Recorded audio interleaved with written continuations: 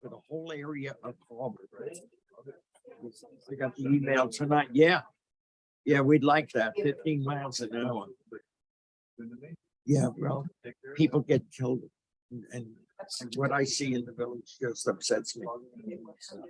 It just upsets. I'm gonna ride maybe in the next couple of weeks. Oh, are you? Everybody has an opinion in there. Some people.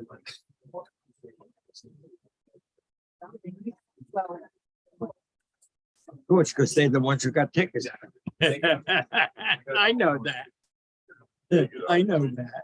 I when I rode with them and they gave a ticket out, people looked at me. Said, what should I do? Can you fix it? I said, after you pay it. You went through the stop sign. What do you want me to do? You broke the law. And it's giving the patrolman an argument. I'm driving 60 years. You're gonna tell me how to drive? And you know what? It makes me feel good. And also, he's fair about like warnings. That's a gentleman that I rode with. One kid almost came to a stop, but kind of rolled through 9 o'clock at night. And when we pulled him over, he said, look, I got 3 kids. I work for Domino's. You can see it's a Domino's. I'm trying to do one. Hey, how are you? For the close. So I'm sorry. He said, it's a warning. It's ready? They're Yeah. ready? Cheaper than get started. Okay. Okay. How are you? Heather, you want to let Knucklehead in? That's the good way. Ready? Ladies and gentlemen, we'd like to call to order the regular city commission meeting from September 13th, 7 p.m. Please have roll call. Commissioner Drosky. Here. Commissioner Hudak. Here. Commissioner Preston. Here. Vice Mayor Parnas. Here. Mayor Gans. Here. I'll stand for a moment of silence and our pledge of allegiance, please.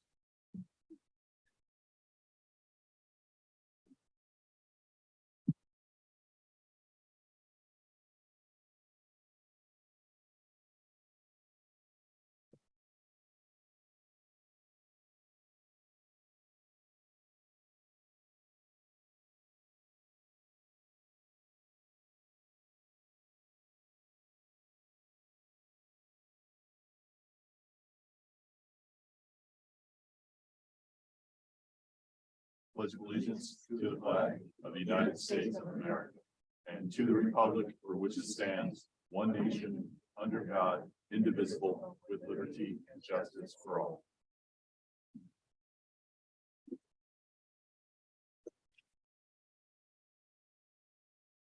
If we could have approval of the city commission meeting minutes of the regular city commission meeting of August 15th and our budget workshop meeting minutes of August 16th, 2023. Motion to approve. We have a motion by Commissioner Preston, second by Commissioner Hudak. All in favor, say aye. Aye. Those opposed? Okay, acknowledgement of our city board meeting minutes of the code compliance meeting minutes of July 26, 2023. Community appearance board meeting minutes of August 9th, 2023, and community redevelopment agency meeting minutes of August 22nd, 2023. Motion to approve. Second. Motion from Commissioner Preston, second by Commissioner Hudak. All in favor, say aye. Aye. Those opposed? Okay, approval of our agenda tonight for September 13th, 2023. Motion to approve. Second. Motion by Commissioner Preston, second by Commissioner Hudak. All in favor, say aye. Aye. Those opposed? All right, Madam Clerk. For those attending via Zoom online wishing to speak on the item, please click raised hand at the bottom under the reactions tab, and your audio will be unmuted when you are recognized by Mayor Gans. For those attending via Zoom by telephone, please press *9 to raise your hand and your audio will be unmuted when you are recognized by Mayor Gans. Please make sure your audio is unmuted on your end by pressing *6. Thank you. Thank you. Sitting in, we have an old familiar face, Mr. Andy Morotas, to be sitting in today. Welcome, Andy. I'll let you take the first item. An ordinance of the City Commission of the City of Deerfield Beach, Florida, adopting the millage rate be levied by the city for the fiscal year beginning October 1, 2023, and ending September 30th, 2024, stating the percentage change by which the millage rate exceeds the rollback rate as computed pursuant to section 200.065 Florida statutes, provided for conflict, severability, and effective date. And Mayor, let me just read the required information here. The millage rate proposed to be adopted and levied for the fiscal year beginning October 2023 and ending September 30th, 2024 is an operating millage rate of 6.0018, a voted debt service millage of 0.2520, for a total millage rate of 6.2538. The fiscal year 2024 operating millage rate of 6.0018 mils is 10.63% more than the rollback rate of 5.4253 mils, calculated pursuant to Florida law. The voted debt millage rate is 0.2520 mils. Thank you. City Manager? Thank you, Mayor, City Commission. David Santucci, City Manager. On June 13th and 14th, we did 2 evening workshops regarding the budget, where we had the opportunity to get input from the public, the commission, and you got to hear input from the departments in relation to what they felt were the required necessary services and programs, along with the funding levels to service the city. Following that, the budget was transmitted to you on August 11th with my budget transmittal letter, which provided an overview of the budget. On August 16th, we also conducted another budget workshop. We spent a few hours together, and I provided you an overview of the proposed budget as is before you today. On September 5th, we had the first public hearing of the proposed budget, as well as the millage rate. Again, I presented the budget to you. We received feedback in all those workshops and meetings from you. We made adjustments as I was directed to, and here we are at the final public hearing for the millage rate and the adopted budget. I know that the city attorney did only read the millage rate, so that is what we're talking about here. So, and he'll have to read the item for the final budget separately. But based on all of the workshops, the input that we have provided, and the numerous times we have met regarding the budget, especially just last Tuesday, I have no more information to provide. The budget is as was submitted on Tuesday for a final hearing this evening. I'm here to address any questions that you may have. Thank you. Thank you. Commission, any questions? Not seeing any. I'm going to open it to the public. Anyone from the public would care to comment on this item? Come on up.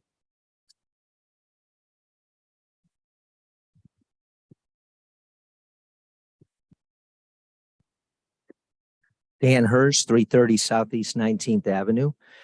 Since I know the commission is sick of hearing from me, I thought I would read something written by a gnome who lives in North Carolina.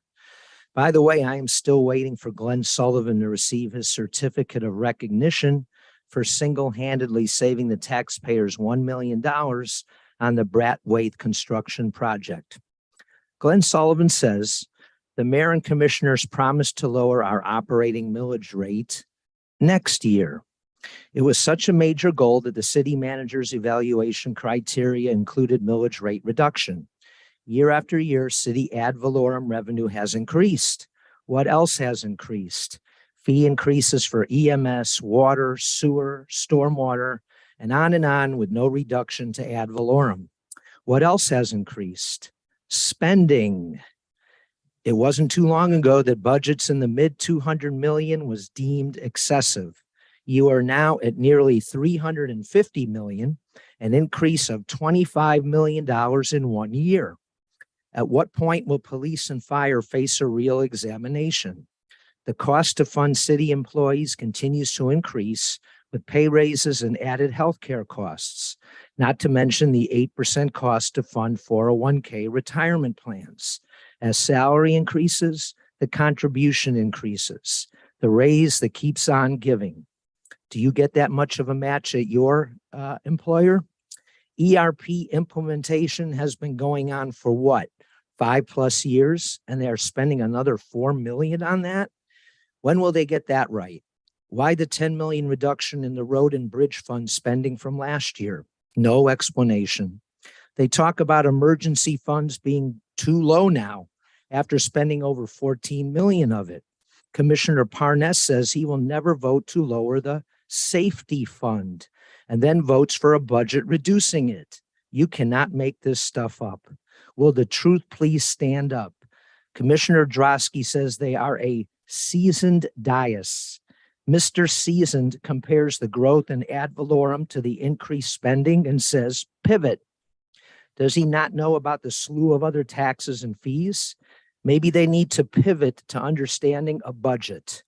There is a 24 million increase in spending. A 3 million reduction, as Dan Hers requested, should not be hard to find unless you are a seasoned spender. They are seasoned in spending your money, that's all.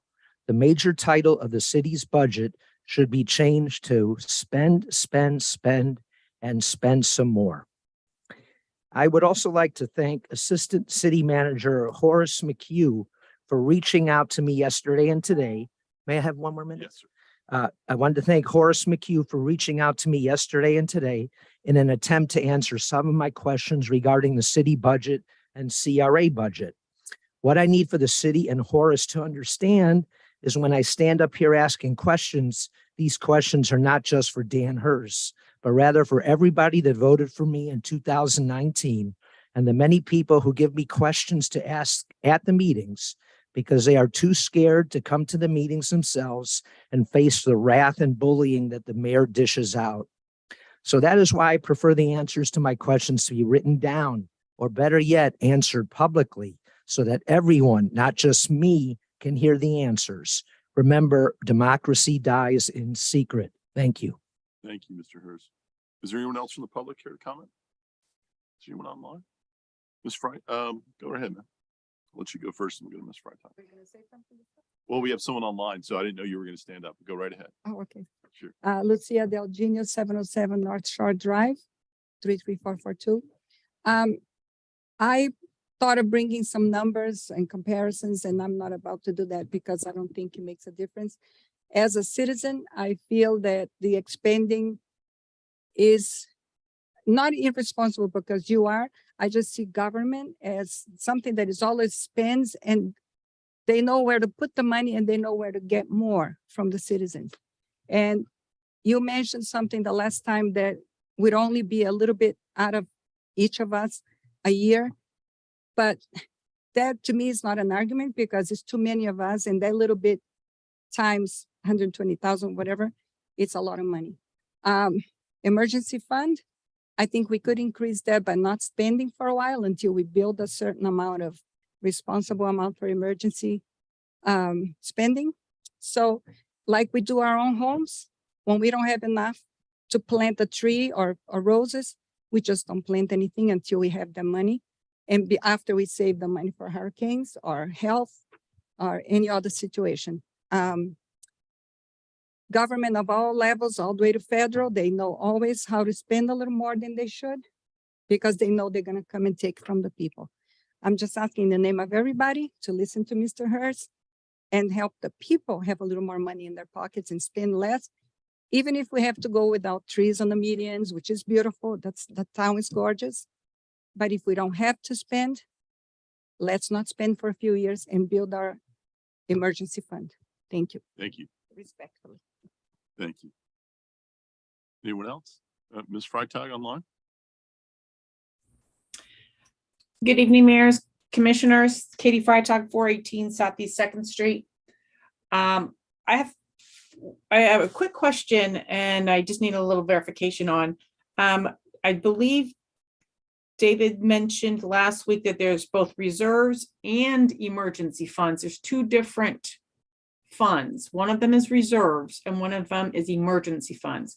And could I get a little clarification on the amount that is currently in each one of those and what is to be budgeted to remain in each one of those funds, if there are indeed two separate funds? And the second thing, I know you guys are gonna get tired of me harping on this. If we would quit giving away city property for free, then we wouldn't have to raise the taxes so high. Just a thought. Thank you. Thank you. Anyone else?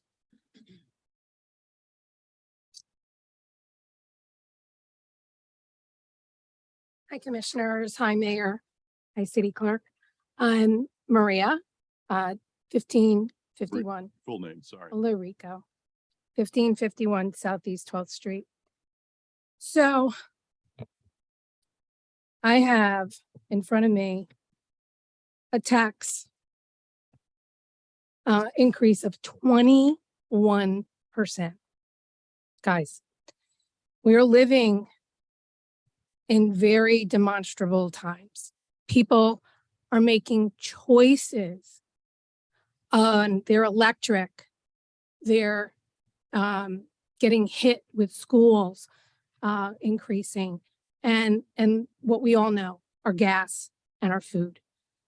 Isn't there some dispensation, some monicum, some measurement that you can at least appease us with a reduction in the millage rate? We know that the increase of our taxes is due to a great surge in real estate. And while that might be good news for the city, it sure doesn't get offset that way. So what do I mean? Well, I mean the millage rate, because you're making up with the tax increase, that millage rate should at least decrease. I know you've kept it the same, but it's just not enough. Just during these hardship times, I've run into people that literally cannot sustain their electric bills. They don't know if they're going to have to move. They can't eat. Their food choices are macaroni and cheese, while others are going to lavish restaurants. You know, like at some point you have to say, what could $100 back to the people contribute to alleviating some of this horrific expenses, you know, that we're seeing? And I don't see it dying down. Inflation is here, and we're doing very well as a city. I understand that 2 other cities, and I'd like you to comment on it, have reduced the millage rate. Do you know which cities they are? And why is that something we're not putting on the table and having a really good discussion on how much we can? Is it 3 million we can shave off the budget that the city would still be okay? And then give $75 back? Another minute? I'm pretty much wrapped up. Okay, then thank you. Well, thank We give you the you. other minute then if you'd like. If you have some more, if you take your time, Mayor, if you have some more to I say, am. If you can answer those questions, I'd be very satisfied. thank you. Okay. Anyone else? Sure. My name is Mark Craddock, and I'm just here to, I don't want to see us raise our taxes again. I mean, you know, we're, especially at a time like this, you know, I need your, I'm sorry, Mr. Craddock, I need your address for the Oh. record, please. 1428 Southeast 4th Ave, number 226, Deerfield Beach, Florida. And at first, I want to thank Mr. Preston for last year. You voted down on this raise, and I think you understand that the community is under pressure.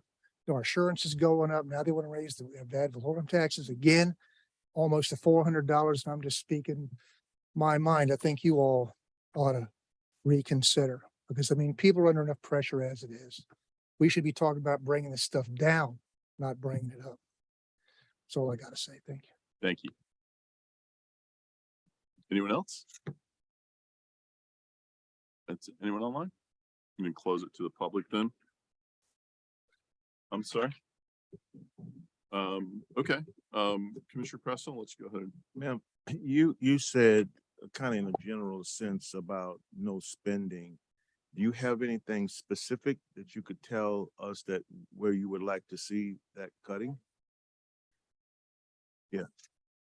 I just had Just your visitors. name, your name. My name for the again, record, okay, sorry. Lucia Del Genius, 707 North Shore Drive. I just had a visitor, a relative from Massachusetts, and we were talking about the lifeguard houses, how much they cost. And she said they're builders. She can build a big house with $270,000, and we're spending on a very small lifeguard house. I don't care if it has air conditioning, a foundation, houses have foundations, houses in Massachusetts have basements and etc. So the price of that, she actually put on Facebook asking people to say, how much do you think the city of Deerfield Beach is spending on each of these lifeguard houses? And people are bidding like, So 20, ma'am, is 30? your that's great. for the that's public. one of the Can I ask ones. you, so your suggestion is that we don't pay for new. No, a lifeguard stands? realistic amount of, you can build an average home in Florida for $235,000. No, you can't, but okay. I just Googled it. And I was gonna bring Well, it, you but it Googled said, it, so we're done. no, You got us. no. I mean, you have people doing finances, but so does every government. And there's always $200 for a screwdriver that we pay 10. I mean, it's always been that way. And I think we as a small town should change that for our people. I'm talking for the people, and I actually have a nice lifestyle, but I can go without a few trees, and the lifeguard house should be so much simpler. Other than the lifeguard, Yeah. is there anything like in the budget specifically that you could say, you were saying about the general spending? Can you lend yourself to something that's specific, like in the budget that we could? I would say beautifying the city could wait until we're not under so much pressure with the inflation and everything. We could wait. I mean, I love trees. I'm a nature cuckoo. I'm an animal lover, but we don't need trees when people cannot buy food and gas. We need to show them that we care and that we reduce luxury for the moment. And it is luxury. I mean, we love trees and plants, but it is luxury. And the lifeguard house, it's absurd. I'm sorry. We love our beach. We love the guards. We love them. We want to have them all the comfort. You answered our 270,000 is too much, but Thank you, ma'am. Appreciate that. I don't think any of us disagree with that, by the way, but I'll cover that in a second. I got your question answered. City manager, there's a couple things in here. First off, let me see if I can answer some of these questions. Well, I'll let you answer some of them if you'd like. I think, well, let me see. I think I can cover everything. I think I have it all. Okay. First off, we are decreasing the millage rate. We are. If you're receiving an increase in your taxes, it's because the value of your homes have gone up. Now, if you live in the intercoastal waterway and you're not homesteaded, yes, you might see a 21% increase in your tax rate, in your taxes. Hold on. Hold on. But that means your value went up, sir. Excuse me. We don't go back and forth like this. You got to speak your piece. I'll ask you a question in a minute. Okay. If you have yours and if you want to point to it, that's fine. We've covered this, and I haven't seen you in any of our budget hearings to kind of go over this. So some of this stuff has been covered, but just so you know, the extra money that we've gotten in because of the increase in property taxes has not caught up or has not made us ahead of what our expenses to provide the services to everyone has gone up. Government's feeling the same pain that all of us at home are feeling. That's exactly what we're feeling. We've asked, what services do you want to cut? The reason we say services we cut, because we went through this. We realized that we were losing staff members. We did a paying class study to find out why are we losing so many people to other cities? It's because we weren't competitive. So salaries are not something that we could cut. We had to go ahead and stay competitive to keep good people here because we were becoming a training ground for other cities that were stealing people away. We had to do increases there.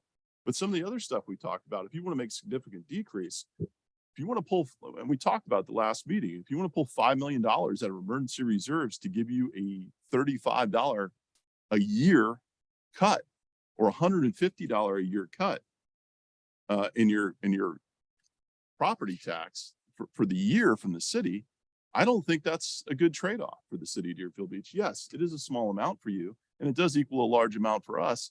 But again, we live here in an environment that a major hurricane coming through. And as I said at the last meeting, with FEMA running out of money, we're going to have a problem and we're going to be on our own to try to cover that. So I don't think, we are reducing the millage rate. It might not be enough to keep up with what your property value has gone up, but if you're homesteaded here, you have a 3.5% cap or CPI, I think, or is that correct? CPI, whatever that is, that's the max yours will go up. That's it. Okay. So if your property taxes have gone up, the value of your home has gone up. It would have to. Now, if you want to talk to, hold on, sir. Hold on. I will. I'm going to ask you, just hear me out. Be patient, please. I promise I'll get to you. I'm going to ask you a question and bring you back up here. If you're looking at your bill and you're seeing increases, look at what the county's doing to you. Look at what the school board is doing. Okay. That's just a reality we're dealing with. We've covered this ad nauseum about the lifeguard towers. It's great to complain about the price. We all complain about the price. We complained about the price last year and we rejected it. We did not build new ones, even though we needed them. It was getting to a point you can only ignore maintenance on a very critical thing that you need.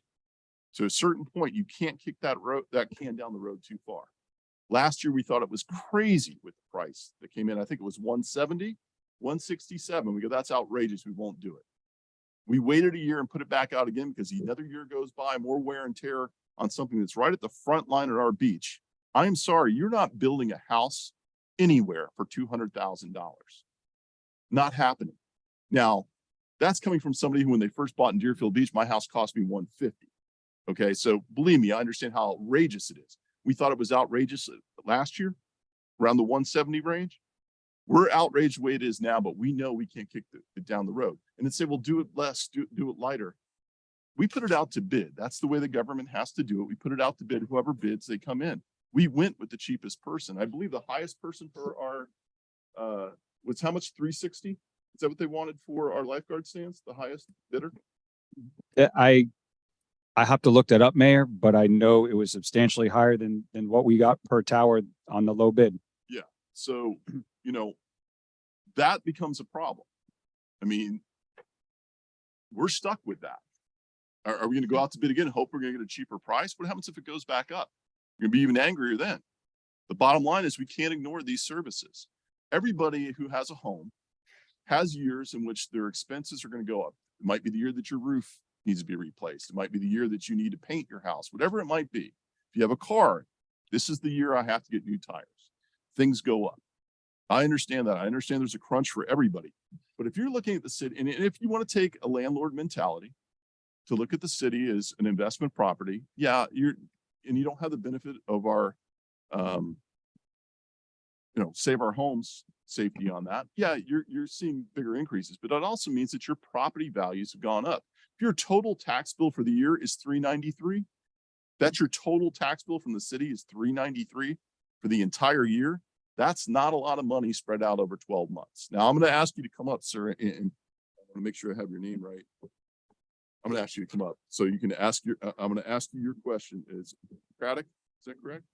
Okay, Mr. Craddock. And Okay. I'll need you to give your name and address for the record again.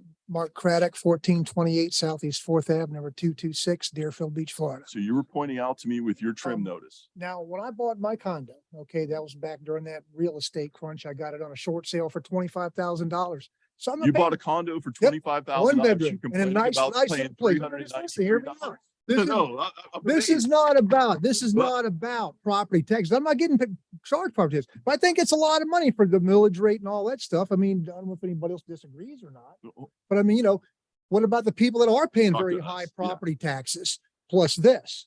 This is just too much.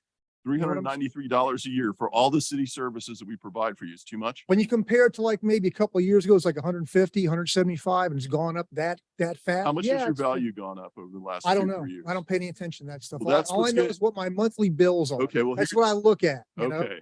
Well, Mayor, I get, That's what I look at. I appreciate that, Mr. Craddock. Thank you. I'm just saying, this is too much outside of property taxes. Yeah, if I was paying property taxes, I'd really be upset. So what are you paying then with the $393? whatever you guys have listed here. Oh, you mean like a Whatever. fire assessment? You tell me. I'll tell you what, we're gonna have staff go there. We will have staff take a look at that. Mayor, I can clarify. With Thank you, fire, Mr. Graff. with the fire assessment fee, his total tax bill for the city, the county, the school board, all the taxes combined, it's $393 a year on this gentleman's tax bill. And to answer your question, the high bid for the towers was 313,000. 313 is what we could have paid. That's what it is. If you look at what's happened, and there's people saying, oh, we're criminals, white collar criminals, you have the FBI investigate. I'm still waiting for that to happen. But I can tell you it's already been looked at other cities have been put in the same position we were. And the price is the price is the price. We kicked the can down the road. That seems to be ignored by the arguments that are out there. And doing a poll online of asking people, well, do you think you could build it cheaper? You can't. You just can't. We went through a bidding process. That's what we got. You know, pardon? I will when I'm done. I'm trying to go through all the questions that are here. We talked about the small decrease that you might get if we were to take out a significant amount of money out of our reserves to be able to do that. We also talked about how that is not exactly a great plan for us to do. And while we have people that have a difference of opinion on it, and I respect that, that's okay. That's okay to have a difference of opinion on it. You know, there are people that would be fortunate to be able to only have a 393 total tax bill, but there are other people who aren't happy with that. And I respect that. I'm just saying, I respect that. And I respect your opinion on it. Okay. We just have a difference of opinion on it. The bottom line is we have to deliver services, and we're expected to deliver services at a rate that everyone else is getting from all these other cities. Okay. We talked about how many cities increased their millage rate. And there was a question about 3 cities whose millage rate went down. I think ours is one of them. Ours went down. The bottom line is what I haven't heard is, where do you want to cut?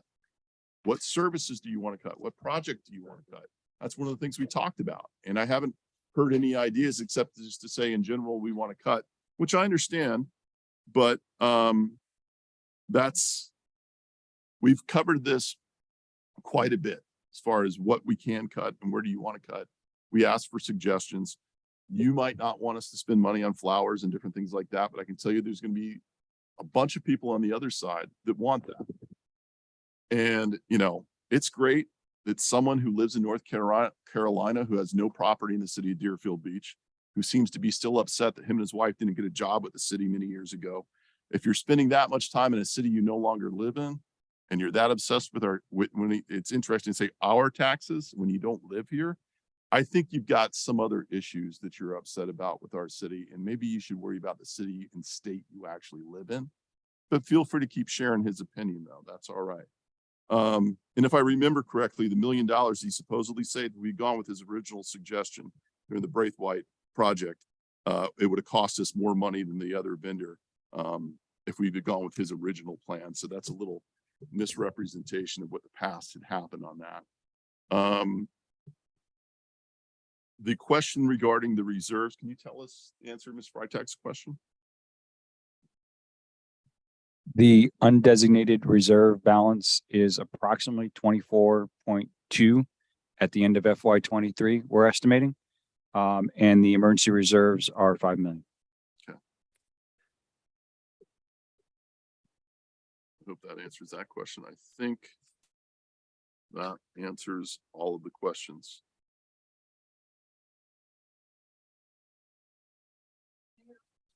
Excuse me. Oh, I'm sorry. Thank you, Ms. Lurica, for shouting out. I'll be with you in a minute. We'll get those. Do we have that information? We had it in our last budget presentation at our last meeting. Okay. I'm trying to find those 2 cities. We'll go back to last week's commission meeting to find that information for you. And feel free to give us a call anytime to ask these questions ahead of time. So if you want some specifics on that, be happy to answer them ahead of time.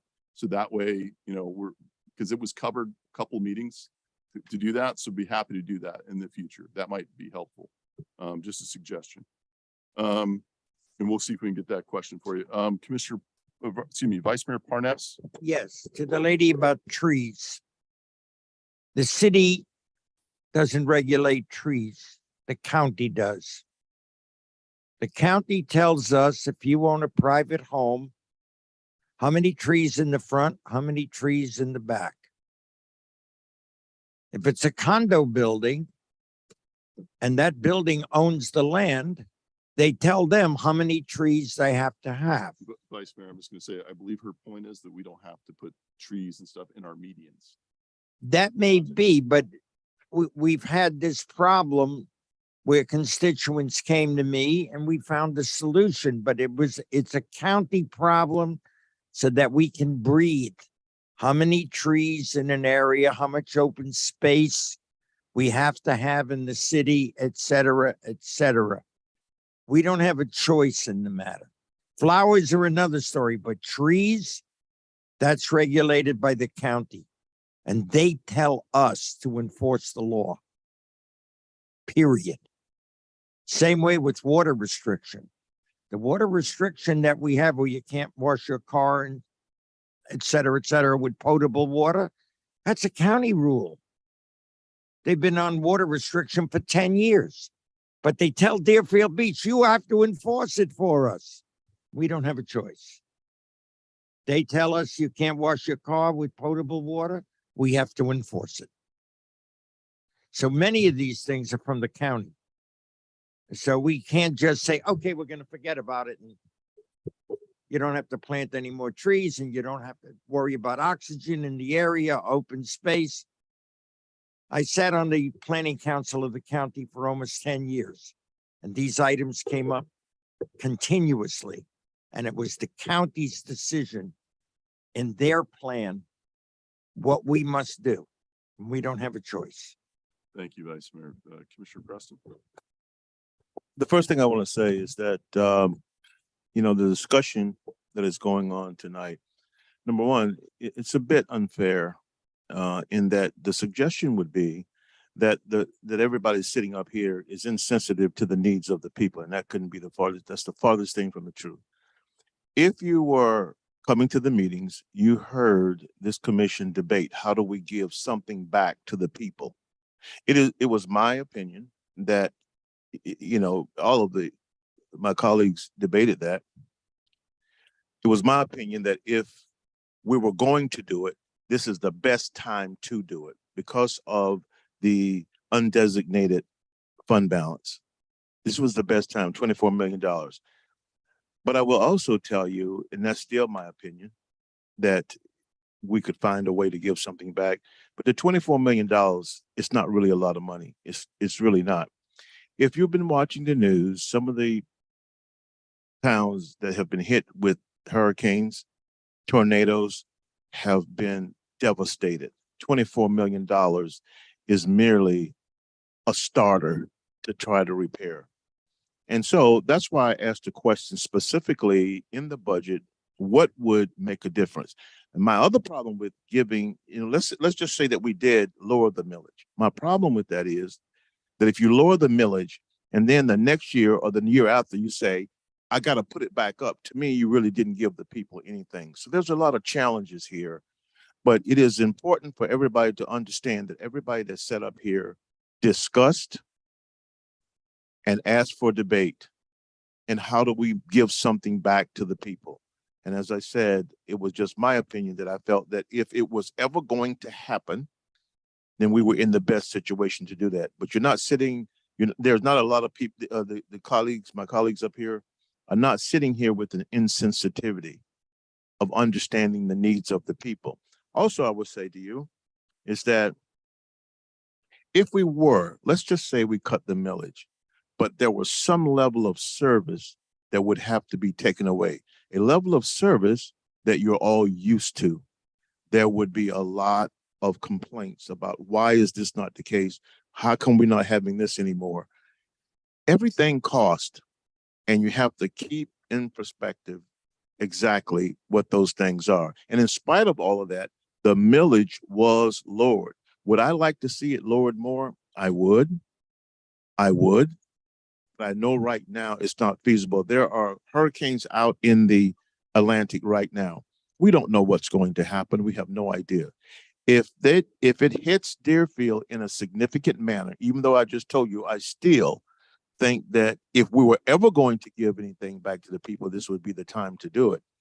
But if a hurricane hit Deerfield in a significant manner, that $24 million would be gone in a wink. In a wink. So you have to understand that some of the decisions that are made here, though you may disagree with them, are made in protection of you. It is the fiduciary responsibility of every commissioner to try to, whatever decisions that you make as far as finances are concerned, make sure that you're protecting the people. Might be something that everybody agree with. And there was a reference made to like personal budgets. Yes. And guess what? When we're doing our own individual budgets at home, we try to save for that time where we really may need it. And even with that, sometimes it's never enough. But it's important for all of you to understand that the people up here do consider you. We hear you. We understand it. But it's not something that always is going to be decisions made where everybody is going to agree. Commissioner Hudak? Thank you, Mr. Mayor. I've sat here for 5 years and the same individuals seem to always come up and want to cut the millage, but they never offer any suggestions on how to do that. They just come up here and they grandstand. Do you want to cut the police by 25%? How many people want to do that? How about fire? You want to cut fire by 25%? How about the stormwater projects? There's an individual out there who thinks, well, I'm going to benefit because there's a street that was underwater and families had to evacuate four blocks north of me or south of me. So maybe we should think about cutting that. Or how about the 13th Avenue Bridge or the 15th Avenue Bridge? Those bridges have ended their life. Maybe we should look at cutting that. What about our pier? Why don't we just leave the pier the way it is and we could be like Lauderdale by the sea?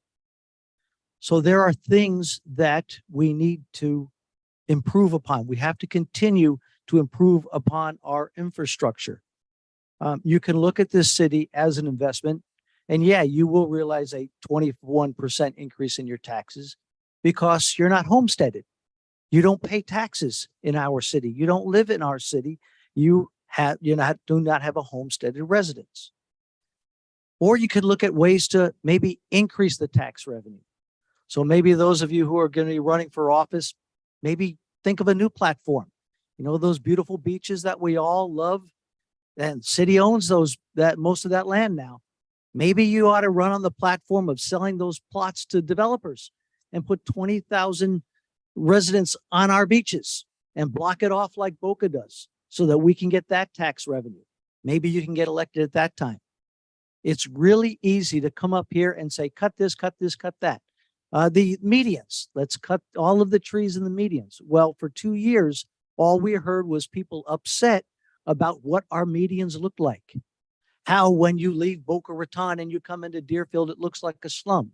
Well, I can tell you right now, it looks beautiful. And I'm really, really pleased with over the last year, how improved our city has looked. So it's real easy to come up here and say, well, I want to cut, I want to cut, I want to cut. But nobody has offered any solutions or any ideas on how to increase revenue or how to decrease costs. Thank you. Thank you. Commissioner Drosky? Thank you, Mayor. In that same vein, everyone has to realize, everyone sitting up here, we're residents too. We are just like you. We're no different. We just happen to be elected and we're up here. We represent 86,000 people in this city, but we're still just like you. We go to the same grocery store, the same dry cleaners, the same gas stations as you. We pay the same taxes. So we're in it and invested just like you are in this. It's no different for us. But the people that we represent expect at least a minimum level of service from their city. When they go to their parks, they want them to be open. They want them to be maintained. They want the roads they drive on to not have potholes. Some of the basic stuffs, and that costs money. Police, fire. Police itself went up, what, 3 million this year? We don't have any control over that. That's the contractual rate that we have with VSO. Who's going to pay for that? There's a minimum level of service that the residents want. And when you take those services away, the residents get angry. because they want their city to be the best. They don't want to be compared to Boca. They don't want to be compared to Pompano. We want to be Deerfield. We want Deerfield to be our own, and we want to be proud of it. When you drive through our city and you see our medians, they are much better than they were before. So we have to keep to maintain and move the city forward, and that costs money. If you want to cut back on things and defer maintenance and have our city go on the cheap, what happens then? Then we lose that curb appeal. And then the new residents, they don't want to move to Deerfield Beach. Then that's when they do move to Boca and Pompano. And then what happens? Then our tax base goes down. So it's careful what you wish for. Sometimes you have to spend money to make money. We have to maintain our city and the services that the people expect and they want. You know, moms and dads want summer camp for their kids to send them to. They want to be able to go to movies in the park. They want to have a festival on the beach. And this is what we do here in the city of Deerfield Beach. We're no different than you. We want the same services. Sure, would we love to reduce the millage rate? Absolutely. That was my goal coming into this. But with inflation and all the other pressures on our budget, it's just not realistic. My colleagues have already spoken. It just takes one hurricane. Remember Irma in 2017? I said it before. I got more calls during that than maybe anything else. Everyone wanted their debris picked up yesterday. And we did it. And we did it much faster than any city around us, but nobody ever seems to remember that. What do you want to do to reduce services? Do you want to reduce bulk pickup? We have bulk pickup once a week in the city of Deerfield Beach. All the cities around us, they don't nearly have it as frequently as we do. You move that to monthly or quarterly, we're going to have a civil war in our city. People that will want that service back. Do you want less police officers on the road? I mean, we get up here and everybody complains about the drivers on the road and the speeders that we have. You can't have enough police officers on the street. So there becomes that fine line, you know? The property values in our city as a whole are less than the average of Broward County. So our tax rate has to be a little bit higher because we have certain services that we're providing. But the millage rate has gone down, albeit a small amount, but it still has gone down. And the backup that I have now, not all 31 cities in Broward County were on it, but on the backup that I have, only one went down, and that was Oakland Park, and it went down by a smidge. So what's your vision for Deerfield Beach? We can get into the specifics of the budget, but what's your vision long-term for our city? Do you want the best city or do you want an okay city?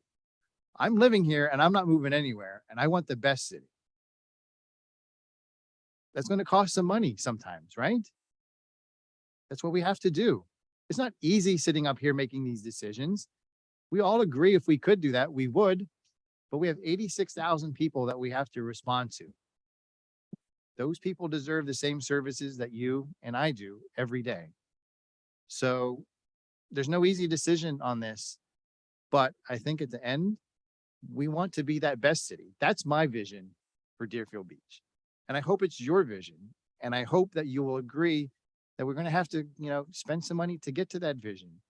Maybe there's some things we can do down the road to expand our tax base. There's some projects coming up that will add to the tax base with new revenue into the city. If you want to spend less, then bring in more revenue. Well, to do that, you're going to have to do development. Maybe that brings traffic. It's not a perfect scenario out there, but we're going to have to do something to maintain it. I refuse to let our city decay. I refuse to do that. You can drive through other cities in Broward County and maybe see that. And that's not what I want for the city of Deerfield Beach. So that's what my vision is for Deerfield Beach. That's what I think that this budget helps to maintain. And that's what we should be fighting for. Thank you, Commissioner. To answer the question regarding the cities in Broward County that have a millage rate reduction, there's three. We're one of the three. It's Cooper City at a 0.01 reduction in their millage rate, Oakland Park at 0.015, and Deerfield Beach at 0.029. We had the lowest reduction in the millage rate of all of Broward County, to answer your question. So we could talk to them and find out how we could maybe not reduce ours as much as we are, but it's a small amount. I'm not going to tell you guys we're reducing taxes by a tremendous amount, because if your property values have gone up, you're paying more than you did last year. That's just the reality. The rate is lower. It's the lowest. We lowered it lower than I think anybody in Broward County based on the numbers that we have. Tallahassee passes laws that cost us more money as a city. Things that we were able to rely on before, that we didn't have it there, are now hitting us. And we've got to pay for that. So it's unfortunate. I respect everybody's opinion on the fact everyone wants to lower their own, costs, without a doubt. But, I've been here long enough to when we saw the market collapse, probably when you were buying your place for 25,000. When that happened. I can tell you right then, what we did is we lowered our, we had to lay people off. We had to lay a lot of people off. We had to cut things like fertilizer for your parks and things like that. You know how many complaints we would get? Why do we have all these weeds and stuff in our parks? All the things that start to fall apart. You think it's small. Government doesn't turn on a dime. When 1 year happens, it messes, it takes a while to get things going. Unfortunately, it's slow. It takes a while to get there, but when it does, we're doing things that are answering a request from residents 2 years ago that are finally coming to fruition. People say, well, why are you doing that? Well, 2 years ago, you asked us to do that. Now we're doing it. So it's the, that's what we face as government. And if government moved faster, it'd be probably a little easier to react, but it doesn't unfortunately work that way. It is frustrating. I respect everybody's opinion on it. I appreciate you coming out on it. We'd all like to reduce it. I haven't heard what you want reduced as far as what projects. And if you go back to our budget workshops and saw what was originally presented then, we have made tremendous cuts from where we're at.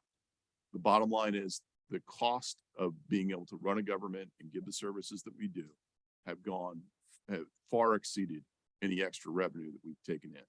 So that's kind of where we're at right now with it.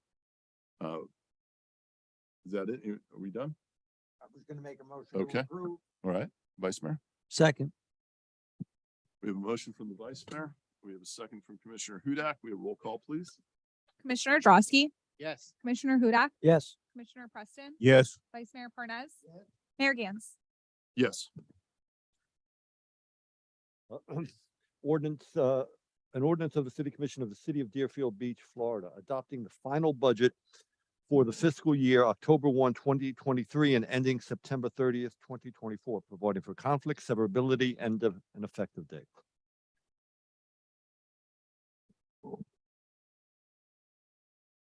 Mr. Santucci. Thank you, Mayor. I pretty much said everything that I needed to is in relation to the millage rate. The same applies here, the same presentation, same information. It is all related. So if you have any questions, I'm here to address them. Thank you. Commission, any comments before we open the public?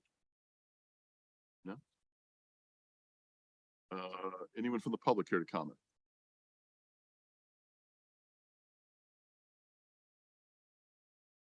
Dan Hirsch, 330 Southeast 19th Avenue. I love this meeting because it's the only chance you get the whole year to refute and show how wrong the statements that were made up here are. So let me see how many I can get in 3 minutes.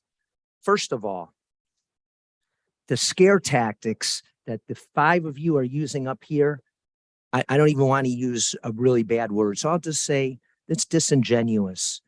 Cut police and fire, cut services, having to build condos on the beach, on the sand for more revenue.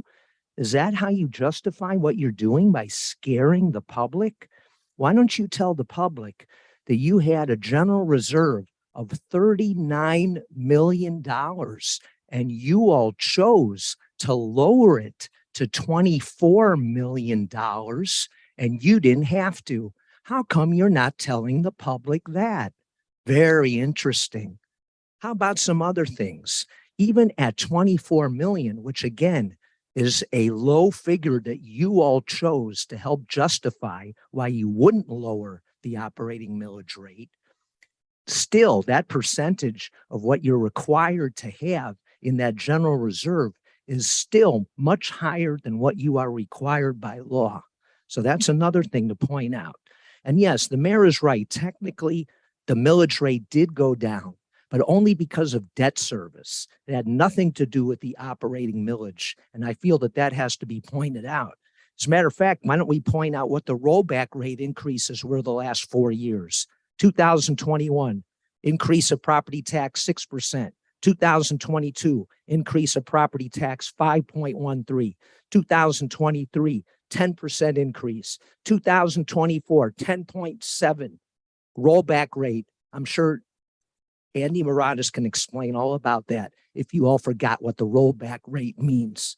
Now, let's talk about some other things here that are disingenuous. Why, when the commissioners are going to their constituencies, do they say, hey, what projects do you want to have cut? Because we have to lower the if we're going to lower the millage rate, you're going to have your projects cut out.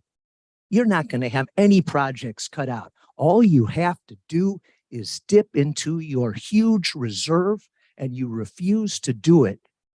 So when you're talking to your constituents, don't tell them that you're going to have projects cut. Tell them that you can have your projects and you can have your millage rate reduction at the same time. That's being honest with your constituents. Well, I think oh yeah, let's talk about may I have that one more minute? Sure. Let's talk about the credit card cut, for example. Let's take a small little example here. We get last year that we need to charge the citizens for whatever fees when they use their credit card because this amount of money is hurting the city. Okay, fine. $850,000 is what the city is saving. So that's money that you used to have to pay out, and now you get to keep that. Okay, did you ever consider for a second that $850,000 could go back to the taxpayers? Because the people who are paying that fee are now the ones who are using credit cards. So even $850,000 in savings, you are not willing to give back to the taxpayers. So please, let's be honest up here for once, just once. Thank you, Mr. Hurst. Is there anyone else for the public? I'm gonna go ahead and close it. Anyone online? I'm gonna go ahead and close it to the public. It's weird to argue that you want us to reduce the reserves, but upset that we did reduce the reserves. Yes, they were at 39 million and we had projects that we needed to get done. There's maintenance, there is infrastructure that had to be taken care of. We brought it to a level and we've used the undesignated reserves of 39 million and brought it down to where it's at over the past year to cover a lot of the things that came up that needed to be taken care of. We are at a point where we can't go any lower. So yes, you're going to have to cut projects. I don't know why that's difficult to understand. And yes, we did pass on a user fee. If you use the credit card to pay, that got passed on. That $850,000 went towards the multi-million-dollar difference between our costs going up and our revenue increases. I don't know why that's difficult to understand. That's not being disingenuous. That's just a fact. So I find it ironic that, you know, look, Mr. Hurst and I have been doing this for a long time. I've been up here a long time. He's been driving up from Plantation for back 10 years ago. You're homesteaded in Plantation, sir. That's great. You are homesteaded in Plantation. Excuse me, Mr. Hurst. I know you're not homesteaded in Deerfield Beach. Mr. Hurst. I know you don't. I know you don't. But let me just tell you this, Mr. Hurst. As I was finishing what I was saying, 10 years ago when you used to come here, when you were homesteaded in Plantation and would drive up, you asked us to reduce, and you posted a letter to the editor in the Observer to reduce the police budget because our crime rate had gone down. You didn't suggest that in the city that you were living in at the time, but you wanted us to do that. So it doesn't seem to make a lot of sense to me. I understand and respect the fact that if you have investment properties here and you're trying to reduce your overall investment costs, I get it. I totally get that. All right. I understand that. You would save money if you were homesteaded in the city of Deerfield Beach, at least on the one unit that you live in. I get that. That's not being disingenuous. That's being honest. That's the truth. It impacts people differently. I understand that. But the bottom line is projects need to get done. And there's what I haven't heard is what projects do you want to cut? I haven't heard that. Now I can nickel and dime through the budget. Believe me, I did, sitting with the city manager and staff saying, let's cut here, let's cut there. But you know what? That amount of money totaled up to be so small that it really was insignificant to what it would do. And we talked about this last meeting. We showed if we pulled out $5 million, what it would actually save the average resident who's homesteaded in Deerfield Beach. It's not a lot of money, but it puts us in a worse situation overall. And I can promise you the people that are asking for cuts right now, when it hits the fan, when costs go up through the roof, or a natural disaster happens or expenses go through the roof, when we go looking for them, but wait, they told us to reduce. No, they're going to be home. They're not going to show their face because it's on us to make that decision. So yeah, we have to play bad guy and say, guys, we have to make the best decision we feel that are in place for the majority of people. Mr. Hers, I'm not saying that you're homesteaded in Plantation. That's what you were. You're not homesteaded anywhere, but you're not homesteaded in Deerfield Beach. And that's part of the problem. So, you know, I'll excuse your outrage on that, but I think that's where we're at. Motion to approve. We have a motion from Commissioner Hudak, seconded by Vice Mayor. Close it to the public. Roll call. Commissioner Drosky, Yes. Commissioner Hudak, Yes. Commissioner Preston, Yes. Vice Mayor Parnas, Mayor Gantz. Yes. Next is an ordinance of the City Commission of the City of Deerfield Beach, Florida, approving the budget for the Deerfield Beach Community Redevelopment Agency for the fiscal year beginning October 1, 2023 and ending September 30th, 2024, providing for funding through tax increment financing as provided for in Part 3, Chapter 163 Florida statutes, providing for severability and an effective date. Mr. Santucci? For item number 3, the CRA board had 2 budget hearings to adopt the CRA budget. Because the city's ad valorem tax revenue supports the CRA's budget, it's required that the city commission also adopt that as well. So that's the reason for this item. Again, the CRA board has already had 2 public hearings on this and adopted that budget. If there's any questions, myself and Ms. Moore are available. Thank you. Is there anyone from the public who'd care to comment on this item?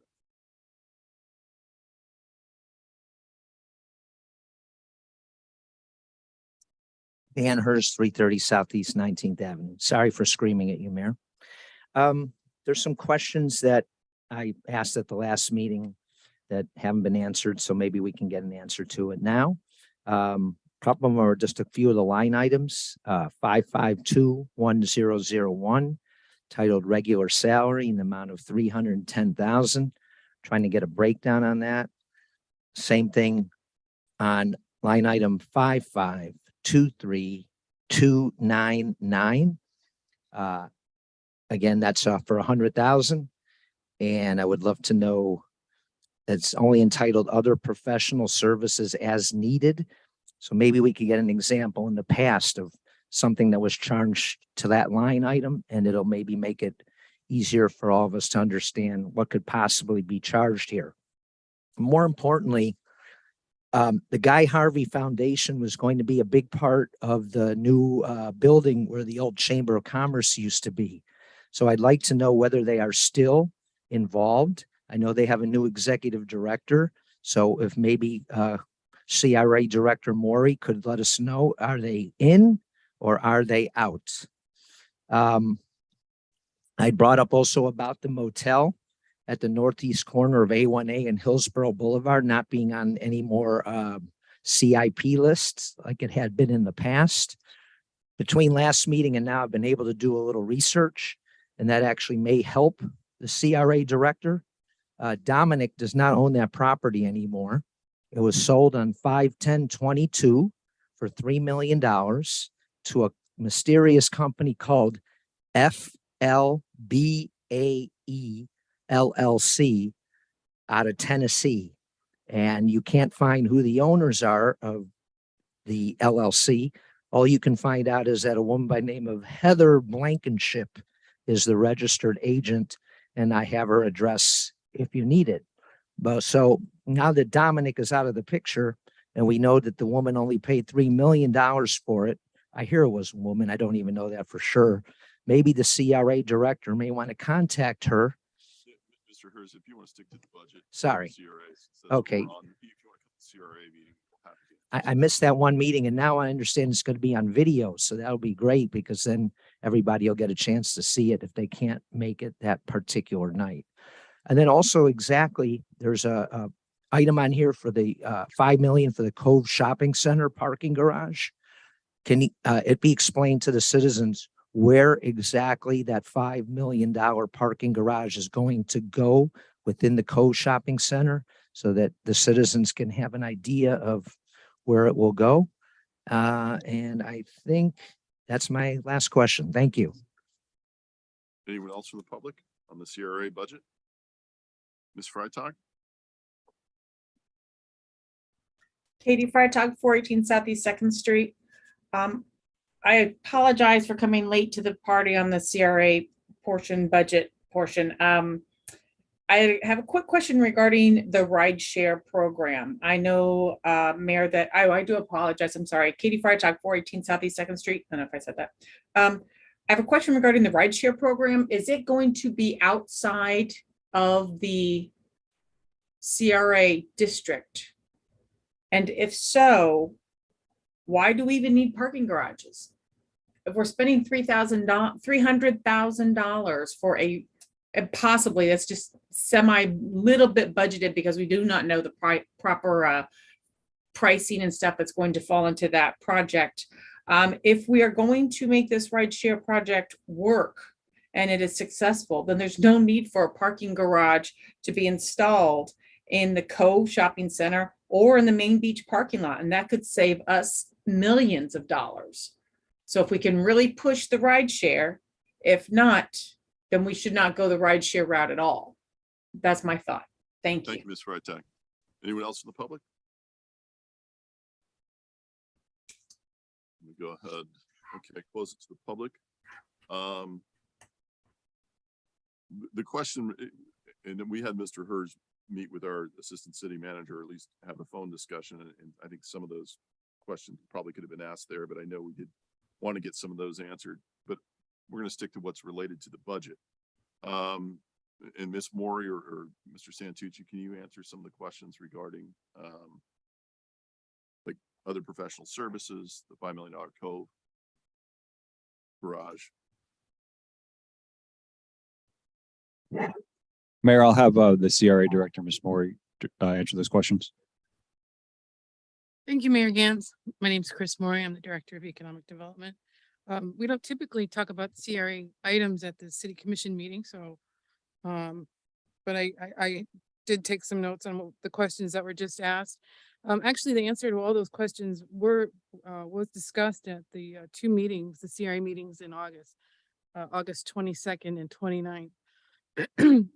So the first question about the breakdown of staff salaries, that's actually an attachment to the CRA agenda. It's a line item number 1.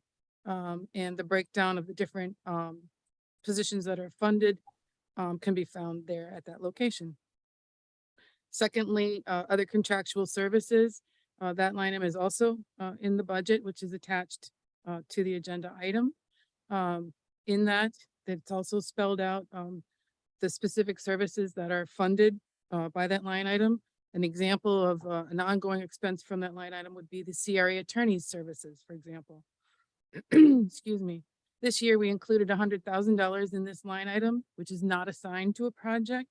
That is money that is to be used at the board's discretion, meaning it would require a vote of the CRA board to use.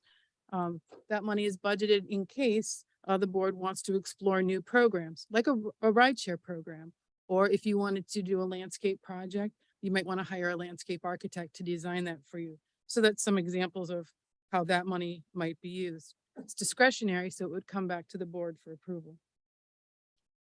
The parking garage? Yes. So the parking garage, The CRA capital improvements plan has shown parking improvements at the Main Beach parking lot and the Cove Shopping Center for several years now.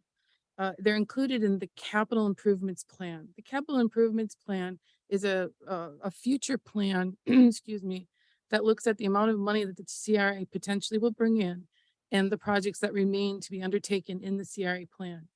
The parking garage is not a budgeted item. Furthermore, it's not in the capital improvements plan until 2026. So typically what would happen is if the board wanted to look at addressing the parking shortage in the Cove Shopping Center parking lot, we might begin talking about that in 2025 and use some of our discretionary other professional services money to start doing a preliminary study of the Cove Shopping Center and its needs and how, structured parking may or may not work, or if structured parking is even required at all. So that project has not even started being vetted yet at this time. And just a comment too about the rideshare program. It's very common for rideshare programs to coexist with parking structures. I would look at examples in Delray Beach, Pompano Beach, and Fort Lauderdale as successful beach communities that have a rideshare program along with structured parking.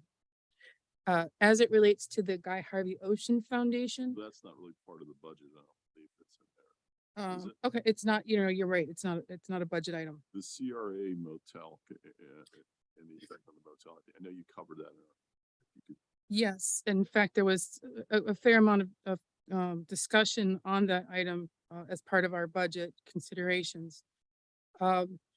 So actually staff has met with the current owner of that hotel, of the motel several times. Mr. Power and myself have met with Heather.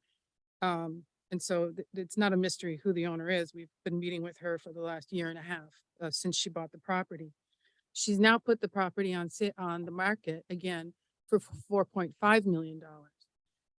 It's important to note that the CRA has a real estate acquisition policy that only allows the CRA to spend over 10% over what an appraised value of a property would be. Because the asking price of 4.5 million is considered. What is the appraised value of this? Well, the property appraiser has the property. Yeah, it's not an appraisal, but the property appraiser has the property on the roll for 2.8 million right now. And so, anything over probably, $3.3 million would not be feasible for the CRA to purchase. And that was the basis of our discussion back in August. Thank you, Ms. Thorne. That answers the questions. Close to the public. Vice Mayor? I hope the rideshare program is successful. But being as busy as I am, and I am busy, suppose I want to go to Patricio's for lunch on a Sunday, and then I want to visit my friends in Pompano. If I took the rideshare program, they'd have to drive me back to Century Village for me to pick up my car so I could visit my friends. Yeah. The rideshare program is voluntary for people who don't want to use their car to go to a particular business and go home. It is not for somebody like me who may want to go somewhere else afterwards. But So I'd be restricted. Vice Mayor, let's not get into the rideshare program details on it. No, You're no, looking I'm at just the budget saying in that general. I don't object to them building a parking garage, and I don't think it would interfere with the rideshare program. There are those of us who would prefer to take our car. Thank you. Commissioner? Motion to approve. Second. Motion. Second, we have roll call, please. Commissioner Drosky, Yes. Commissioner Hudak, Yes. Commissioner Preston, Yes. Vice Mayor Parnas, Yes. Mayor Gantz. Yes.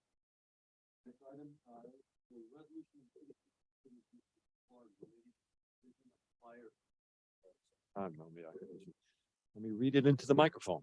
A resolution of the City Commission of the City of Deerfield Beach relating to the provision of fire rescue services, facilities, and programs in the city of Deerfield Beach, Florida. confirming the preliminary rate resolution, reimposing fire rescue assessments assessed against property located within the city of Deerfield Beach for the fiscal year beginning October 1, 2023, approving the rate assessment, approving the assessment roll, and providing an effective date.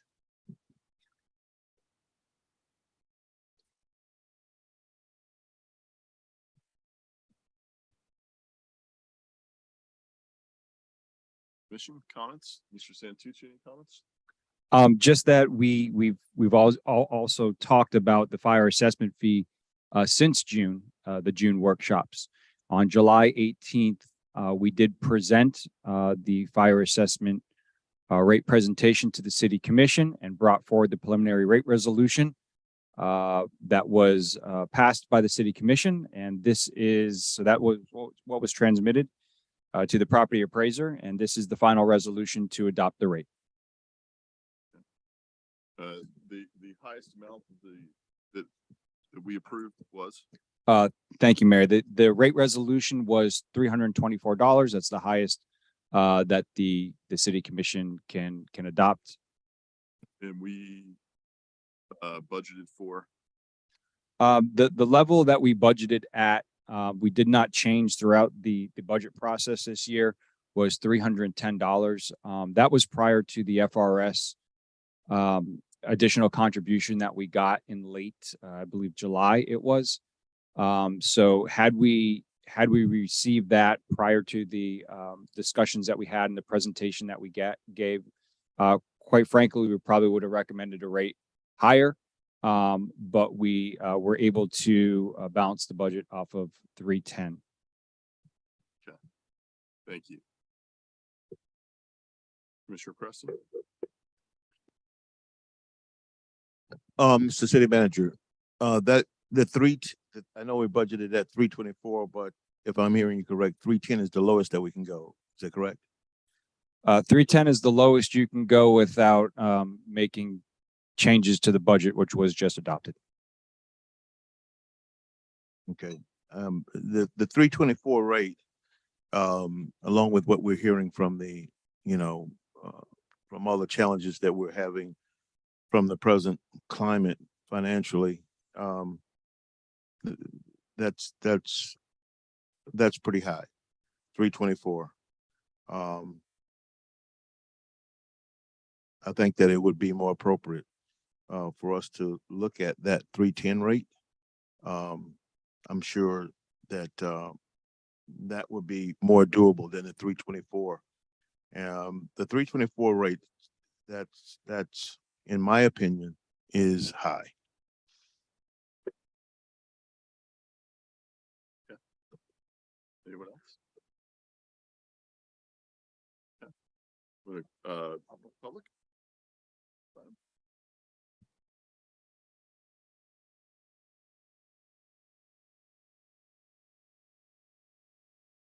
Maria Larico, 1551 Southeast 12th Street.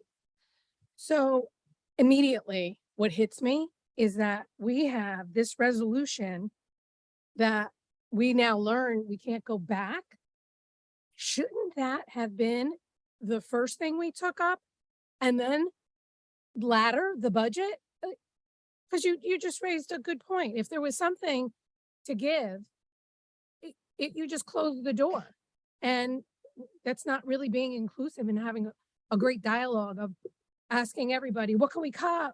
When nobody mentioned cutting anything, we're saying use the funds, and you quickly close that door. Now something presents itself and it's, the horse before the cart. That's it. Do you want us to, we can give you an explanation? Yes. By law, the millage rate is required to be done first. The Florida law requires the first substantive item to be dispensed with at a meeting on the budget is the millage rate. They have no choice but to do the millage rate first. That's why we do it by law. It's required.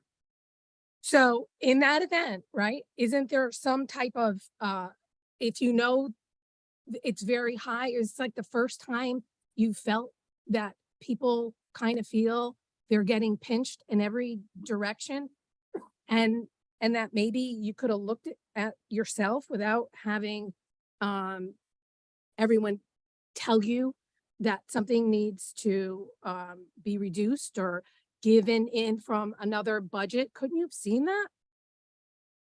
We've had multiple budget, I'll wait till you're done to explain it to you. I'm a little confused at what you're trying to explain. Because we've had multiple budget workshops, we had multiple budget hearings on this to You. discuss this. All of us did publicly. Right. So We've had public couldn't meetings that you didn't attend, you so I'm see- sorry. But these are the kind of things we expect you to think of. Yes, Ms. Larica, we have, and if you attended those meetings, I think you would understand that. And I think as it was just pointed out by the city attorney, it's required by law to go first is the millage rate. I heard that. So we had the ability, we budgeted at 324. That gave us some wiggle room. That means the highest we could go is 324. We could go lower, and the budget was created at a lower rate. If we wanted to stick at 324, by law, we could do. You don't have to explain what he said. I understand. No, that I'm not perfectly. explaining what he said. I'm Okay. explaining something else that you don't seem to understand, which is we set a rate at 320, 324 is a maximum. Okay? We could go lower. We could have discussions where people say we want it lower. We could do that. The Okay. budget was created at 310. If you want to go below 310, okay, that's a little different. But we've had plenty of hearings and plenty of discussions about that if you want to go below 310. Good, Mayor. That's what I'm saying. Think about that. You could have went below 310 and thrown something on the table. Thank you. That's all. We did throw things on the table. Again, it comes back to you're going to cut somewhere.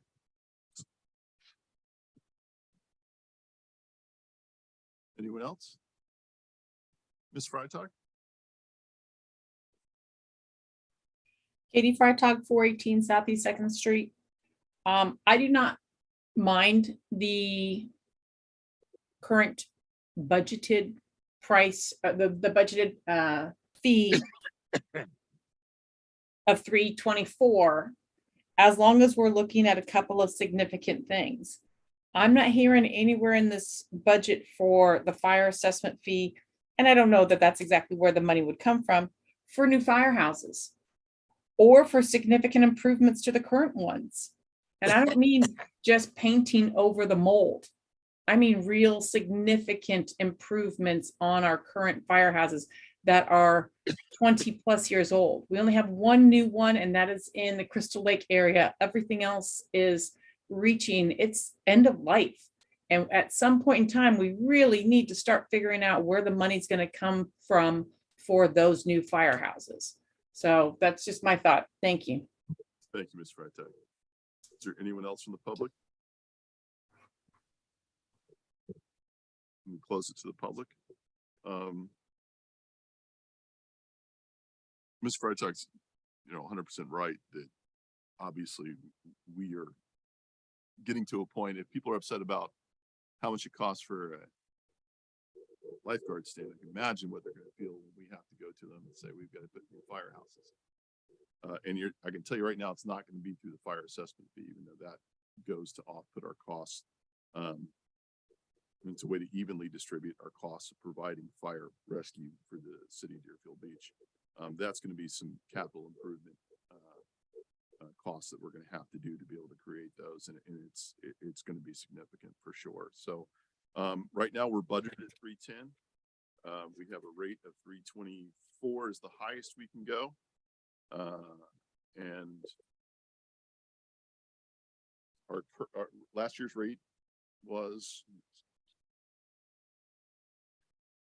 95. Last year, the rate, Mayor, was $295. If you remember from the budget presentation, I did present two slides in particular.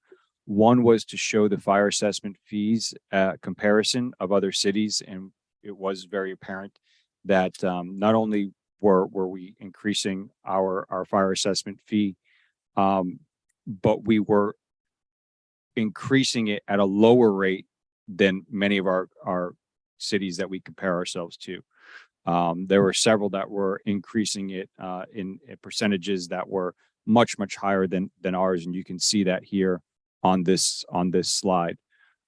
So this is, and again, the 324 is not the maximum 100% allocation per the fire rate study. The fire rate study that was conducted 2 years ago. And this is 2 years ago, so if we were to redo the study today, it would be outdated. The maximum rate was 372. Also, I just want to, if I may, I believe slide 40 of my presentation, you don't have to bring that up. The recommendation that was provided to the city commission on September 5th included both the millage rate recommendation along with the fire assessment fee recommendations to balance the budget. So both were presented as an overall, as two major sources of revenue and decision-making that the city commission has to make this evening in order to pass the budget. So that information was presented as well. Thank you. Commissioner Preston and Vice Mayor Farnes. I think it's important that when we're looking at these sort of things, this is a service that is necessary to keep the our residents safe. I don't think anybody would argue that the need of our fire department and the services that they provide is very important. You don't know when they're going to be needed. However, that being said, I just think this, we would be better as a commission that if we look at, rather than the 324, which I think is that's high. We're at 295. I think that the reasonable balance, the offset would be at the 310 rate. That I can support, but I can't support the 324. Thank you. Vice Mayor Farnes. $30 a year would be the increase. $30. Think about that. We're talking less than $3 a month for the best service. I don't know how many of you out there had ever called an ambulance, but last year I had to. And they were there within 5 minutes. They got me in the hospital and I had a heart operation the next morning. Saved my life. I cannot see cutting a nickel from that budget. It saves lives. We have the best and you deserve the best. You want to cut somewhere else, but not the fire department. Minutes in a fire, especially in a private home, minutes saves lives. We're not talking about a half hour, 20 minutes, an hour, minutes.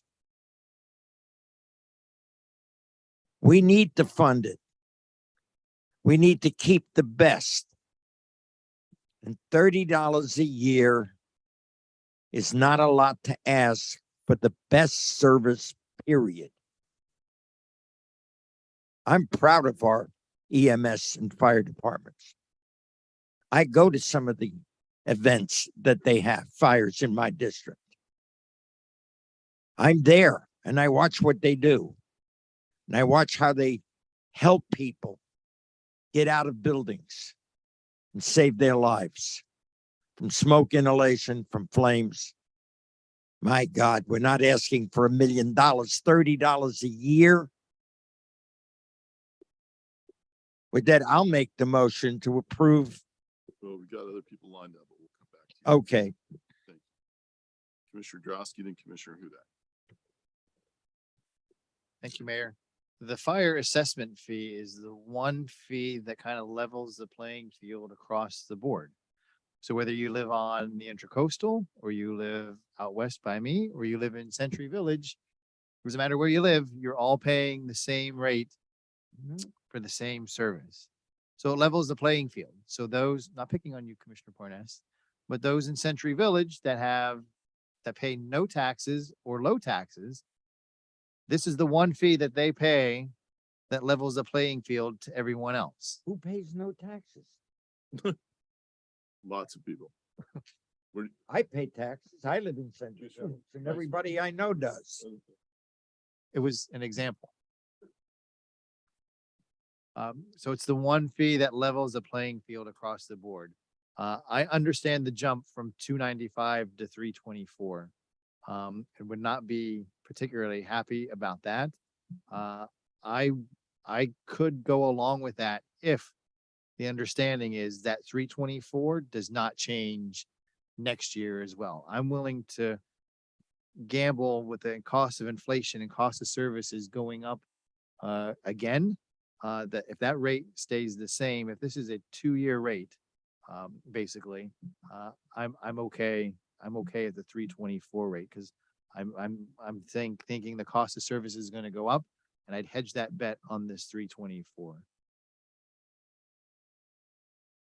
Commissioner Hoover. Thank you, Mr. Mayor. First of all, we're not looking to cut fire service, whether we go to 310 or 324. As the city manager said, realistically, to fully fund, it should be 378. And it's just a matter of how we're going to supplement it to make sure that those services are kept in full. I understand it's $30 a year that we're asking individuals. We've already had discussions with regards to taxes going up. And we have budgeted at 310. And I am fine if we go to 315. I think that gives us a little wiggle room with the budget. It also takes into the account the additional fees that we've had to supplement as a city for the retirement fund. And I think that is a good compromise. I know when we've had these discussions all along, Commissioner Preston has expressed his concerns. And when we did decide on the 324 rate, we assured him that that was the highest that we would go, but we would look at alternatives. And I think a 315 rate is something that while is above what the city budgeted, it is below our highest recommendation. I'll say this, the overall cost for a fire rescue budget is $40 million. If we were to do $372, that only covers 21 million of that 40. So the fire assessment fee allows us to do a user fee to people that might not be paying anything. And there are some that aren't paying anything, property taxes, that allows us to offset that cost so it doesn't increase the average taxpayer and their millage rate, because the money's got to come from somewhere. All right. It's a direct fee to people that it might be their only fee or the only tax they're paying to the city of Deerfield Beach. And there are cases like that, without a doubt. You know, the FRS increase is an example of Tallahassee passing down a new law, correct? That we weren't sure if it was going to pass. It passes. The 310 we came up with on that, which is lower than the 324 and much lower than what was recommended by the people who did the analysis for us of 372. The 310 didn't take into account this wonderful gift from Tallahassee that says that we've got to pay a little bit more. And you know, there might be good reason for that. I'm sure it is. And when it comes to first responders, we're all very sensitive to that, but it's an additional cost. I can't lock this. I would not lock the city manager of the city commission into a 2-year rate of 324 and thinking that, you know, next year we would handcuff ourselves just in case that's an issue. But I think I could get behind 315. An additional $5 a year isn't going to hurt anyone, but it is going to make a significant difference for us to make up for this new assessment that Tallahassee has passed on to us. So in the end, it's always a trickle down effect. It goes from the feds to the state, to the county, to the cities, and then to the residents. That's the way it works. We all end up having to pay for it on that. So these decisions that are made outside of this city hall certainly impact us. So I could get behind 315. I'll make a motion for 315. Oh, I got a couple lights. Commissioner Preston. That's okay. I want to thank my colleague for actually, coming up with a compromise. However, I think that we've heard considerable debate on the concerns of the individual finances at home and how much everybody is challenged with that. There was a a quest from the public to try to lower the millage. And we explained why that was not a good thing, at least this year. We're also looking at the unassigned fund balance not being as much as you think, because a lot of the time the money, it sounds like a lot, like $39 million, but a lot of that is working capital. And so we find ourselves in a situation here where we could go 324. There's a spectrum between 324 to 310. And then now we're looking at 315. I think this is an opportunity that we could say, let's give the public the 310. Let's do that. And I think that would be good. It would be fair, and nobody on this dais can tell me about anything in the fire department. I lived it. I do it. I know the importance of the job. That was my career, so I understand it. So I'm just going to say that knowing that things cost, and I can tell you that even if we went to the 310, it's going to be more money next year. Things go up. What have you seen in your regular lives of just doing whatever you do, whatever you purchase? What have you seen that has gone down? And if it has gone down, didn't go back up, and it affected your budget significantly. It's not how it is. Things are going up. It's going to continue to go up. The way of life in Deerfield Beach just 5 years ago is not the same as it is today. Every one of the things that you would point to that of any degree of significance would say it has gone up. So protection for you and fire rescue, it's going to go up. It's going up. But I would like to see if we could stay at, for the residents, stay at that 310. And because it's on, we can do that. We actually can do that. So I'm just asking my colleagues to see if we can support that. Vice Mayor Parnas. Mike, I like your compromise. I'll make the motion that we settle for 315. I believe I made it, but I'll second it. Mayor, that would be a motion to approve the resolution with an amendment to the rate from 324 to 315. That would be the motion, approving the resolution with a rate of 315. Yes, as opposed to the 324, which was the cap that could be. I'm not upset with the 24 cents a month that we're saving the residents on that. So I would go along with 315 as well. We have a motion, a second. We have roll call, please. Commissioner Drosky, Yes. Commissioner Hudak, Yes. Commissioner Preston, No. Vice Mayor Parnas, Yes. Mayor Gans. Yes. Yeah, next item is a resolution of the city of Deerfield Beach relating to the collection of nuisance abatement services assessments, adopting findings of fact, approving the rate assessment for each affected property, adopting an assessment role, providing for notice, and providing for an effective date.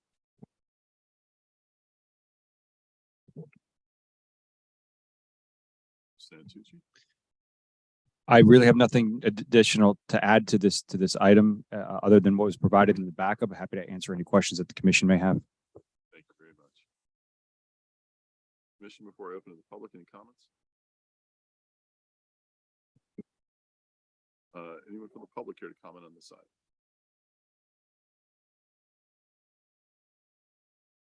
Anyone online?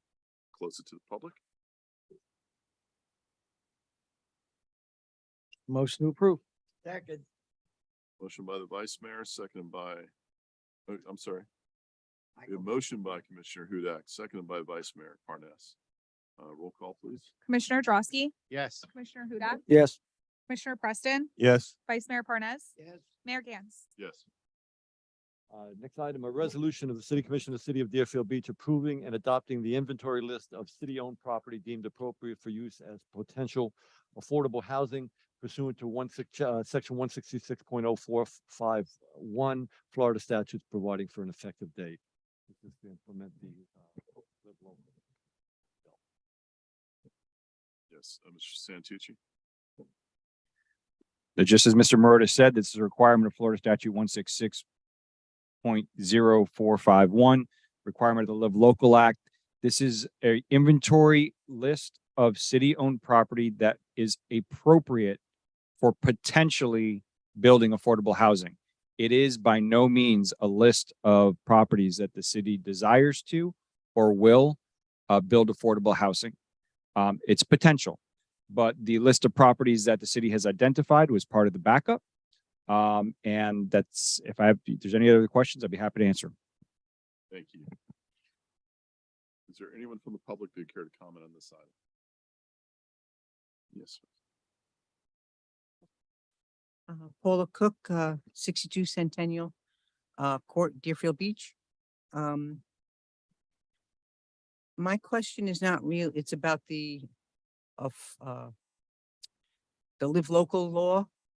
Could I talk about that here Yes. or at the other I place? think you can talk about it here because this is in direct relation to that. Is that correct? Oh, okay.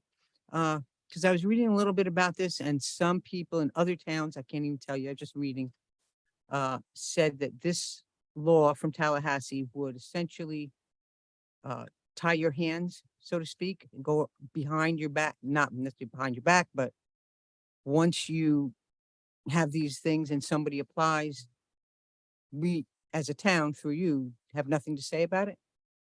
Pretty much. Oh, great. Okay. You might know, or maybe I have to delve somewhere else. We are not the only state that has this law. Other We, states, we can get into that a little bit more directly pertaining to that law pertaining to this item. That's the reason why we have to list these properties. Yeah. What? I'll let the city attorney explain it better in case I'm not, but I think your question as far as if you want to debate whether this law that's in effect. no, I just have questions. Okay. You may know or you may not know. Since it's in other states also, do you know who lobbied for this? I don't.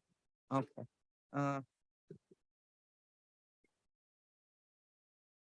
Okay, and one other question. What is an RFA? We'll get that question answered for you. Okay, thank you. Thank you. Ms. Moore.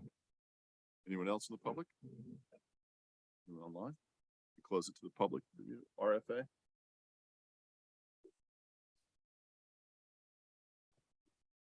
I apologize, but I'm not sure what the reference to RFA is, but be happy to have staff discuss this with her, maybe find out a little bit more. Sure. Thank you. We'll get that answer for you.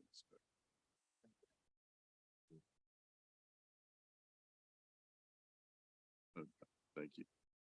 All right, it's close to the public, Commissioner. Yeah, we'll get some clarification of what you're referencing. Okay. Commission? Motion to approve. Second. Motion from Commissioner Hudak, seconded by Vice Mayor Parnas. Roll call, please. Commissioner Drosky, Yes. Commissioner Hudak, Yes. Commissioner Preston, Yes. Vice Mayor Parnas, Yes. Mayor Gans. Yes. The next item is the quasi judicial public hearing. It's Z&B Investment Group LLC, represented by Jim McLaughlin. If the applicant would step forward and indicate whether you wish to waive your right to a quasi judicial hearing, which would involve cross-examination of witnesses and more formal procedures, and state your name and whether you wish to waive. Jerry McLaughlin with McLaughlin Engineering. And yes, I'll waive, but I'll reserve the right to answer any questions. No, that- you can make a presentation, answer questions. You're just waiving the quasi judicial formality. Okay.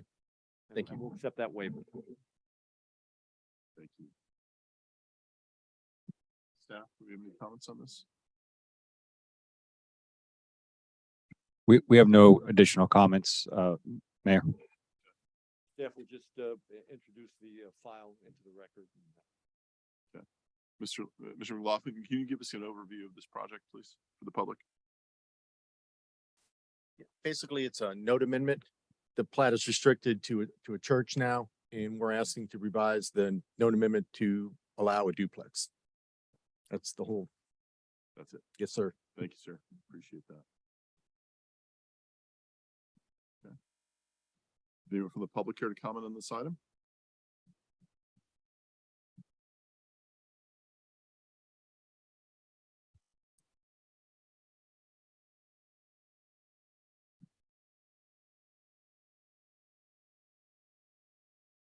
Good evening. My name is Willie Roletta Graham Bracy. I live at 501 Northwest First Terrace, Deerfield Beach, Florida. And really, I don't really think the duplex should be put right there. The park is there, that dip in the thing is next to it. And then a duplex gonna come on the other side of that.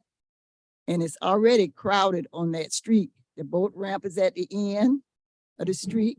So we got a lot going on First Terrace. So I don't think a duplex is feasible to go in that single family home street. Thank you. Is there anyone else in the public? Yes, ma'am.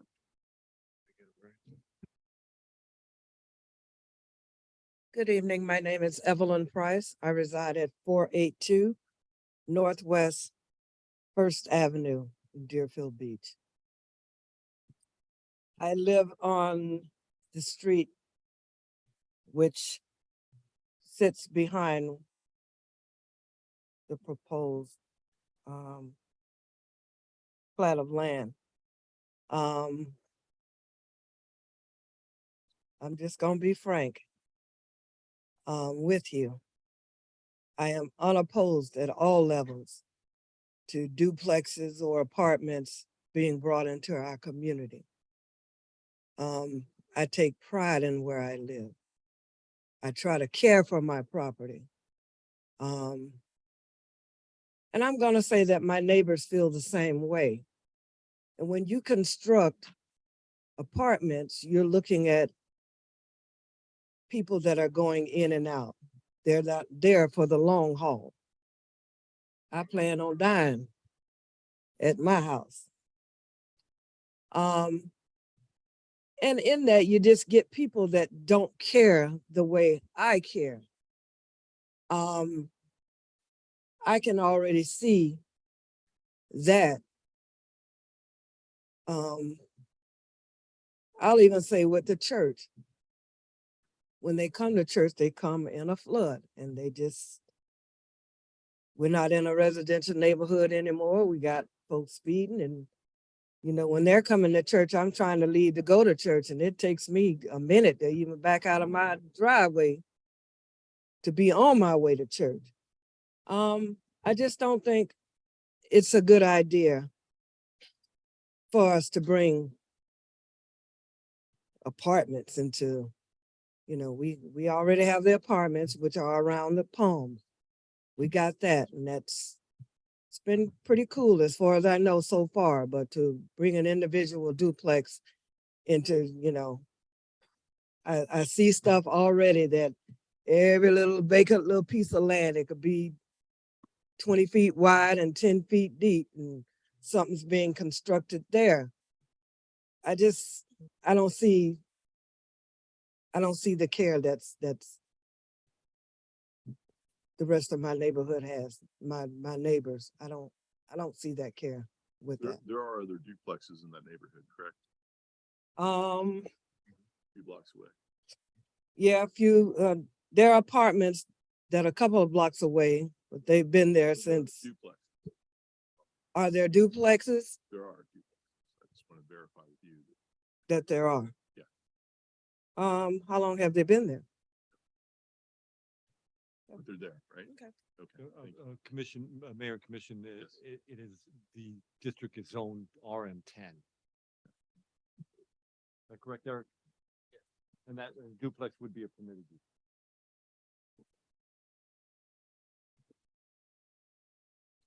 Yes, sir. Yes, my name is Jerry Burke, and I live at 216 Northwest First Terrace, Deerfield Beach, Florida.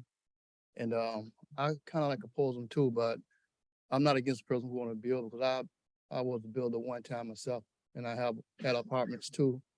And I had some over there on Field Court. And I know the problem you have with duplexes there, with new tenants coming in. But that's why I oppose them, because it does bring more. It's a crowded area over now. Like you said, on the waterfront area, there are duplexes there, but that's a couple of blocks over back in the east. That's on the east side of Deerfield Avenue over in there, back in the corner, Right. in the waterfront area. But they've been there a lot of years, And, but it was trouble down in there a long time ago, but now in today's world, it's different. With duplexes coming into a housing development area where they here at, and where I'm at, because there's a traffic coming through there all the time out of the community over in there. And the park is there too. And, you could check with BSO that they get a lot of calls from over in that area. And I'm not there all the time, you know, in my house, but I do know it's a busy street with polices and ambulances coming out now from different Palms, you know. So what I'm saying is that if he does build a duplex there, there's gonna be more traffic in there. You know, and so we need a single family home there because they just built one on the corner of my house at 216. And so what I'm saying is that if you put a duplex, there's more residents coming in that small area up in there. It would cause more traffic and more problems. But I hope not. But that's why I oppose it, because I do know, and I live there, I be there every day, you know, in that area. So I do know that it might cause more problems, because duplexes and fourplexes, you're gonna get all types of people coming in there, in and out of renovation, you know, because of the expenses it costs to have it in the area. But if you have a single family home there where people are trying to raise up families at, you know, in a confined area, then you got one family there, not 4 or 2 families there with a lot of kids, you know. So I can see a problem coming there in that area if it's not controlled properly. And that's why I'm here tonight, to be on the other people's side, you know, saying that if he could put a single family home, that would be much better. And then, because I'm a developer, I mean, a investor too, one time in real estate, and I do know that it won't be no more better for his pocket. If he built a single family home there on a duplex, it'd be more money in his pocket. But look at the community that we have to live there in, and what it would cost us, you know, to be comfortable where we live at and might end up dying at. So that's why I'm up here tonight, to let you know that I'm not against the person who want to invest or want to profit, but he's not going to be there. Thank you, sir. Appreciate that, Mr. Burke. Anyone online? Okay, anyone else?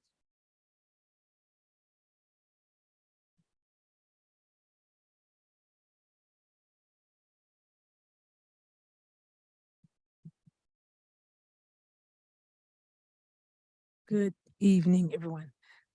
Janice Fulmore Tigner, 1090 Southwest 4th Terrace, Deerfield Beach, Florida. Not opposing to the upbuild and the growth in the city of Deerfield or this District 2, but I'm in agreement of that. I think it would be more beneficial to us to have a single family home there versus duplexes. Again, yes, revenue is what everyone is looking for, but the dynamics of the neighborhood is not going to be conducive for us, for the community, for the Black community, being just honest with you. Also, the people, the turnaround, the turnover that you're going to get, 9 times out of 10, whoever builds it is not going to live there. And when I think that we need to start looking at whoever builds within the city of Deerfield, that there needs to be, and we had this discussion before when it came upon the apartments that Shift's going to build on 10th, that there's some type of ordinance that if they build there, that the people need to remain there for at least a year or two, make some type of stipulation that there's some type of stability there, so there's not in and out. So even if it came down to the voting and you guys approved of it, that there needs to be some type of stability. They're not just going to be an in and out transition place, and that it will be stability and safety for us, because that is a very, very rough area on First Terrace. Thank you. Thank you. Anyone else in the public? Anyone online? I'm going to close it to the public. I'm not sure who went first. I'll go with the district commissioner, Commissioner Preston. Thank you, Mayor. There's a couple things that we have to look at. And I agree with the comments that has been said, that a preferred single family home would be better. That is the stability of a neighborhood. However, you have to look at the permitted use. When the property is purchased, is the person allowed to put duplexes there? Also take into consideration, one of the biggest needs in Broward County right now, it's not only in Broward County, it's actually national, is housing. There's no place for people to go. There's no place for people to go. People are homeless. And so what I look at is that if there was asking for a zone change, that's a different ball game. But he's actually purchased the property. He has a plan of what he wants to do. He's allowed to do this. He's not breaking any laws. And it's a permitted use. I would prefer, like Mrs. Fulmore Tigner said, that it would be better if we could do single family housing. That is the stability of a neighborhood. But with a duplex, I don't really see that there's going to be that much a duplex. If it was a whole big project and we talk about increased traffic, I think that that's something that we could debate, something that we could talk about.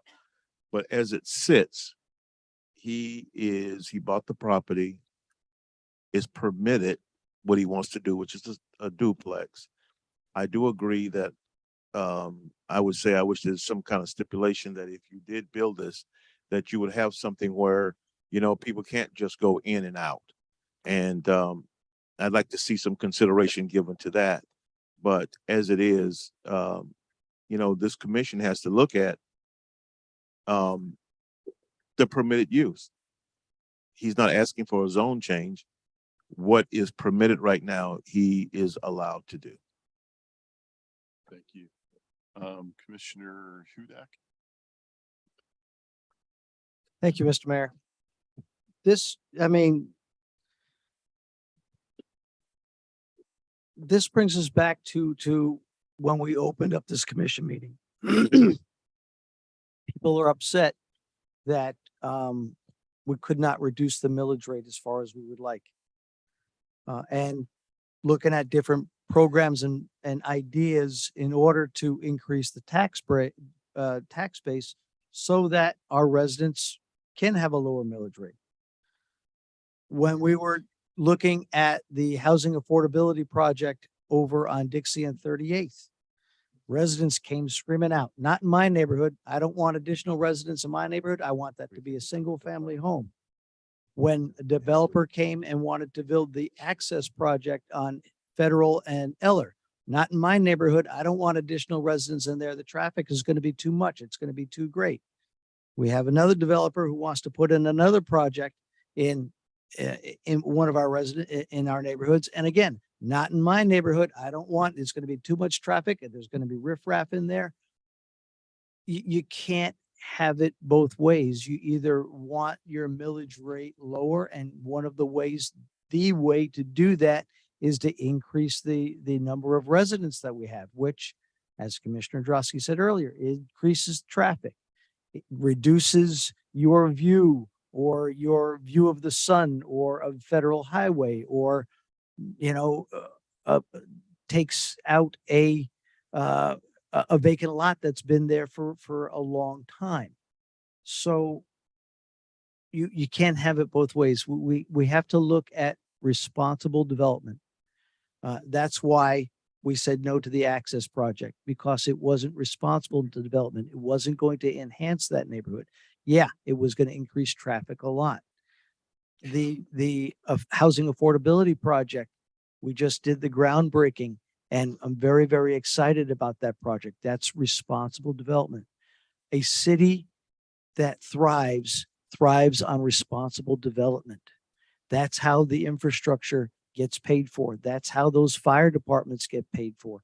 That's how we pay for the police. So I understand residents' concerns. I like the idea of some kind of stipulation where residents do have to stay in this property for a specific amount of time, but development is going to happen. And as long as it's responsible development, I'm for it. Thank you, Commissioner. I'll just say this, and I'm gonna ask the city attorney to comment on this. I would be inclined to go along. Obviously, single family home is preferred anywhere, I think, for the most part. And Commissioner Preston brings up good points as far as the need for housing. And this is a duplex. This isn't multi-family or anything like that. And you have just as much limitations if someone's in a single family home they rent it out, they could rent out that home, it could be the same type of issues. I would be inclined to say just only do single family and go along with that. But I think the big issue that we have here is it a permitted use of the Burke-Harris Act comes into play. Can you explain that a little bit? Yeah, I mean, there are a number of protections on private property ownership, and Florida has some of the most, some people would consider it onerous, some people would, beneficial, but Commissioner Preston put it very succinctly. This is a permitted use. This is of right. This is not discretionary. I definitive as you can be. I do not like giving this advice to a commission because you're going to look at me and say, well, what are we up here for? There are certain things that you have a zoning code. This is at a very granular, fine level of detail here. You're not talking about comprehensive planning. All those decisions have been made in the zoning code for however long the zoning code has lasted. The zoning code has said this is a permitted use. Now, whether setbacks and other things and there are other requirements that have to be met, but those are met, you don't have discretion to deny it. This is almost a formality. I hate to say this to a commission because I know you don't like to hear that, but you would be jeopardizing the city's legal position if you said no. I'm just going to be that blunt. And additionally, to make myself less popular with you all, I think we don't have the ability, the legal authority, given the way our codes are written, and probably in any case, of limiting the type of ownership, how long people could live in that particular unit. I know you would like to, but I would have to caution you that that would be something that is not permissible either. And I'm sorry to have to give you a bunch of directives like that, but. But the Burt-Harris Act could kick in because we're denying a right. Is that Yes, the Burt-Harris Act, there, a number of things, they don't even have to go to Burt-Harris. Right. I mean, but if they wanted to go for damages, they could look at that, but they don't even have to go to that level. This reminds me of our discussion when they were building the storage facility, the old Deerfield Beach, over along, Hillsborough. Certain things Remember? you don't have authority. We didn't have the authority to do it. There's some real geniuses that think we did, but we didn't. And I remember the same advice that you said, that we were limited on what we can do. So I think that's the biggest issue here. Commissioner Drosky, and then Vice Mayor Parnas, then Commissioner Preston. Thank you, Mayor. We're just asked tonight to, first of all, I want to appreciate the residents coming out in the feedback. It's well taken. But tonight is just a plat note change. They're gonna have to come back with the site plan. And unless I'm wrong, but the site plan, that's where the devil's in the details, and that's gonna give us, I think, more leeway and discretion to kind of when it comes, no site plan? There's. So there is no site plan review. Okay, well, never mind. Thank you. Vice Mayor Parnas? Before a shovel goes into the ground, please understand what this is. According to Broward County's book, this particular property is allowed to have duplexes, according to what the plat says. The plat is a book of which is designated what can go where.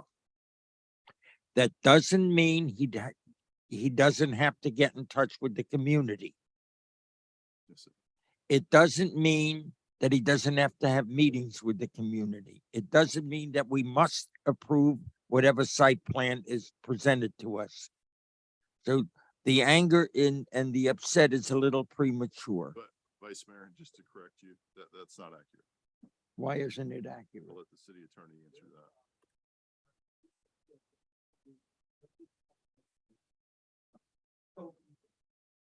There will not be hearings on it. This is a building permit application. If someone owns a lot, they want to take it out. There is not a site plan review. Now, there are requirements. They have to meet drainage requirements. They have to meet setback requirements. So that will be reviewed, but once it's done, don't want to make promises about what can be expected. Staff will review it thoroughly. It has to comply with all your codes. So there is a review. You don't just walk up and say, it's a building. But it's done administratively, it's not done as a full site plan. Understood, but what I'm saying is, I think a lot of what you said is true, Vice Mayor, but it's just done in a different format because it's a Yeah. building permit. understood. Understood. Permits have to be issued, et cetera, et cetera, et cetera. And there's time to understand specifically what will be built. The dimensions, the look of it in your neighborhood before it's built. It will be done.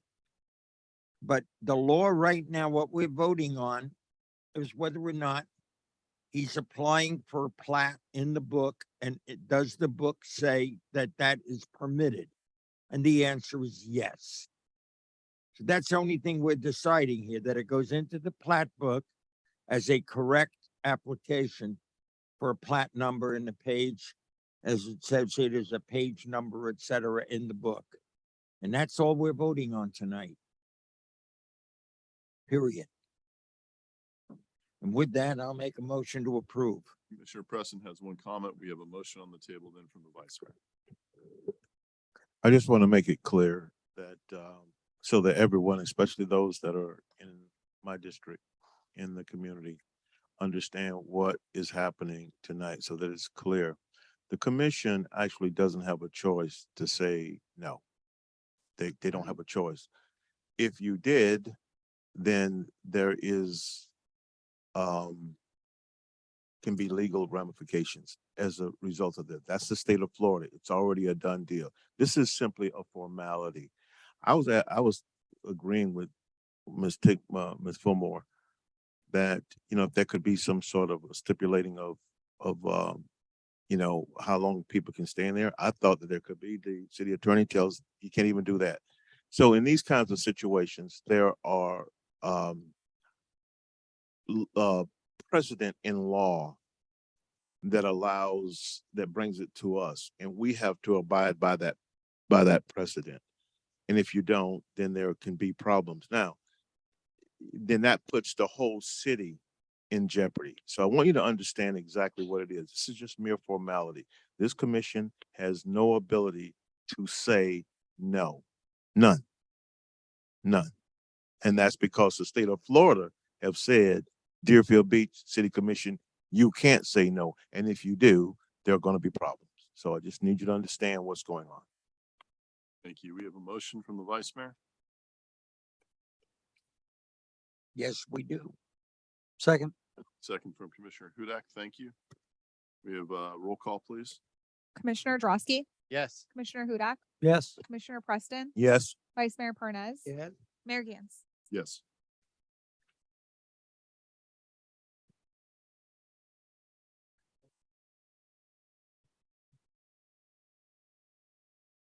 The Persons addressing the commission shall state their name and address and may speak for 3 minutes unless extended for 1 minute by the mayor. All remarks made by the public at a commission meeting on the agenda item shall be addressed to the commission as a body and intended to the subject matter before the commission at a particular time. No comment shall be made related to the personal life or personal qualities of any person, and no language which would offend persons of ordinary sensibility shall be permitted. The public shall be given an opportunity to speak on any substantive agenda item, subject to the afore described restrictions prior to the vote on any matter of the city commission. The city commission shall determine the appropriate time prior to the vote for the public to speak. And now it's open to the Okay, public. thank you. Is there anyone from the public care to comment?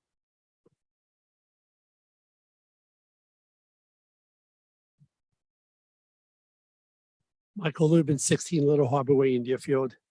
Good evening, Mr. Mayor, Commissioners. A couple of comments. Congratulations to Ocean Rescue on the championship. I believe that's 2 years in a row. I saw online this past commission meeting, and I noticed that Commissioner Hudak was asking about a sign for the Ocean Rescue. I'm surprised we haven't had one since last year.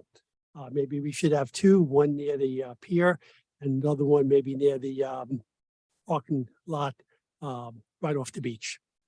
It's an amazing compliment to Deerfield. It's like winning the Super Bowl, NBA championship, and very few people really know about it. And What an honor to bring to the city. So I just want to throw that out. The sooner you have that sign, I think the better off Deerfield would be, and people will feel more secure in that area, especially if they go in the water. Second comment, on the Educational Advisory Board, we meet the first Wednesday of every month. I know Commissioner Grotzky was there for our first meeting in August. Thank you for that, Commissioner, for being there. It's open to any commissioner or mayor, or public who wishes to attend that meeting at 7 o'clock.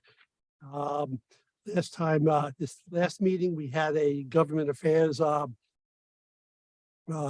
officer from the school board of Broward County.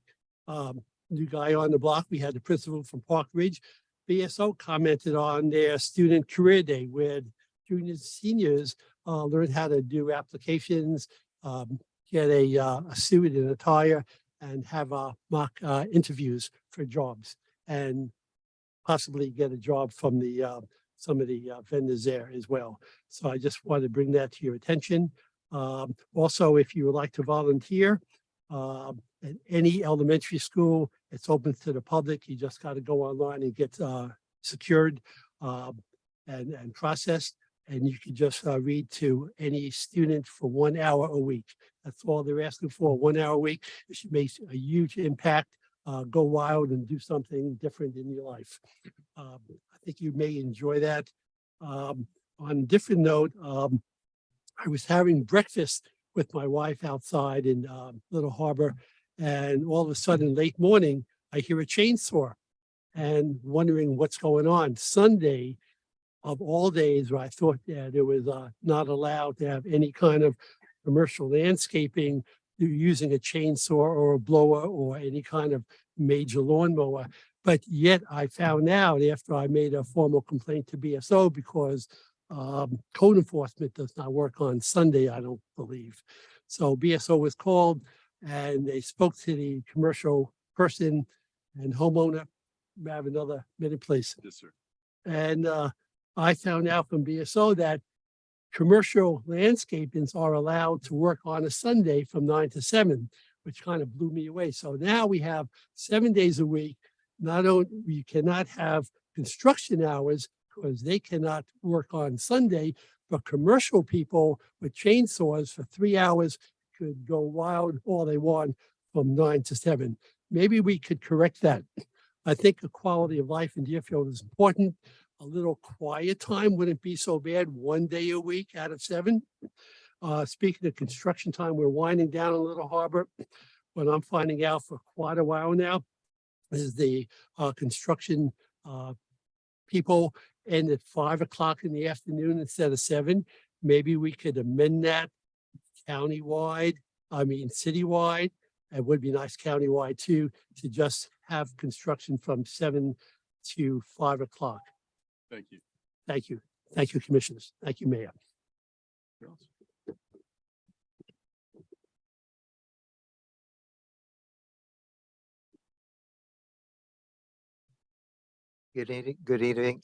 Good evening, City Commissioners. Daniel Shanetsky, Century Village East, 34 Keswick B, Deerfield Beach, Florida, 33442. Florida is good economically for our citizens, especially our senior citizens. In a study by the southwestjournal.com dated May 20th, 2023, it says, quote, Deerfield Beach makes it into the top 20 Florida cities to live on a $3,000 a month budget, which a lot of our senior citizens do, due to its balanced cost structure for rent, healthcare, grocery, and utility costs. Everything is within a 4% of the national average. In Florida, there are no state taxes on pension incomes, IRAs, 401ks, Social Security retirement benefits, and there are no inheritance or estate taxes. And in Florida, we have a Save Our Homes law, which caps the annual increase on the assessed value of homestead properties to 3%. Here in Broward County, all 31 of the cities in Broward County partakes in the primary homestead exemption for the property up to 50,000. First 25,000 applies to all property tax, including schools and district taxes, and the additional exemptions up to 25,000 applies to assessed values.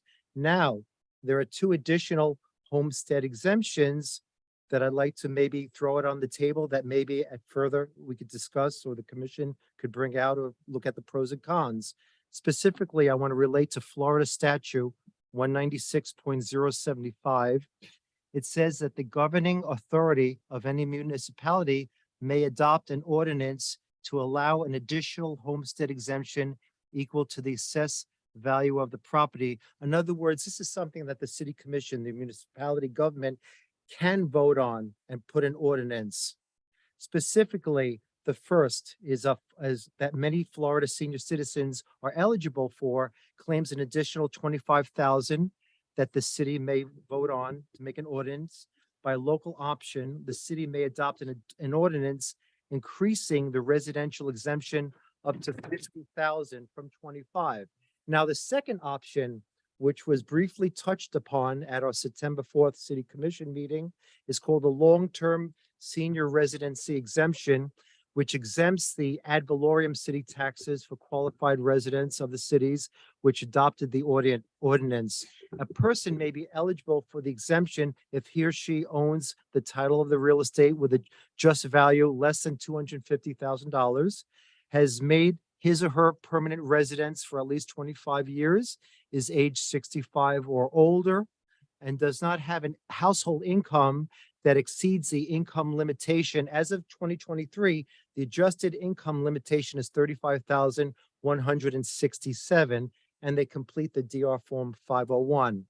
And in addition, the first tax year that the owner applies, may I have another minute? Sure. And is eligible for the exemption, which might be 100% exemption. In other words, these two additional homestead exemptions may be good for our citizens. I would like to maybe examine at some further point the pros and cons. Specifically, 22 out of the 31 Broward cities, including Coconut Creek, Fort Lauderdale, Sunrise, have both voted on this ordinance, adding the homestead exemption for the 50,000 and the senior long-term residency homestead exemption. And in 2023, Parkland and West Park passed an ordinance adopting the long-term senior exemption for the city portion of the property tax bill. And also West Park also increased the amount of low-income senior exemptions from 25,000 to 50,000 effective this 2023 tax year. So this is something that the city government can do. I'd like to, again, maybe examine it to see how it helps our citizens as opposed to hurting our government. Thank you. Thank you.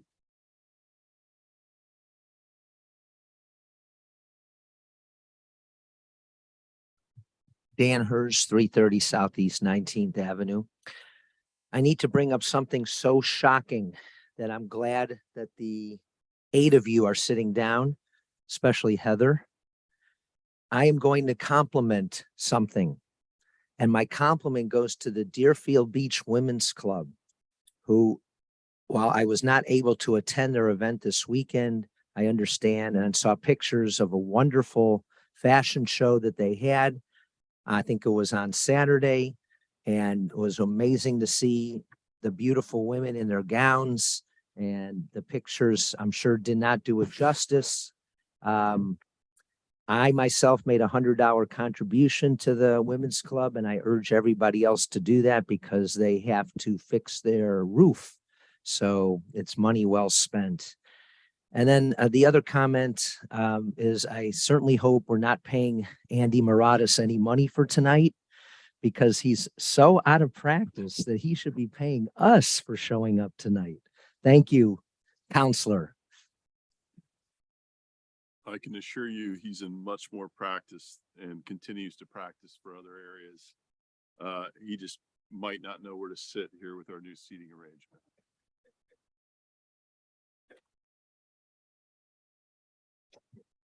Paula Cook, 62 Centennial Court, Deerfield Beach. I just had a question. When the city calls for bids, where is it advertised? And is there a certain time of year that most of the bids go out?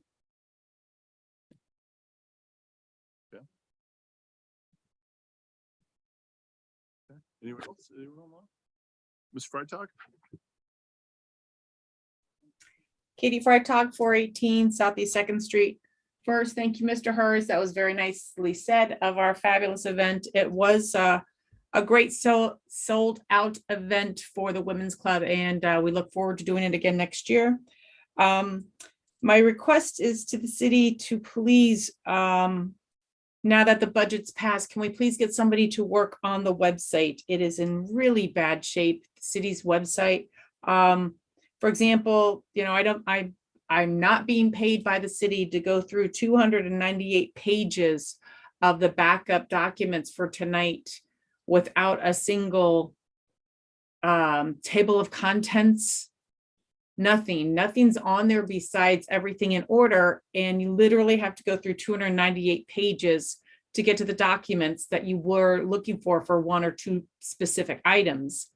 In the past, you were able to go pull up the agenda, and in the agenda was the links for you to click on and go straight to the information you're looking for.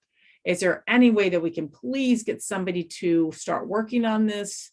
I've brought up before that, you know, to be able to do business with the city, you have to come to City Hall literally 4 times. Once to pick up the application, once to deliver the application to the planning and zoning, once to pick it up from there, make any changes, once to take it back and forth. All of this used to be done online, and you can't do it online anymore because the access, it's not accessible anymore. You literally have to come to City Hall to pick up the application.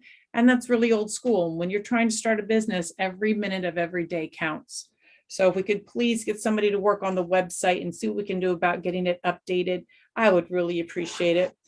Secondly, my husband put in a request for public records on August 29th. He called again today, the 13th of September. And according to the department, it's still pending. I don't understand why a simple public records request like he's asking is still pending 2 weeks later when he made the same exact public records request in Pompano and received the information within 24 hours. So maybe somebody could please follow up and find out where that public records request is and why it's still pending. I would appreciate it. Thank you. Thank you. Is there anyone else? Anyone else online? Okay, I'm going to go ahead and close it to the public. I would like the commission to have a discussion about the long-term senior citizen exemption. If we could have, I know I've talked to the city manager about it previously, but maybe put it on an agenda item for discussion. Mayor, we could put it on as an agenda item for discussion. It would require an ordinance, so I'd be happy to bring it forth as an ordinance for first read. Okay. Yeah. So we can debate it and get all the facts out regarding it. Yes.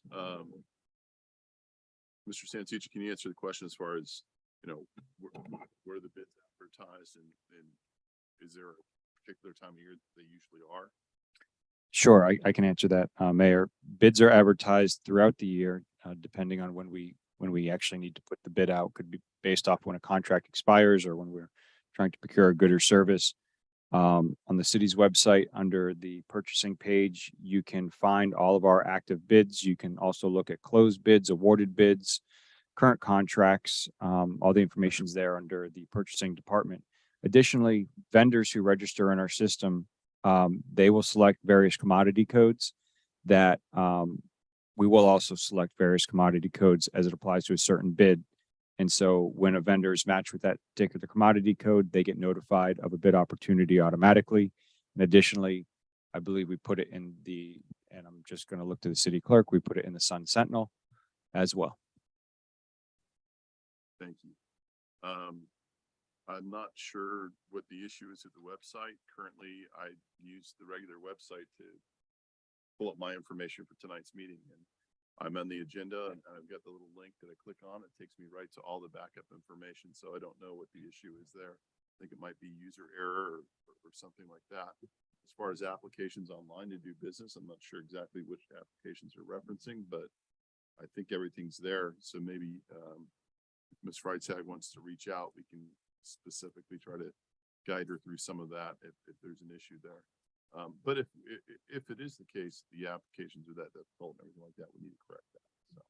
So my understanding is, I don't know for a fact if that's the case, but I know as far as the agenda, I'm accessing it through the public website. So And a public records request. I'm sure if we could have staff look into that, make sure that that's answered as quickly as possible. Okay. Sure. Else, that's it. Okay.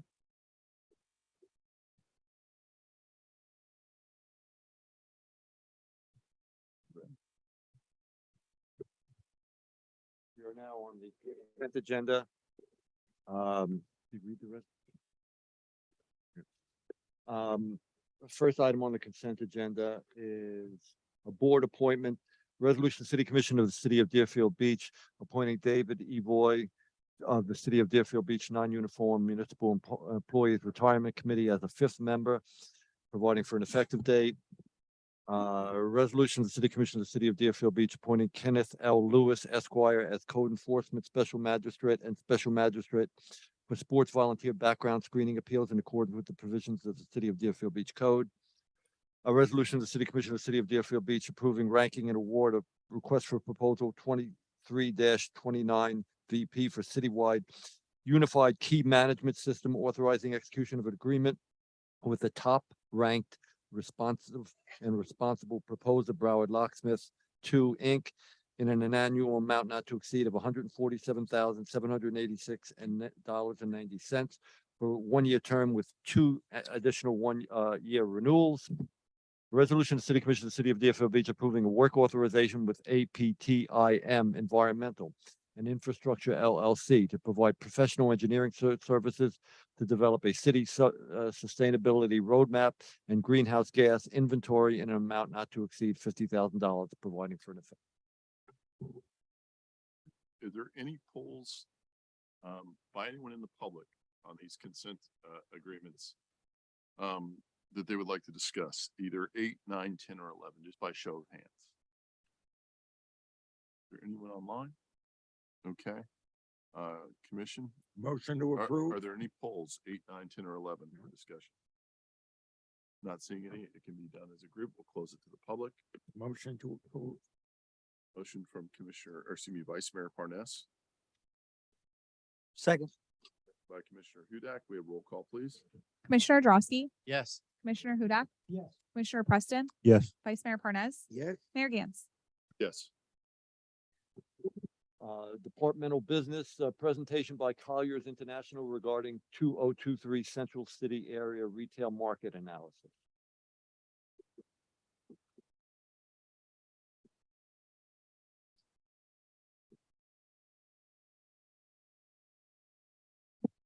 Thank you. Again, Chris Morey, Director of Economic Development. The last time we talked about this topic was back in April.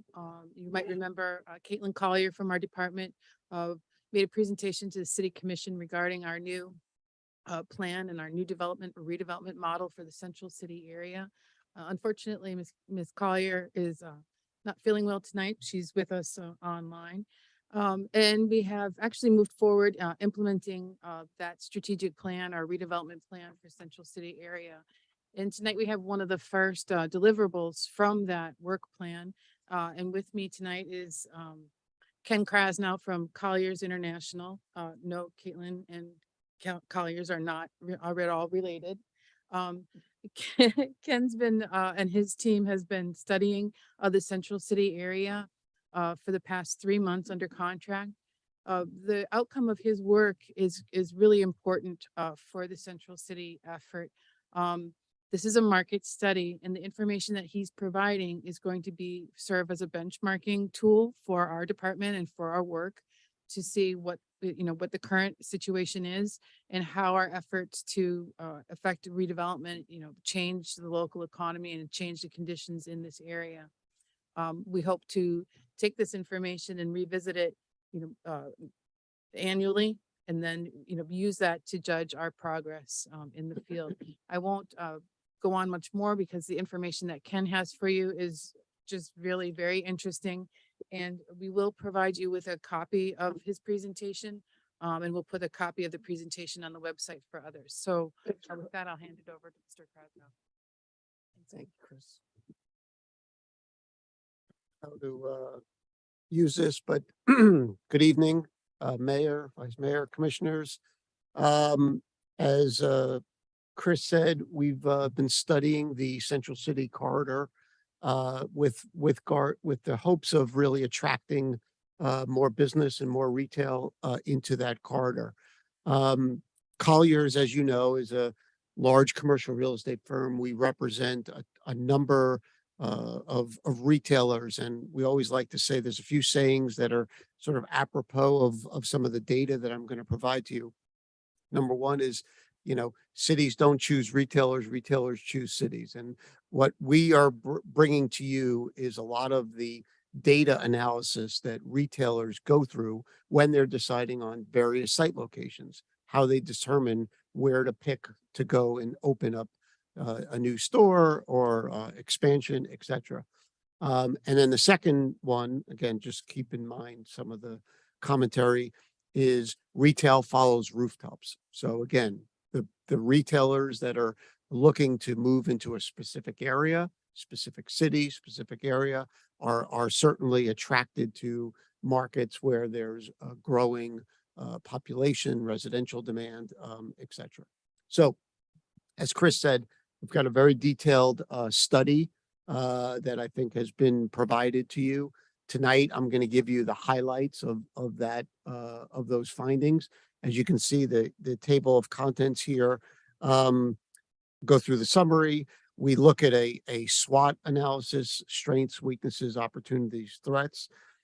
Demographic analysis is really a much more of an exacting science today than it used to be. It used to be people would just look at household income and in sort of those concentric circles, but it's really evolved to understanding the consumer, what their preferences are, how they spend their money, where they choose to spend their money, etc. And again, these are all the kind of the demographic data points that the retailers look for when they determine where they go into a particular location.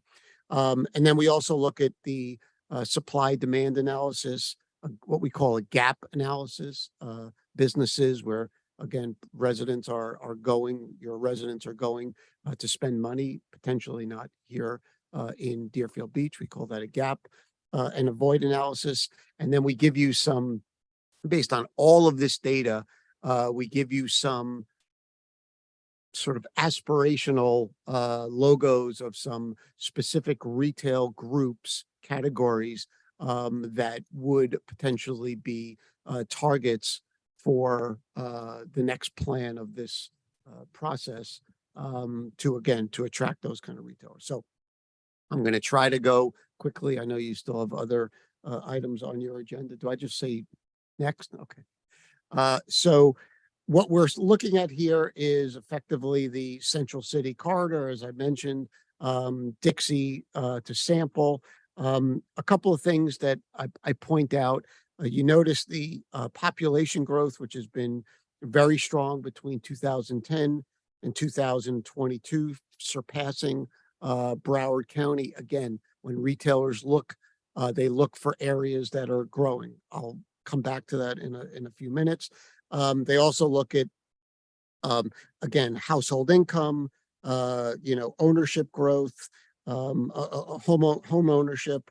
But generally speaking, the demographics here point to a diverse and growing population that appeals to a wide variety of demographics. You've got young professionals as well as, kind of the elder side of the community. So again, I think generally speaking, there's going to be a lot of interest in those demographic slides.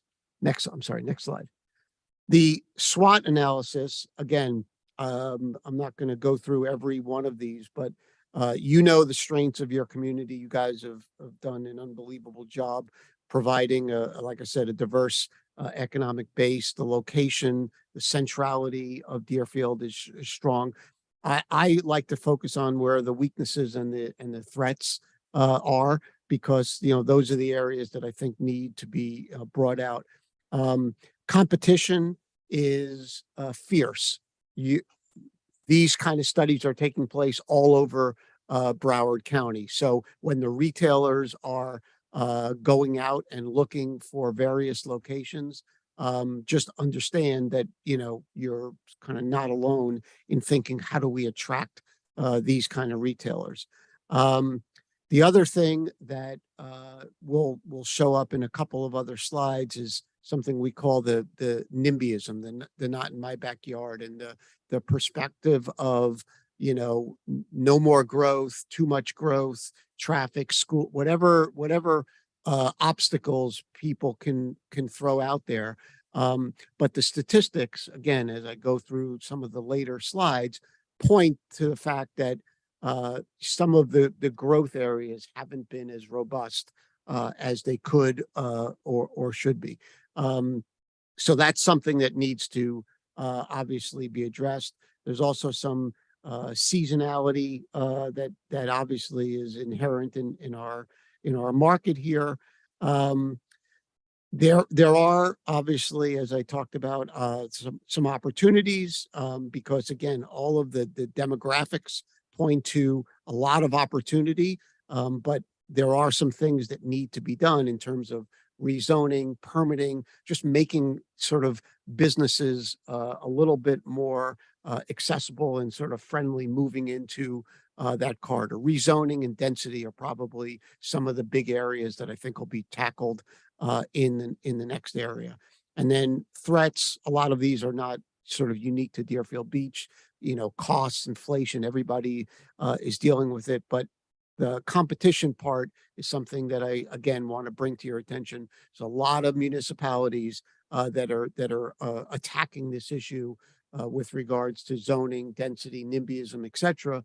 And ultimately, you know, we'll sort of get in line to attract the retailers that are looking into those markets. Next slide talks a little bit about the housing environment. As I said, retailers are very focused on population and where there are people. There are, you know, people that can shop and can spend money. There's a few areas of concern here in the housing, specifically in the Central City corridor. Number one, first and foremost, is there's a forecast for actually a slight decrease in population.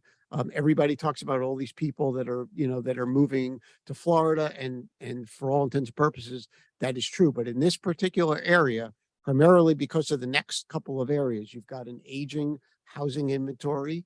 You don't have a lot of, you know, new development. So the statistics will tell you prices are going up. It's great for the realtors, or it's great for people that are selling their homes. But generally speaking, not encouraging the kind of population growth, sustained population growth that a lot of the retailers are, you know, would look to see. And as I said before, retail follows rooftop. So they look at these long-term trends and ultimately then make those kind of decisions. So all of that does ultimately, next slide, gives you a little bit more statistics. As you can see there, if you look at the average sale price year over year, it's one of the strongest in all of Broward County. Again, good for some of the people that are selling their homes, good for the realtors that are, you know, that are selling their homes. But generally speaking, you're dealing with a, you know, a low inventory. You look at, you know, time on the market, months on the market, it points to a market that's got a very sort of small supply of product. And again, that is generally an inhibitor to, you know, kind of the robust growth that you need to see. You're not building new, you know, multifamily or residential communities, again, that are going to be kind of showing up in your population growth estimates as we look forward. The next slide that touches on a little bit in the demographic world. Again, this really is sort of the more traditional way that you kind of start looking at your concentric circles. You look at your population. Again, this is more about population growth, about household income. By the way, you guys are not alone in a few communities that are also forecasted to have a slight decline in population. We got, you know, Margate, Pembroke Pines, even Weston. You know, there's certain markets within Broward County that are all dealing with the same kind of issues in terms of, you know, limited supply, aging supply, et cetera. But it is something that I do think we need to be aware of and potentially, make some changes, because ultimately, again, population growth is one of the key drivers that, if you're trying to, reinvigorate that corridor and attract, new kind of businesses, that's what they're looking at. The next slide breaks it down a little bit more. Again, it's not just about, numbers of people, but who are these people? And what the studies show is that this is a good place for, young families. There's still even with the price increases, there's still an affordability component that is attractive for Deerfield Beach. The diversity is important. Again, a lot of businesses look for those kind of values. As I mentioned before, you've got, a wide range. You've got the young families starting out, as well as, more of the seniors. And again, it is generally speaking an area where, small businesses are going to be attracted to come here, starting out, entrepreneurial businesses, etc. Next slide talks a little bit more about what we call the psychographic. So again, this is, if you look at these categories, these are the top 5 categories of the residents within this corridor. And again, what these statistics point to is when the retailers are looking, they're looking at these kind of areas. So if you look at, retirement communities, generally speaking, you've got almost 14%. These are the living in older multifamily, the older population, living in, multifamily type buildings, but they like to go out to eat. They're health conscious again. So if you're the kind of businesses that appeal, a lot of people think retirement communities, people stay home all day long. But in fact, retirement communities are a big driver for a lot of retailers because the studies show that they do like to go out to eat. They're very health conscious, etc. So if you look at a number of these categories, the Metro Fusion, again, there's certain businesses that really appeal to this kind of demographic. Again, younger residents, maybe not, English as fluently, but they're highly mobile. They're very active. They again like to generally be in multifamily. They're climbing the ladder in their professions. So when retailers really break down the psychographic demographic within Central City, it'll speak to the kind of businesses that will do well here, because these are the makeup of the residents that are here and that are coming here. The next slide talks about where your residents are spending money. Again, an important sort of denominator, because obviously a lot of this talks about, rent and food and transport, or housing, food and transportation probably makes up 72% of their income. But if you look on the left side, these are very healthy numbers in a certain categories: entertainment, recreation, household furnishing, and apparel, and other services. So this is saying to people, your residents are using their discretionary income in certain of these categories. Again, I'll leave you with it on the last slide, the kind of businesses that see and fit these categories. The other thing that it says, next slide talks about the gap analysis. Oh, here we go. Oh, I'm sorry. Yeah, you're right. Sorry. The retail market. Quick little back, if you can go back one slide. Or generally speaking, the retail market, very similar to the housing market. You're not building a lot of new retail. Your vacancy rates are extremely low. You've had very strong growth, again, primarily because of a low inventory. So in some respects, that kind of works against you. The people that are there in the existing businesses are capitalizing on being able to collect more rent. But generally speaking, what these numbers are saying is that your market can support more retail space. Next slide. This is the gap analysis. This is again, back to where the consumers are spending money. This is telling you that they are effectively, we call it leakage. People in Deerfield are going to other places, spending their money in a lot of these categories. These are, fairly substantial categories. But what it does again is sort of highlight where there are opportunities, because if your residents are going to pick a Pompano Beach or pick a city to spend money on jewelry or on food and beverage or etc., there's no reason that they wouldn't and shouldn't and want to do it right here in Deerfield Beach in Central City. So the gap analysis tells us that there's a lot of opportunity to capture some of that discretionary spend in Central City and in Deerfield in general. And then the next slide talks about the void analysis. So these are 5 specific categories that, as you can see, in restaurants, big box, sort of general retail services, clothing, and in healthcare, there's a substantial number of businesses already being supported in Broward County. And then next to it tells the number of businesses in the same category here in Deerfield Beach. And you see substantial, voids. Again, what this says to the retailers, if you're in the restaurant business, if you're in the big box business, it tells you you can be successful here because they're already successful in Broward County. You know where your residents are spending money, and those businesses are not present currently in the Central City corridor. The next couple of slides really just kind of lays out, it shows you across, the big box, how we break it down, department stores, home centers, et cetera. And it really, again, kind of just highlights, you'll see it in the backup. We have lists of all of these stores. Again, these are potential targets as we move into phase 2. They're in Broward County. They're being, they're successfully operating within Broward County.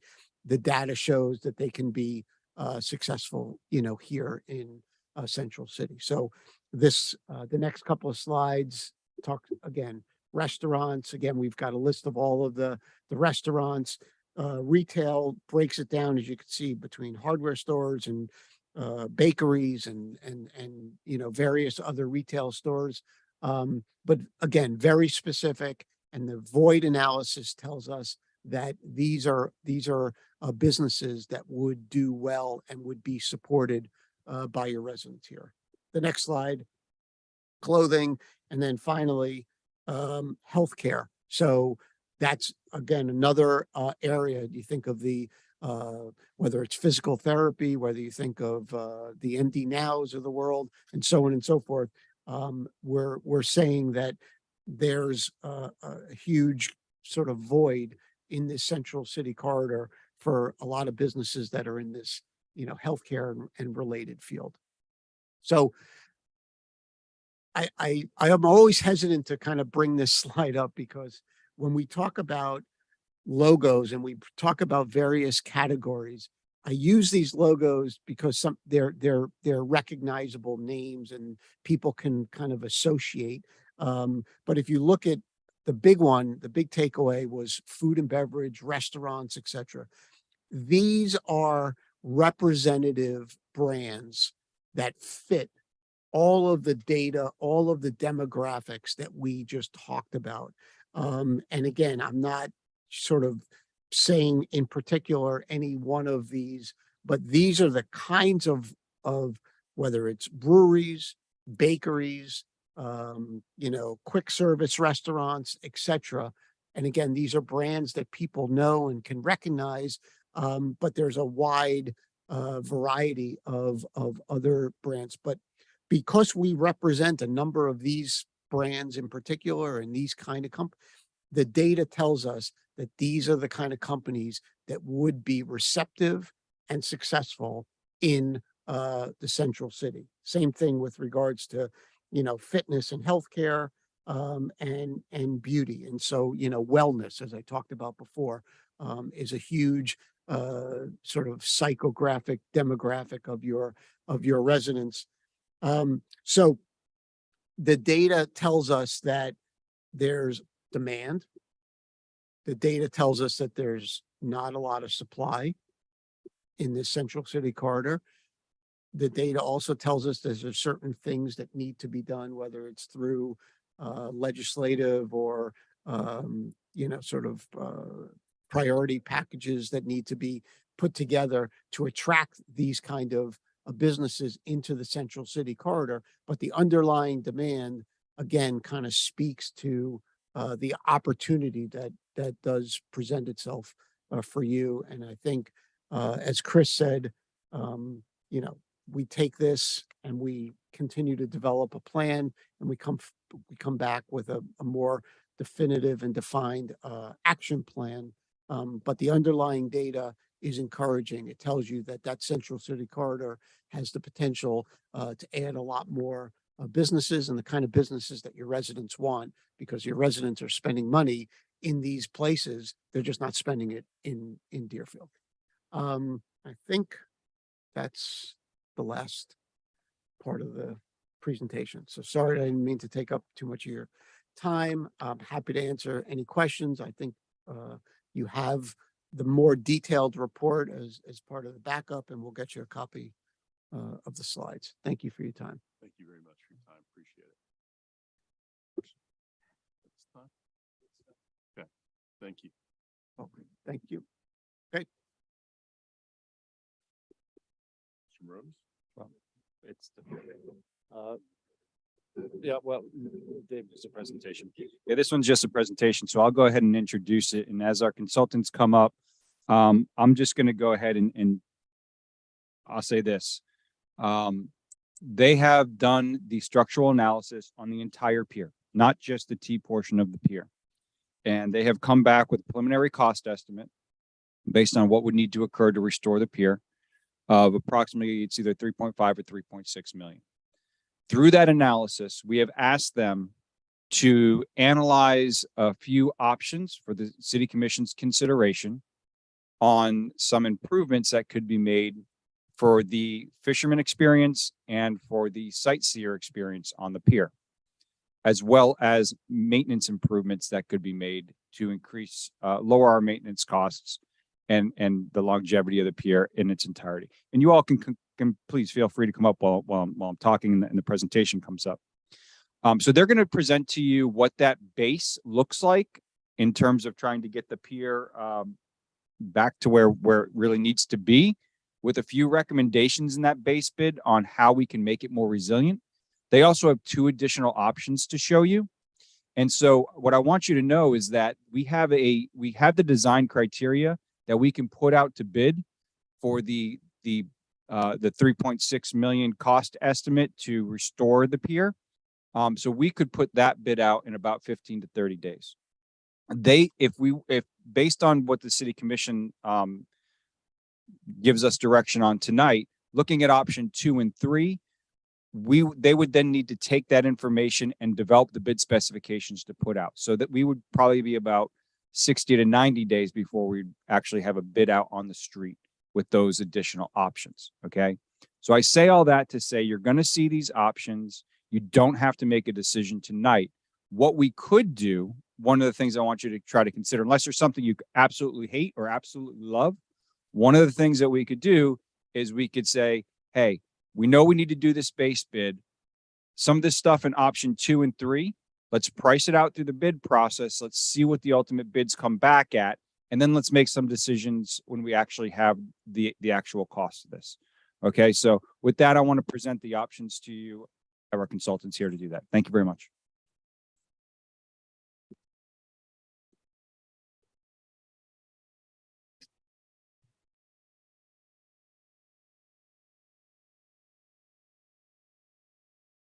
I'm Lactus Nanayakar from Lactus Yohalam Engineering. I'm the structural engineer of the project. And we, just like the city manager explained to you, that we had looked at underwater, above water, all of the issues of the structural condition of the existing structure. We came up with the corrective work and how to improve it and to lower the maintenance situation. And that's where the cost estimate that we came up with at $3.6 million. During that time, the city had asked us to look into improving the existing structure so that it looks much better than what is right now. And our architect is going to explain to you what those options are and the cost of each option. I'm going to leave it to him to discuss it. Yeah. Good evening, commissioners and city staff. My name is Pravin Naniakara. I'm with Loctus 2 Home Engineering as well, the structural team. And I would like to go over what is included in option 1 of the Deerfield Beach International Fishing Pier Repairs and Renovation Project. So the primary focus of option 1 is the structural repair. Due to storm damage and defects accumulated over the years of usage, and we're going to address the structural components specifically. These components are include the pier supporting columns. This is both underwater and above water. The pier deck supporting beams, the actual wood deck itself, the handrails, and the pavilion structure, the lone pavilion structure there now. Those are things that we're going to look to repair. And now I'm going to go for improvements on the base option. The improvements are going to be replacing the handrails throughout, most likely with a wood epay type of material. The north and south sides, like I just said, will be weatherproof wood. The T section will be an aluminum handrail that in case of a major weather event, it'll be able to be folded down. So impact and damage will be greatly reduced on those items. And basically that's it for the base option. And we have a cost estimate for that detailed further down in the presentation, which we'll take a look at then. But I'd like to bring Walter, who's going to do the architect, and he's going to explain options 2 and 3. Good evening, Mayor, Commissioners, and City Manager. My job's the fun part. I get to show the pretty pictures. So if you want to back up to actually slide number 2.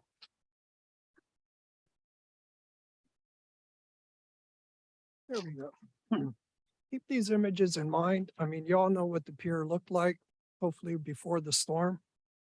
And because these images will guide you through the rest of the presentation. You'll see that the images, the proposal follows sort of those same images and views. Okay, next one. Again, these images from years ago, I believe pre-2017, when the roof on the pavilion was green and everything was still intact. Okay. Next. As Pravin mentioned, we're gonna, or he already elaborated on option 1. We'll just do a quick run through of option 1, also in rendering form. So next slide. Here you can see pretty much what you had will be restored. The inclusion of a top aluminum rail at the top of the existing railing. As you go down the pier, we still need to look into how some like furnishings that will need to be added into even the restoration process. Okay, so we're looking at things like new fish cutting and cleaning counters, and move on. Of course, part of the restoration will be the pavilion itself.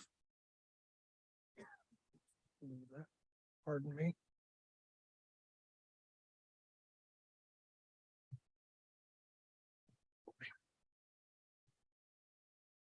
Thank you. I'm out of practice. Like I said, the pavilion will be restored as well. Okay, continue. Another view of this predominantly wood railing scheme. However, if you go to the next slide, as part of option 1 already, we're looking at a complete redo of the railing at the end of the T. As you all know, that's where most of the damage occurred at that last storm. Okay, so move on. And then here's another final view of that option 1, the end of the pier with the new railing, all new railing, and it'll be aluminum. And it's also it'll be designed to be demountable.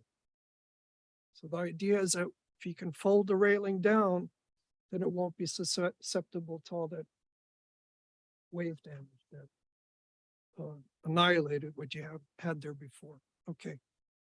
So we're going to go now to option 2. And again, these are now above and beyond the restoration project. This is a visioning exercise. That's how we see it. Okay. What could the city of Deerfield perhaps do to make this a little more, raise the bar a little bit on the aesthetics of the pier? And so the main idea behind the next 2 options is that we wanted to take some cues from what you already have at the International Fishing Complex. And what really stood out to me was you have that beautiful little tower out at the front entrance at A1A and 2nd. And I thought it might be nice to tie the pier into that, actually, because you have this language of that kind of that beachy pavilion style. So, and then through our meetings already with city staff, we decided to include a 2nd pavilion. You'll see that also, because it is a long pier. And to get down to the very end, to your first spot of shade, we thought it might be nice to have one midway as well. So keep going. Okay, here you see an overview, and that 2nd pavilion doesn't look like it, but it actually is at midway at the pier. It's at columns 9 and 10, whereas the original one, where it would also be now a new one, is at 19 and 20.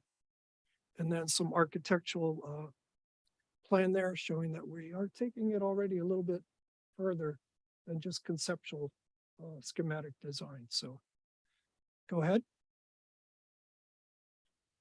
I like this view because you don't only experience the pier while you're on the pier, but people down below at the seashore, they also experience the pier. You see that pier from afar as well. So in this option 2, it really is a hybrid scheme where we're introducing aluminum as well as wood elements along. And thereby now we're creating a nice rhythm as you look along the pier. And when you're on it, as you walk along the pier. Keep going. Another view from above. And as we make our way down the pier, again, similar elements, but as you can see, the pavilions are taking their cue from that tower you have out front. Keep going. Again, closer image of the pavilion. Now we're at the pier end, looking back at the shore, and here you can clearly see the alternating aluminum, wood railing elements. And then what we've also been asked to look at was an alternative lighting to the existing almost defunct bollard lighting that you currently have that goes right down the center of the pier. And here we're looking at indirect lighting as part of the side rails. So it'd be at the base. Naturally, this would have to be reviewed and approved by the Fish and Wildlife for the purposes of the turtles, mainly during turtle season.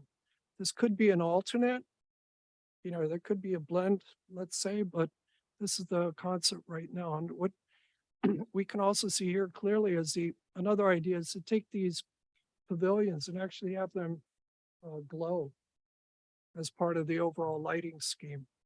And we feel that this would be very welcome experience for pier users. So go ahead. Another view, we're at the pier end now, looking back. Next one. Overall again, and keep in mind that the T will always be aluminum because we want that option of being able to go there before major storm demounting them, flipping them down and then strapping them to the platform of the pier. Okay, next one. This is now option 3, very similar to option 2, but all aluminum. So there are no wood elements in this scheme. Okay. Oh, and here we also began to look at, we went a little bit deeper and began looking at how to address visitors to the pier already at the front entrance. So next slide. Again, overall, you can see, next slide. It's a bit repetitive. What's a little bit different here is that we have, in addition to the all aluminum railing, we have these periodic panels that would depict perhaps marine life, something of that sort, again, to try to establish some rhythm as you're going down the pier. Those would be at every 40 feet, which is where you have your pier columns. Next one. Top view again, as you can see, these images are repetitive so that we're always able to compare. Go, next one. Here we are on the pier again, making our way to that last pavilion, the one out far. Go ahead. It's another view. The idea of the lanterns, kind of like those Japanese lanterns that they set on the water. And next one. And you can keep here from the pier T or the end. We're looking back now again. Here you can see one of the panels a little more clearly. The custom panels. Next. Another view from the tip of the pier, the T, looking back toward the land side. Next. Again. And then finally, the pier end, where you can clearly see again the difference. No wood, all aluminum scheme. Okay, next. Here's a breakdown of option number 1, how we arrived at the, or how the engineer arrived at the figure. And then the next slide takes options number 2 and 3, which would be the hybrid wood, aluminum, and the aluminum, again with cost breakdown already being revised. I'll forewarn you. So we've gotten direction already from city staff. So next slide. Our final slide. Have a good evening, all of you. Thank you. Appreciate the presentation. Preston? First of all, I want to thank you guys for the presentation. But of the 3 of you, how many of you fished the pier? Pardon? How many of you fished the pier? You fished the pier? We've never been on that pier before. No, I didn't ask you that. Do you fish the pier? Okay. Do any of you guys? Okay, thank you. That was my question. So how did you get your ideas about what would be attractive to fishermen on the pier? We visited multiple piers. Like? Your neighbor, yourself, Okay, the Pompano. Fort Lauderdale, which is defunct. I'm sure you know that. That's right. Lauderdale by the Sea. Did you go to Dania? Okay. Okay. I live in Davie, so Dania's just the home. Well, Davie doesn't really have a pier. Dania does. Okay. The reason I asked, gentlemen, because I fished the piers. For over 30 years, I fished the piers. And a lot of these ideas won't work on the pier for fishermen. They just won't work. Number one, you know, the aluminum railing that you're proposing really presents a problem. Number one, nobody has any way to secure their rods. Okay. If you look at some of the other piers where it is treated wood, okay, I know I don't like the whole, some, fishermen like to stick the rod up in those holes, which is actually not good because you take up so much area for other fishermen. But they are notched so that if you get a big hit, you know, your rod is not gonna fall on the floor, on the deck. This proposal just really will create a whole bunch of problems, and that's because I wish that in this design, and you wouldn't have known this, so it's not your fault, that maybe could have provided some insight from the fisherman's perspective, because there's just a lot of things here. You talk about the option 3 was no wood. Option 2 was aluminum rail with some wood alternating type thing. And you said in option 1 there would be aluminum rails as well. Is that right? Top. On the on. Right at the tail end of that pier. Mm-hmm. Mm-hmm. You intend to study how did it fail? Sir, can you go to the mic for the folks on Zoom? Thank you. We went and studied the pier. How did it fail? Where did it fail? And the cause of the failure. So what it gave us, we had before the wood railing all around. Because of the wave action came and hit and it broke off. So we were trying to come up with a solution that during a storm that we can fold those railing up front and we can reuse it the day after. So the best way to get around was to come up with the aluminum so that's lighter, long lasting. That was the basic assumption. The second one, the durability of it. So it will last much longer than the pressure treated wood that you have right now. So we decided where we have much of the action, the T head, replace the wood with the aluminum.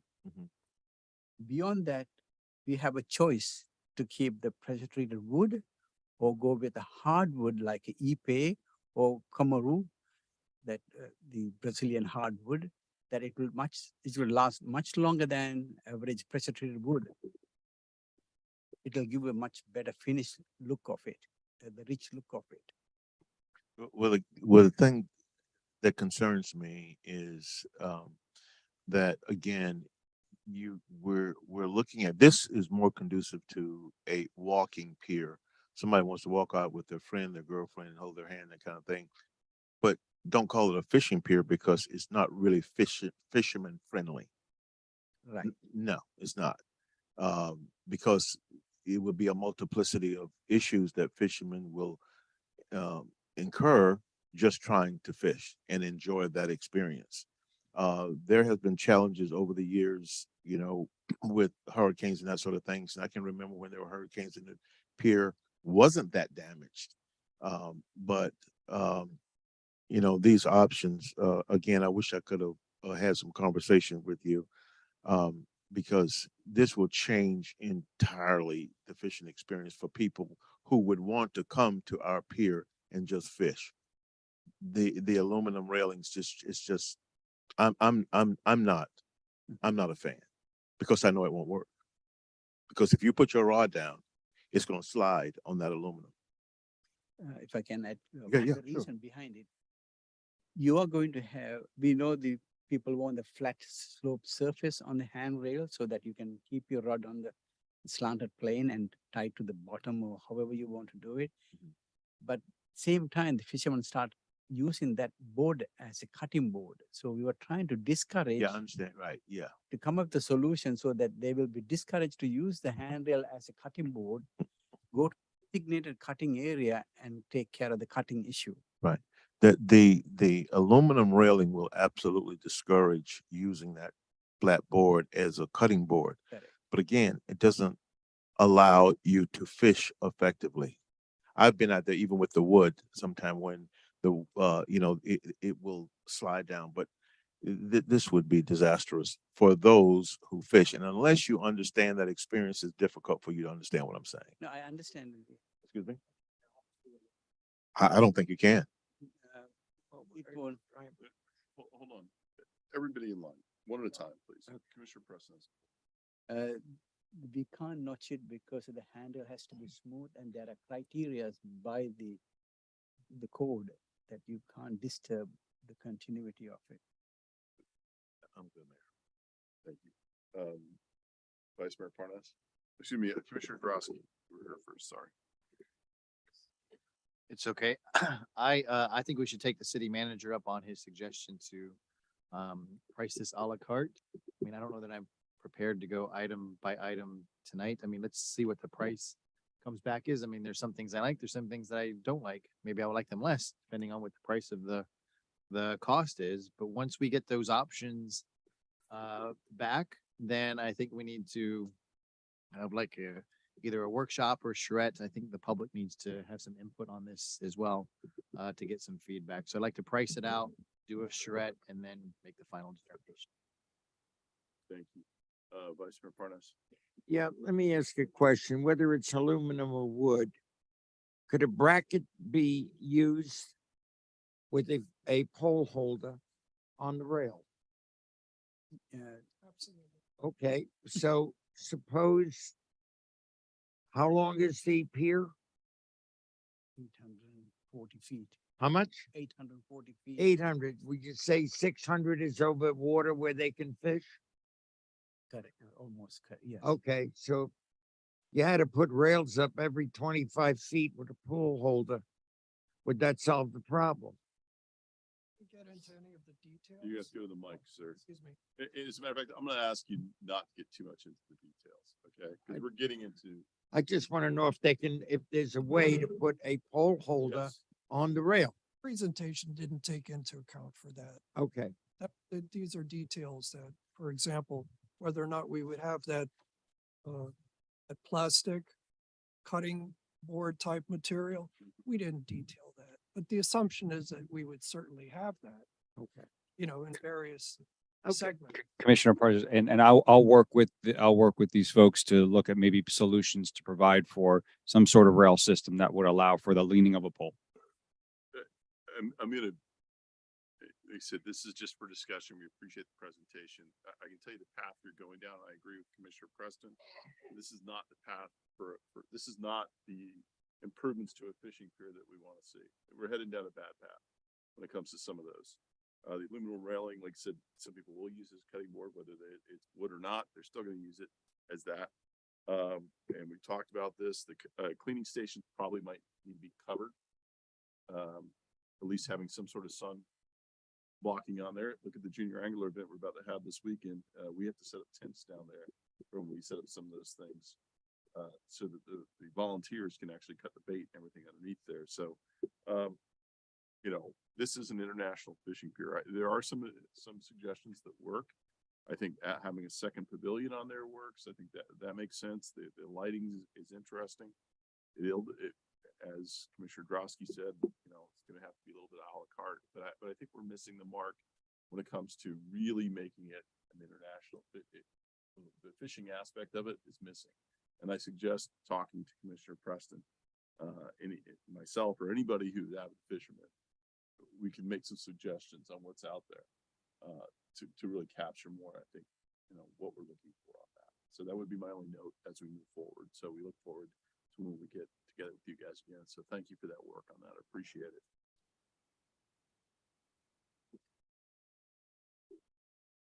Item number 14, an ordinance of the City Commission of the City of Deerfield Beach, Florida, amending chapter 90 floodplain management of the city's land development code to provide regulations for accessory structures in flood hazard areas, specify elevation of manufactured homes in flood hazard areas, and to provide for consistency with applicable building code and FEMA policy regulations, providing for codification, severability, conflicts, and an effective date. Before we do that, I did want to comment. Okay, go ahead. Thank you. I think we should take the city manager's recommendations and move forward with at least option one to start the process of getting this pier redone while they're doing the concepts for making this a fishing pier. But this pier has been inoperable for a long time, and if you can get it up and running in 30 days, at least out to bid, I think I would recommend we do that. I think that would be a direction probably from all of us that we start to try to get it open as soon as possible. It won't happen in 30 Do we have to days. make a motion? I think you've got enough direction from us, correct? I do, and I just want to be clear that, so what we'll do is we'll go out for the base bid as it was presented, and we're gonna have to go, we're have to come back with probably a change order with whoever contractor that we select for any additional enhancements that we do. And we'll work through those with the feedback from the commission and the architects to do that. The base model is having nothing but the middle is exactly the right direction. So it's not the direction we should be heading in. So Okay, we're gonna have to go ahead and then redesign, if it's the will of the commission, to do like a wood railing system. If we can do like, go back to the wood railing system. We can do that. And I'll make sure that, I just want the direction, if that's what the commission would like to see, is the wood railing system around the T of the pier. I know that would be better. That would be my recommendation. Okay, no problem. sorry, we were at item number 14. Well, the title's Been read. City manager, we have presentation. We do not have a presentation on this. This item is to meet the FEMA requirements as it relates to manufactured homes that are in the flood zone, and that they would have to build to the new elevations of the FEMA flood zone requirements should they be rebuilt, excuse me. Is there anyone from the public that care to comment on item number 14? Okay, close it to the public. Motion to approve. Second. Motion from Commissioner Preston, second by Vice Mayor Parnas. We have roll call, please. Commissioner Drosky, Yes. Commissioner Hudak, Yes. Commissioner Preston, Yes. Vice Mayor Parnas, Yes. Mayor Gantz. Yes. Next item, item number 15, a resolution of the City Commission of the City of Deerfield Beach approving the award of ITB 2023-32BA for citywide median landscape improvements to Visualscape, Inc., authorizing the execution of a contract with Visualscape, Inc., the lowest price responsive and responsible bidder in the amount not to exceed $1,048. $1 million, excuse me. $1 million. I lowered the price. $1,048,945.35. Too good a deal when I was there. I was telling you those low bids don't work. I'm telling you. Yeah. Good evening, Mayor, Vice Mayor, and City Commission. My name is Liz Ricci. I'm the Assistant Director for Parks and Recreation, and I'll be giving the presentation on the citywide median and landscape improvements. In order to provide a clear design aesthetic to city medians for both city and private maintained medians, city staff worked to develop guidelines. A presentation to the City Commission was provided on June 7th of 2022 to introduce the Deerfield Beach Arterial Roadway Guidelines. City staff then began to work on improving certain entryway medians through a formal competitive solicitation process, which complies with the City of Deerfield Beach procurement requirements. Next slide. Through that, there were four main proposed locations, which is South Federal Highway, North Federal Highway, West Hillsborough Boulevard, and North Military Trail that were put out to bid. Through the process, though, there were primary identified roadway entries, which are listed below: Powerline, Military, Dixie, Federal, Hillsborough, Sample, and Southwest 10th. And again, the cost of this proposal through the solicitation was $1,048,995.35. All these medians are on state-owned roadways, as well as they are to follow the FDOT guidelines, which includes the specs and the site visibility. These requirements also are reviewed by FDOT, and they're permitted through FDOT, and there is an approval process through FDOT. So this slide here indicates a map that we put together, and as you can see in the pink, 18,849 linear feet of medians has been completed to date by our internal staff at this point. There are 14,775 medians in progress, again, by our current staff that are going through and completing the upgrades to these medians. The proposal for the entryway medians is for 6,602 linear feet. I know it's kind of difficult to see on that map, but they are indicated in the different colors as which they are listed by the number. The next slide is to show you some upgrades that were made by staff on Powerline and Military Trail. And again, these are more upgrades that were done by in-house by staff on Powerline.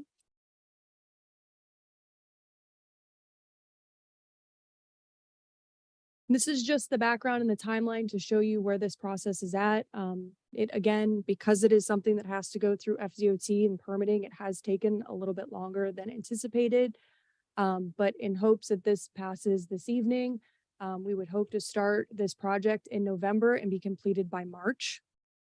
And again, that's subject to materials. And the staff recommendation would be to approve the entryway medians proposal as provided by Visualscape Inc. at the $1,048,995. Any questions? Commissioner Hudak? Thank you, Mr. Mayor. First of all, I want to commend staff. The medians look great. So thank you for all of your hard work. I know when the previous director of Parks and Rec was here, and maybe it was with Eric as well, we changed the foliage, we changed the trees to make them more tolerant of our weather. And I really appreciate staff's hard work. I'm definitely in full support of this. And I just wanted to shout out to internal staff. They've done a tremendous job and it looks great.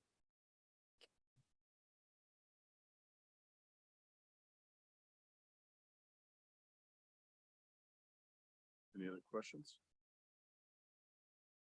You would public care to comment on this item?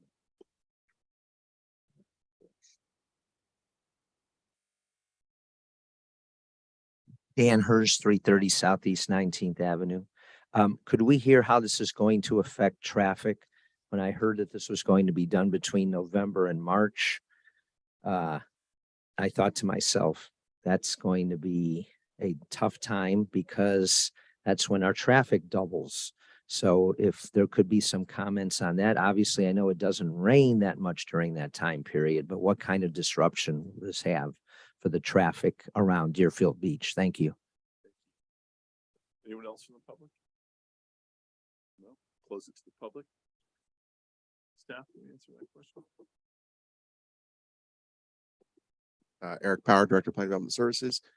So the contractor would have to request MOT's motion of traffic for the city for approval, in which they would have to ensure that the lanes that they will be using were blocked off correctly to not cause additional traffic with coning. And it would be a per median basis. They would be moving fairly quickly. So yeah, in most situations, at least one lane of traffic would be blocked probably during the time of construction, but that time period would be rapid. Is there ability to move this to a different time frame that might be near? Well, we're working as quickly as we can to get these approvals and bid the prices. Typically, when we do these bids, they're based on the current price of a landscape materials at this time. 6 months from now, those materials could be more, they could be less, more than likely to be more, but the bid would have to be redone if we wanted to wait further. Thank you. Commissioner Grosky. I want to piggyback Commissioner Hudak's comments as well on this, is that you can tell the upgrade in the medians in Deerfield Beach. I know the mayor was harping on this issue for a very long time. And now you see the tangible results of that. I mean, before on Powerline Road, when you were coming in from Boca, southbound on Powerline into Deerfield, from Boca, you knew when you were in Boca and you knew when you were in Deerfield. Now, not so much. They've made a great progress there. And that goes for Federal Highway too. I mean, I could name, all the streets. They've made very big progress on that.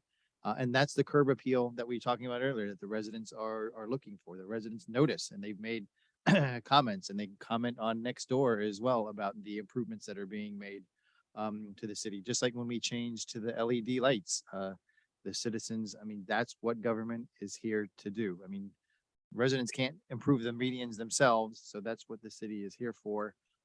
It's a big number. The alternate bid was a higher number, so but it's something that we need to do. This is what attracts people and businesses to Deerfield Beach. Thank you. Okay.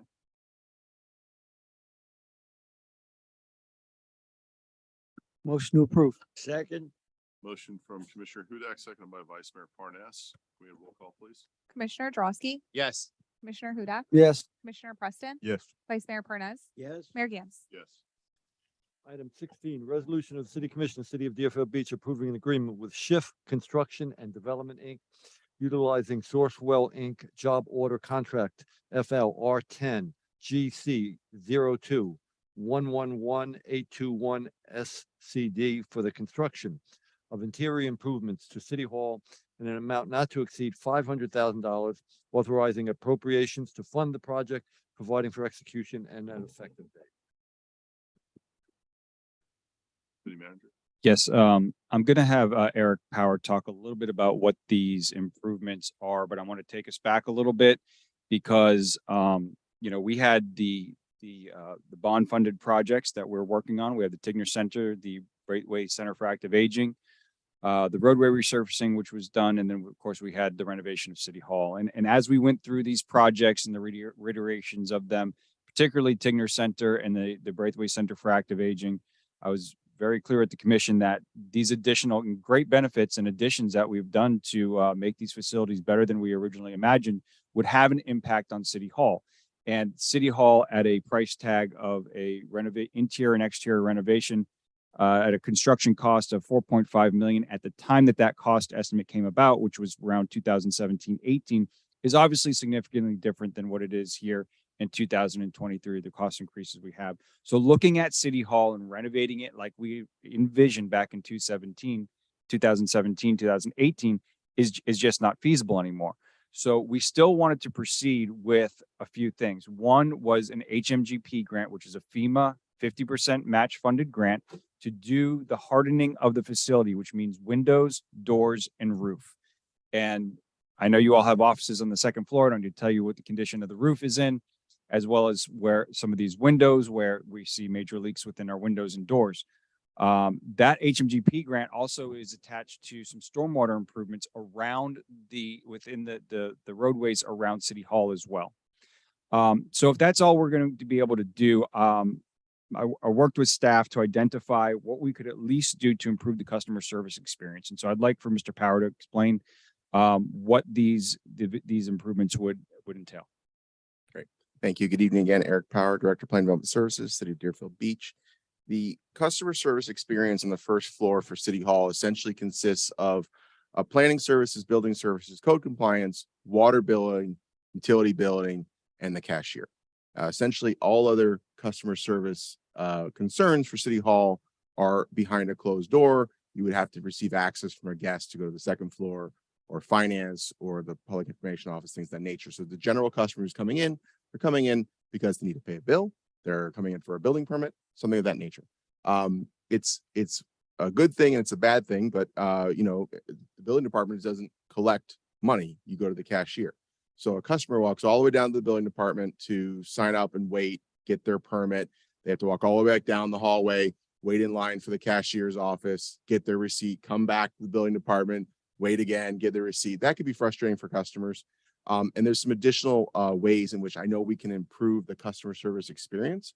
The opportunity that we have, as Dave just mentioned, with the creation of the new windows and door system that we'll be having for City Hall to sort of create a better entranceway to the City Hall, and for that main lobby area to be fully executed as a way for people to be waiting in the lobby, to have information in front of them through a new TV system, be able to sign up electronically if they need to see someone else within the building or second floor. We would like to create additional service windows for the building department, so you don't have to go down the hall. You can basically just take all care of all of your services in that one area, so you wouldn't have to go back and forth between windows. So the experience for the customer is going to be easier, not as confusing, as I'm sure you've all walked into City Hall and you look down the hallway. Do I go left? Do I go right? Do I go straight? All these different types of things. A lot of those issues will be resolved with some better wayfinding situations, and it'll be a better overall experience for the customer. Additionally, it'll be a better opportunity for the city and city staff to protect itself with being able to close off certain doors and have some additional protection for employees who are behind those windows and areas. The bathrooms down the hallway to my offices will be open for the public still.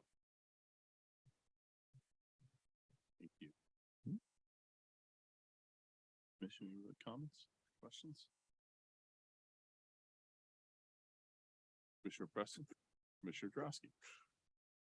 Thank you, Mayor. I just think that this is a good idea in lieu of what we wanted to do, unable to do, but able to make some revisions, revise a little bit, change the plan, but put something in place that will be customer friendly. I like Mr. Powers' references to customer service, because that's really what it's about. How well do we deliver customer service?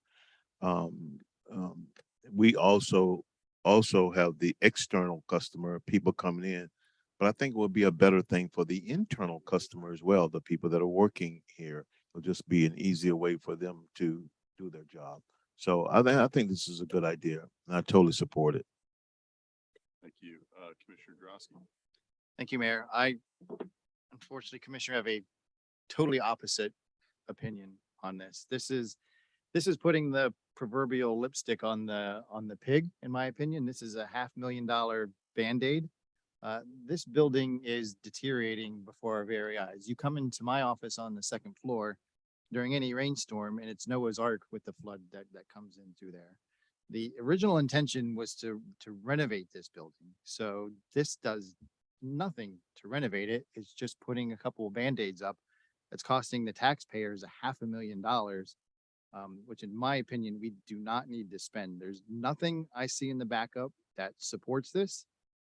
There's nothing in the backup that supports additional protection. I mean, I understand it, but there's no police reports, no incident reports. There's nothing in the backup that supports that we need this. I stood at that podium in 2021, when I was reelected, and I basically said, one of the things that we need to concentrate on in this city is some P3 opportunities, which includes our City Hall building. We have City Hall, we have the police station next door.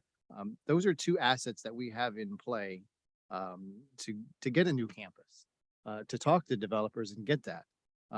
What has happened since that time? I mean, I don't want to reward the inactivity for not moving forward on the City Hall building. That's not my fault. That's not the taxpayers' fault. They shouldn't have to bear this burden. This is a complete waste of money, in my opinion. That $500,000 should go towards finding a new campus or a new building, not improving this building. That's for sure. Thank you. Commissioner, we have Hudak and then Vice Mayor Parnas. Thank you. $500,000 doesn't go very far. If we can improve the customer experience, if we can improve the safety of our employees, I think that's important. To wait until there's an incident is waiting too long. We all know that people, especially since this pandemic, seem to fly off the handle all too often for very insequential reasons. And the last thing I want to do is wait until there's an incident before we actually react and help protect our employees. The customer service experience can be improved. It's going to be years before we can have the ability to do anything with City Hall. So do you want to wait 5 years, 10 years? As city manager said earlier, 2017, it was $4 million to fix or to demolish and rebuild City Hall.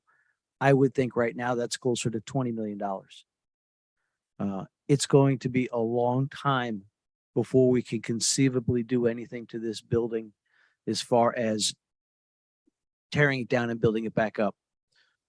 So while we're waiting, at least we can improve the customer service experience and we can improve the ability to keep our employees safe.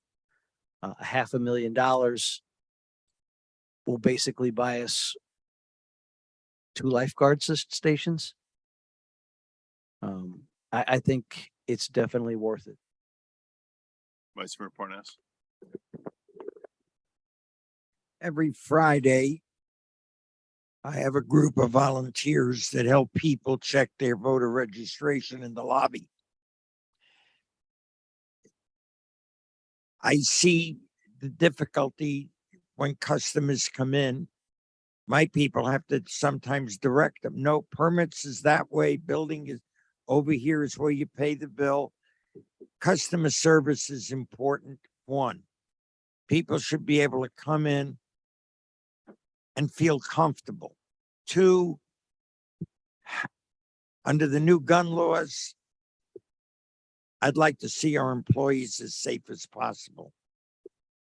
People come in there, sometimes they get pretty angry if they're trying to pay a summons.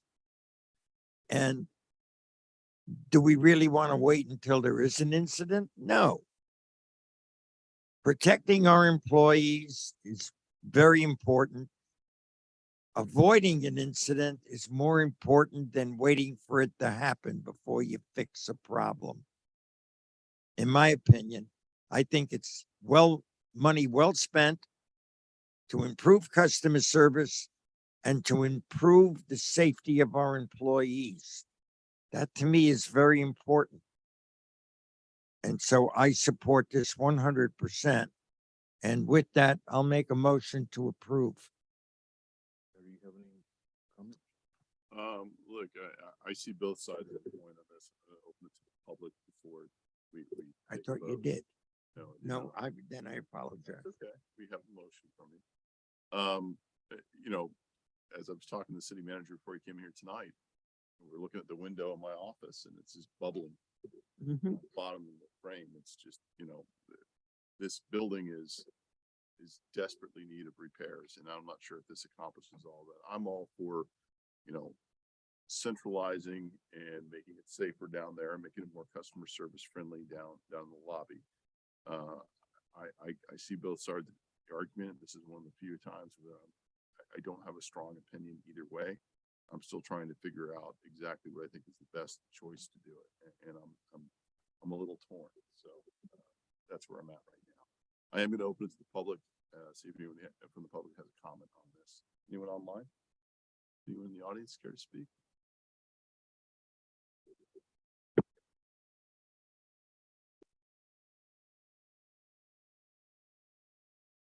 Daniel Shinetsky, Century Village, 34 Keswick B, Deerfield Beach, 33442. I agree. I think it's a good investment to try to improve at least the building a little bit. I don't use customer service. What I see is maybe some of that money could be put into this area where the commission is on a few different things. Number one, in terms of the seating capacity, I mean, Deerfield Beach is growing and growing, and it's going to grow. So I think there's limited seating capacity. So I think that maybe more seats or a different design should be maybe looked at and see if we can increase the seating capacity. The other thing is the security of the commissioners. I mean, this building is really a mid 20th century building. It's very antiquated. What worries me, especially as the landscape of our politics are coming about, the way the audience reacts, I think there should be maybe better security guards for the commissioners to protect them. And one other thing, which is sort of a little pet peeve, it's not the interior. I noticed at the City Hall tower clock for a long time, it's the wrong clock. It's the wrong time. And that bothers me because I think even a small thing like that, to put a battery, I don't know, or to fix that it works, I think that shows a lot. I mean, it's been wrong for a long time. So that's my 2 cents. Thank you. For the record, it is right twice a day. So for the record. I don't want staff, yes. Which is double what we are sometimes.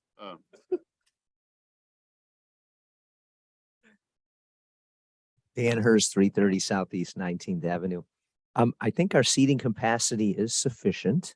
I remember about 6 years ago, one time there was a bunch of Packer Rattler moms and dads, and it could have been standing room only. The other thing is I feel very, very protected here. There's 4 BSO officers here tonight, and I feel very protected and think they're doing a wonderful job. Thank you. Thank you. Mr. Freitag? Good evening, Mayor, Commissioners. Katie Freitag, 418 Southeast 2nd Street. In this case, I very much side with Commissioner Drosky in that I think it is money wasted. I do, I do a lot of work with a lot of other civic organizations throughout the cities, throughout the counties, the Tri-County area. And it's nice to be able to walk into Coral Springs with their lovely new city hall. It's nice to walk into Sunrise with their lovely new city hall. It's nice to walk into Coconut Creek with their beautiful city hall. And then I come and look at ours and I'm like, wow, it's time for us to put this on hold and put the money in the budget for next year to redo City Hall in the way it should be. That money should come way before any parking garages, anything else that we have going on in the city, is to redo City Hall from the ground up. And I have a plan that would actually help facilitate making that happen to a point, at least.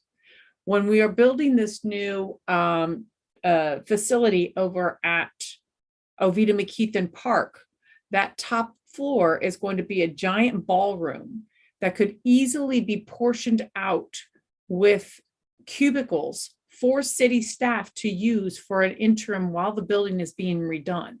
So it's just a thought. I actually have really thought it through, that we could make that ballroom into temporary city hall while the other one is being repaired, being demolished and rebuilt. But I definitely think that just throwing $500,000 at it at this point in time is a waste of our money, especially where none of the materials will be able to be utilized moving forward with the next project.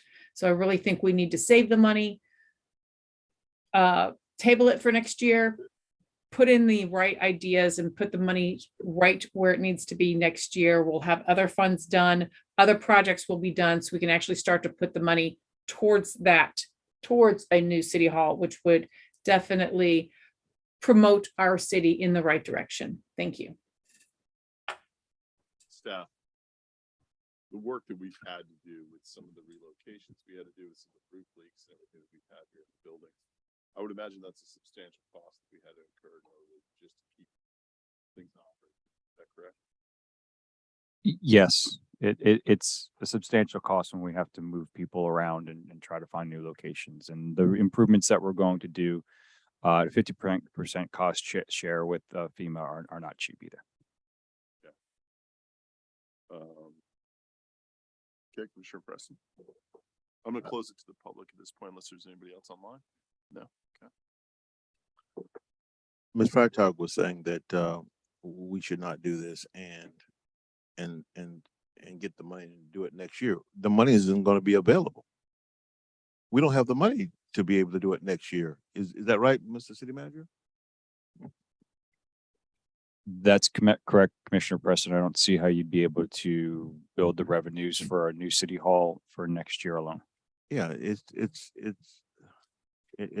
not going to happen, and it wouldn't happen the year after. But I just think that rather than do nothing, it is important to do something as long as it improves your environment. The safety aspect that has been talked about, the overall aesthetics that have been talked about, better direction, customer service friendly, is something that the city should always invest in its residents. Commissioner Drosky. Just two quick counterpoints. One, of course, we're not going to have the money next year. I mean, this is too expensive a project. Same with the fire stations. Those are going to require, bond issues going forward. And I'm sick and tired of talking about it. And here we go, year after year after year, and nothing gets done. So throwing 500,000 into what I see as a useless project doesn't make sense. We need to really tackle this at its source, and get serious about a new city hall and new fire stations. And you're right, that's not going to be done through the general fund. That's for darn sure. So that's the one thing. That's not going to get done regardless. The second thing is, what kind of message are we sending to all of our city employees? We're picking the employees in City Hall to say, we're going to protect you, but the employees in the Central City campus and the employees in parks and the employees Out on Goolsby, you're not important because we're not making any security improvements for them. So what message are we sending that, you know, a select part of the workforce is worth protecting, but not the rest? I just don't see how we pick and choose that. I don't see how we spend, you know, the money like this on something, on a project that just doesn't need to be done at this time. It needs to be put into the bigger scope. Vice Mayor Parnas. Todd, I hate to disagree with you, but that's like saying Broward County, let's take Deerfield has 6 schools and Coconut Creek has 6 schools. And if we can't supply security to all 12, we supply to none of them. The fact that our people here are vulnerable doesn't take away from any place else in the city. City Hall in itself needs repairs. To make it easier for the customers to come here, and I'm here, like I said, every Friday, and I see the people that come, they pay their water bill, pay their electric bill, to pay other bills, to go to the permit department, go to the building department. Those people are important. They're our constituents. And to have a better place for them to come, where it's easier for them to do their business and a more pleasant atmosphere here in City Hall, to me is worth the money and worth the time to improve it. It may be 10 years before we build a new City Hall. Do we keep letting it go downhill, that we can't open a door or the lights don't work? No, you fix what you can when you can, until we float a bond issue and tear the building down and start over. Till that time, our employees are worth spending money on, and our customers, which are the residents of Deerfield Beach, should be treated nicely with a nice atmosphere when they come to City Hall. Improving the lobby situation, to me, is a must. And like I said, I spend every Friday morning from 9 to 12 here in the lobby and see what goes on. Because we're here to help people check on their registration to vote. And anybody that may want to do that, please come on Friday. Okay. I'll second the motion. I'm just gonna say this, look, at the pace in which we move in government, to get things done, Commissioner Drosky's point's not lost on the fact that we need to have a major renovation. We need to stop talking about it.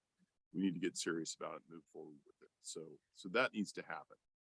But if we were to start doing that and we start planning for that and have that ready for next year to start doing it, look how long it's taken us on these other projects we've approved on. I think when I first came in the office as the mayor, that we're getting close to finishing up with the Center for Active Aging, the Braithwaite Center, and with what we're doing. It takes a long time to get these balls rolling.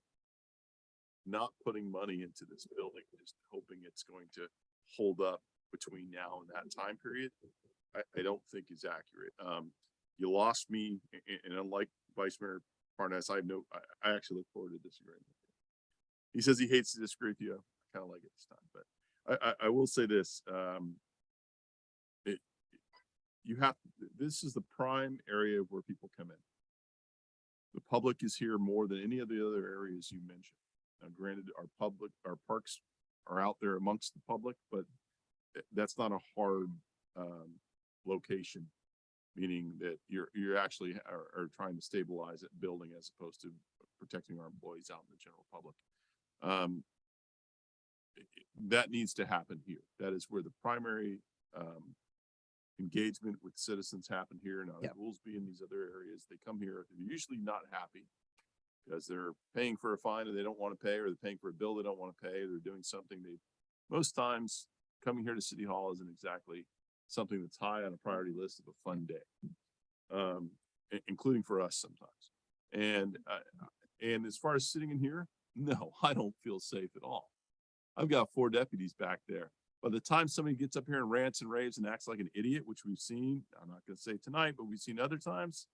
No, I don't feel real safe because the time they go for their gun, it'll be a little too late for me. No disrespect. Thank you. You say carve a bullet for me, or did you take one?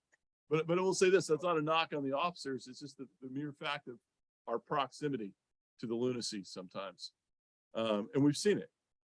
And that's not a knock on them at all because, they're the best. But even with the best, no, it's not the safest in the world here. But I'm not asking for anything here to be done for us, but for our employees to sit out there. They're out there 8 hours a day when the officers aren't there with 4 officers.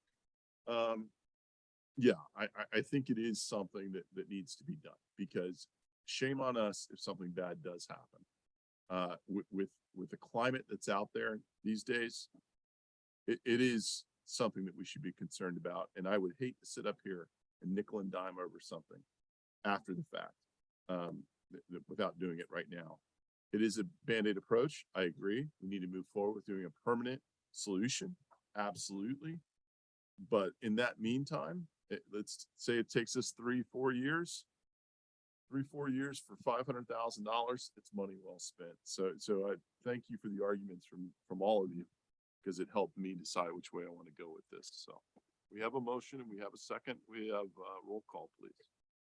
Commissioner Drosky, No. Commissioner Hudak, Yes. Commissioner Preston, Vice Mayor Perez, Yes. Mayor Gans. Yes.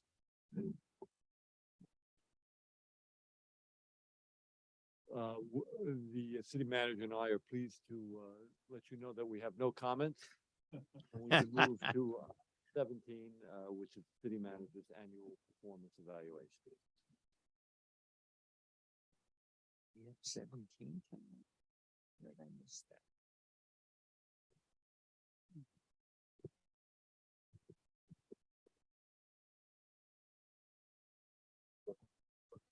How would we like to start this off? Well, I've got one commissioner who walked out of the room, so that's not a good sign, but I do want to I'll go ahead and if I could just brief the commission, I did provide you a memorandum with backup documentation that included the evaluation form that was approved earlier this year by the city commission. I also provided you with a list of various achievements and accomplishments that occurred for the city this year and accompanying information. So with that, obviously, you are required to provide an annual evaluation to me on an annual basis prior to the end of the fiscal year. And your evaluation documentation can be turned into the city clerk.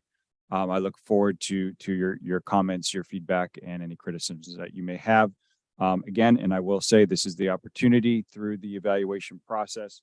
If there is to be any recommendations as it relates to salary increases, this would be the time to do that. Okay. Commissioner Preston, you got your light on. You'll go. Yes. Go first. Thank you, Mayor. As I went through the evaluation, in so many ways, it was very subjective in nature, meaning that, how I view it versus how someone else may do it. It's not a thing that where everybody will always agree on everything that's there. That's a part of that valuation. But I look at a couple things. One, since the time that Mr. Santucci has taken the job, has he grown? Has he gotten better at what he does? And I have seen that. I have seen significant growth. In a job that he has, he could just look at it as a job. Not really caring about this city as a city. And I think that at the time that we had a city manager that lived in the city, you have a vested interest. I wish that was still in place, actually. I just think that's the better thing to do. Most cities do it. And here's the reason I say that, because for whatever the salary that you pay, that money is not being spent in Deerfield Beach. It goes to another city. But I really feel that Mr. Santucci cares about the city of Deerfield Beach. How do I know that? Whenever I call him, he returns the calls. If I need a suggestion about something, he's able to provide that. And that is showing me there's a consistency of growth. And that's important because I don't think he can be an effective city manager if he doesn't show that growth. And, but I'm just saying from my perspective, I've seen things that you need to see. And I don't look at just my district, I look at the city as a whole. And I see changes in District 1, 2, 3, and 4 that has required his attention. And there's been, I'm proud that when I look at the whole city as a whole, I'm not fearful that the necessary leadership at the top isn't there. And so that's how I look at it. Does he care about our city? Is it just a job to him? And the big thing is, has he shown growth over the years that he's had the position?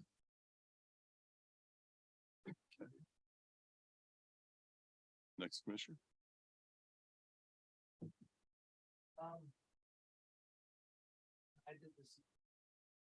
Sorry about that.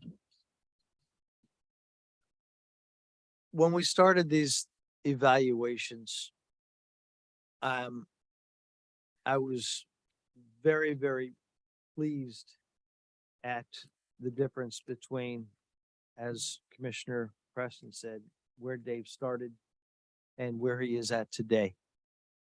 There's always room for improvement.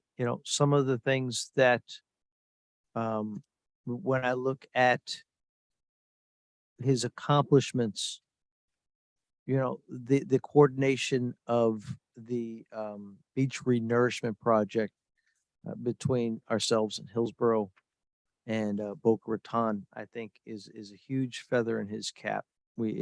As we all know, there was some serious resistance in the beginning with our neighbor to the south, and we were fortunately able to come to some win-win solutions, and Dave was a part of that.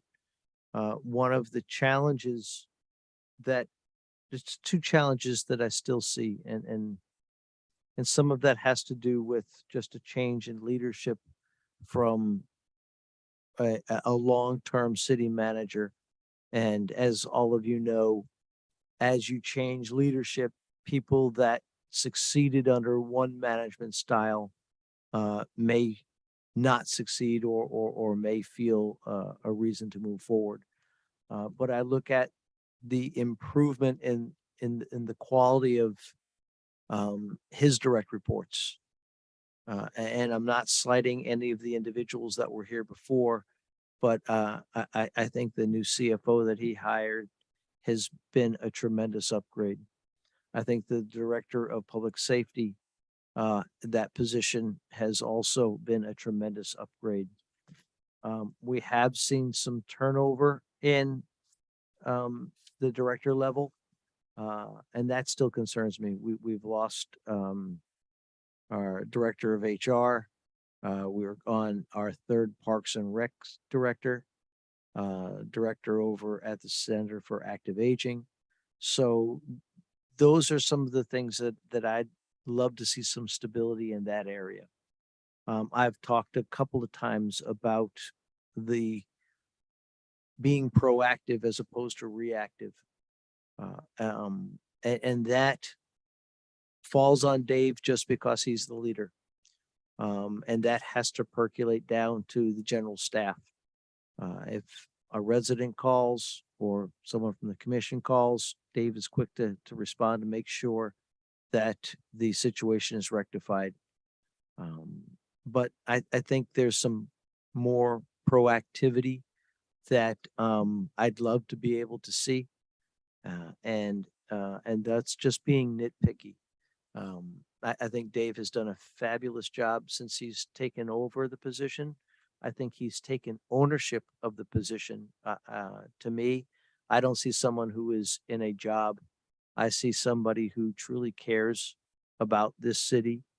and about the fact that it represents not only all of our residents, but represents him as the leader of the city, us as the commission. So I'm very, very happy with our choice as city manager, and I'm proud to be working with him. Thank you. Vice Mayor Parnas. As old as I am, I like to watch people grow. And I've watched Dave grow. I've watched him grow from the first day he took over to now. And I have to say, I'm quite pleased with his work, his attitude, but most of all with his treatment of people. He respects everybody. He expects them to do their job, but he has respect for them as people, not just as workers. To me, that's important. I know sometimes it's difficult, especially ex-military. I remember when I got out of the service, somebody yelled attention, my heels clicked, and I stood up straight. Took me a while to relax. It took me a few years, but I did it. I think that we finally found somebody. It's not just the love of the city, but he loves what he does. And that to me is so important. In spite of the arrows that get thrown at him, Dave doesn't make decisions for himself. He takes direction from this commission. He takes it well, and he follows our instructions and our lead. And I have yet to find fault where we've directed him to do something and it hasn't been done. He doesn't go off on his own. I'm going to do this. No. His job is to follow what the commission asks him to do. And he's done that well. And when it comes to an annual review, does he deserve a raise? Yes. And if it needs to be in motion, I'll be happy to make it. Okay, we'll get to that point. Okay, Commissioner Grosskopf. Thank you, Mayor. First, a little caveat, Madam Clerk, I left my form at my day job. So inadvertently, so the next time I'll be at Saturday. McDonald's still open? Can we get there? So there's a chicken nugget stain on it. You'll know why. So next time I'll be at City Hall is Saturday. So I'll leave it for you. So in case you're looking for it, that's where it is. But I do recall what I wrote down. I mean, it's all 3s and 4s for day. I do like the new form. Pardon me. The last one I thought was not only way more subjective, but it included categories that I thought I couldn't fairly rate him on a day-to-day basis. I think, pardon me, this new form is more concise and helps grade the city manager on those categories. It's not ideal. I like this format better. I kind of like the narrative. To be honest with you, I'd rather not do that form at all. If I had to, there needs to be some kind of written, goals for the city manager and critiques. But this style, suits me better, my personal preference, but I'm fine with the form in the meantime. I think the city manager's biggest accomplishment this past year, in my opinion, was shepherding us through the 10th Street process with regard to the project that we have there at 10th Street and I-95. I mean, to take that to get involved with Colliers and then to get a candidate, to take it through the referendum process, and now take it through the approval process and to negotiate what I think is a really good deal for the city of Deerfield Beach. I give him a lot of credit for that.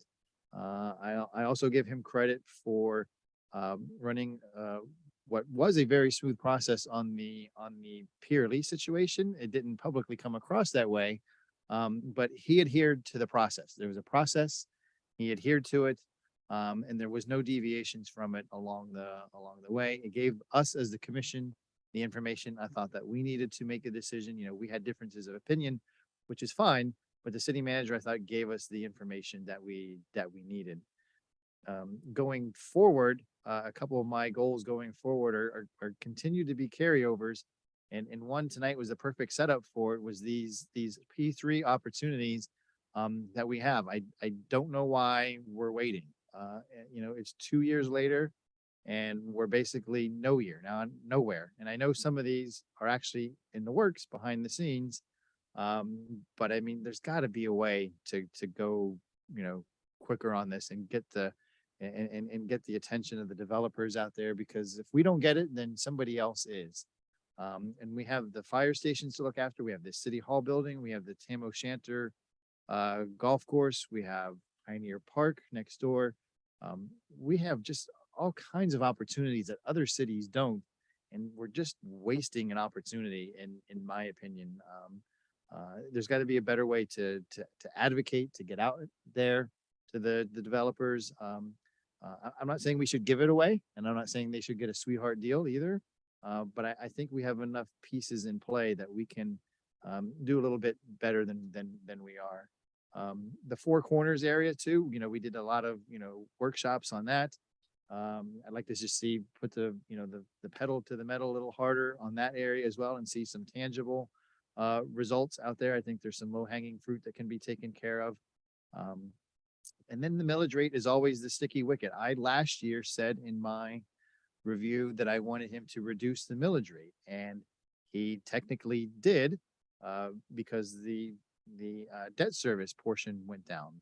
I don't know what the coming year is going to have, to be honest with you. Is the inflation still going to be out of control? Are the unemployment numbers going to go up? Are we on a real estate, bubble? How much more of these crazy increases can the market absorb here in Florida? I suspect probably Florida can handle more than most because we have so many, wealthy people moving into our state that bubble will probably burst elsewhere first before it does down here. So at least to maintain the millage rate, definitely no increases going forward, but to maintain it as a goal for reduction, I'm not so sure that's feasible. I'd love to see it, obviously. But to impose that upon him, I'm not so sure, given the economic, tide winds that are out there. As far as some critiques, if you will, one has to be, and it's a flaw of the system that we have, because we as the commission are not supposed to interact with staff, on a super substantive level on a day-to-day basis. We're supposed to go to the city manager, and then he farms it out to his staff and gets it back to us. So if all 5 of us have a question per day, that's 25 topics the city manager has to follow up on a weekly basis. Sometimes there's more, sometimes I have more than one day. Some days I have none. But how he keeps track of that and gets back to us, there has to be a more efficient way of doing that. I mean, I shouldn't necessarily have to play, my secretary and follow up to get a response. And that's probably because there's so many irons that are, in the pot at one particular time. So I did speak to the city manager, about using some type of, software or portal that we all can use to kind of keep track of, these complaints or issues, whatever you want to call them, going forward. And I think that would be beneficial to everybody going forward. So it's not, I'm not saying it's his fault because it's a flaw of the system. But until we can get that fix, I'm not sure, it's got to fall somewhere. And really, the other one is just kind of explaining,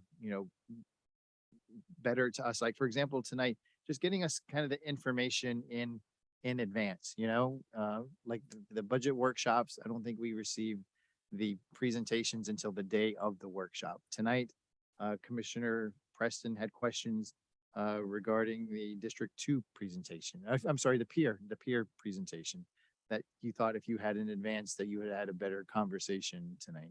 So maybe getting some of those information presentations in advance, and then it's up to us. You get it to us, then it's up to us to do with that information what we want. We can read it, not read it, but if we get it, then it's up to us to make the decisions from there. So I think those are, like Commissioner Hudak said, it's kind of nitpicking, but you got to come up with something. So That's what I did. But Dave has definitely grown into this role. I think, you know, he comes to a lot of the events. I think a lot of the public is comfortable seeing him and interacting with him and knowing that he is there and vested in this city. And I think that's a good thing going forward. Thank you.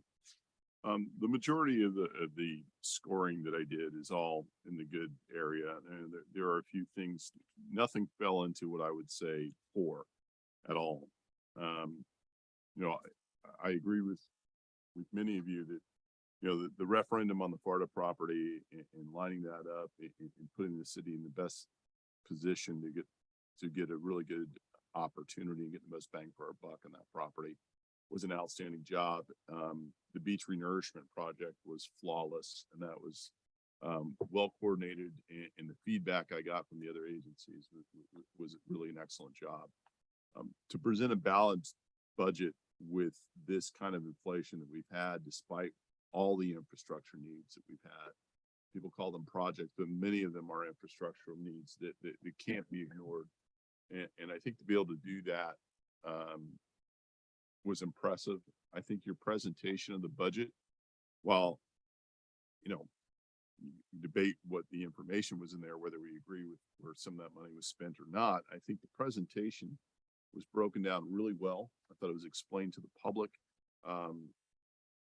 in a way that's easily digestible, and it was very clear to show what the challenges we face were, and, you know, also clarifying some misinformation that's out there. And people say, oh, we're the highest, you know, our taxes are the highest around. I think you have a lot of people that complain about the overall business model of local city governments, because I don't know where the hell city they think they're going to live in, where it's going to be much different. Quite frankly, I thought you've done a really good job of breaking things down and making it very digestible during that process.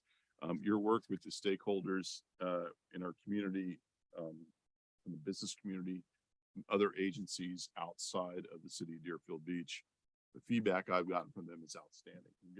Highly praised, very professional, represents the city extremely well. I've been to trips with him now to Tallahassee, in other areas, and seen him in action with that. And he really makes the city of Deerfield Beach look good. And I appreciate that. I disagree with Commissioner Preston in the fact that, one, I don't believe that the majority of city managers in Broward County live in the cities that they actually work in. And I've used kind of this reference before, no offense to Commissioner or Vice Mayor Parnas, but, you know, he is tasked to do a job, and he's well paid to do that.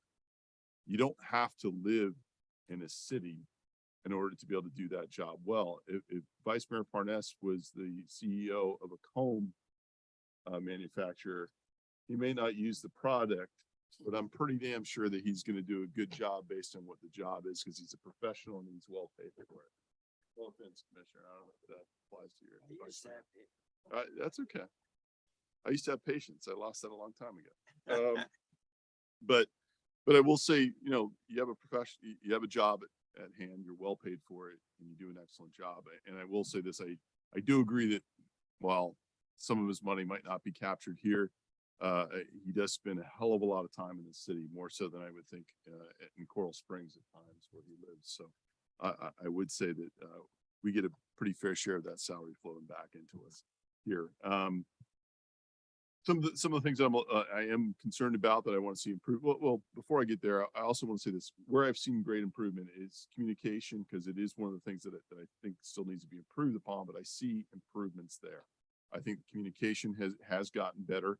I think his ability to work with his staff has improved, and giving them a little bit more freedom. I still think that needs to be improved upon. The following up on requests and questions in a timely manner, so I don't have to chase them down, still needs to be worked on. And as to Commissioner Drosky's point, we need to come up with a system that works a little bit better. I only talk to David, really. There's two people that are on speed dial on my phone, and it's the city manager and the chief lately, because I think I see too much stuff out on the street, not to call the chief. But And I talk to Dave probably once a day, at least every single day. And, you know, he gets a review almost every day. If it's something that I don't think, if there's something we can be doing better, he hears it. I've said it before. Some fools don't like that, but you know, the bottom line is, he gets critiqued every day. And I think that's what you do. When you have someone working for you, you give them positive and negative feedback as needed. And that can be on a daily basis, but he does a good job of keeping me informed. If something comes up during the day, he will contact me. Where I think we lose it a little bit is, and I'll give you an example, when the suggestion was made during the budget, or during our workshop regarding our water rate increase, I had asked for us to pull out some money out of our reserves to go towards lessening the burden of increasing that or having that rate increase be as high as what was suggested to do that. And he carried through on that, but the problem was, by the time we came to vote on it, he had determined, and staff on their own, what that amount would be without checking with us. So, you know, and I had a pretty bad outburst that night because that was a lot of frustration towards that. So while I do think you execute on some of the direction we give you, I think there needs to be a little bit more follow-up with us to make sure the direction you're going in is the one that we want, that necessarily achieves the direction that we gave, or at least when it comes to me, if I could say that. You know, I don't like having to make the rounds, so to speak, and find maintenance issues and different things on the city enforcement of some of our laws, especially in the beach area. That's an ongoing issue, and I think that's something that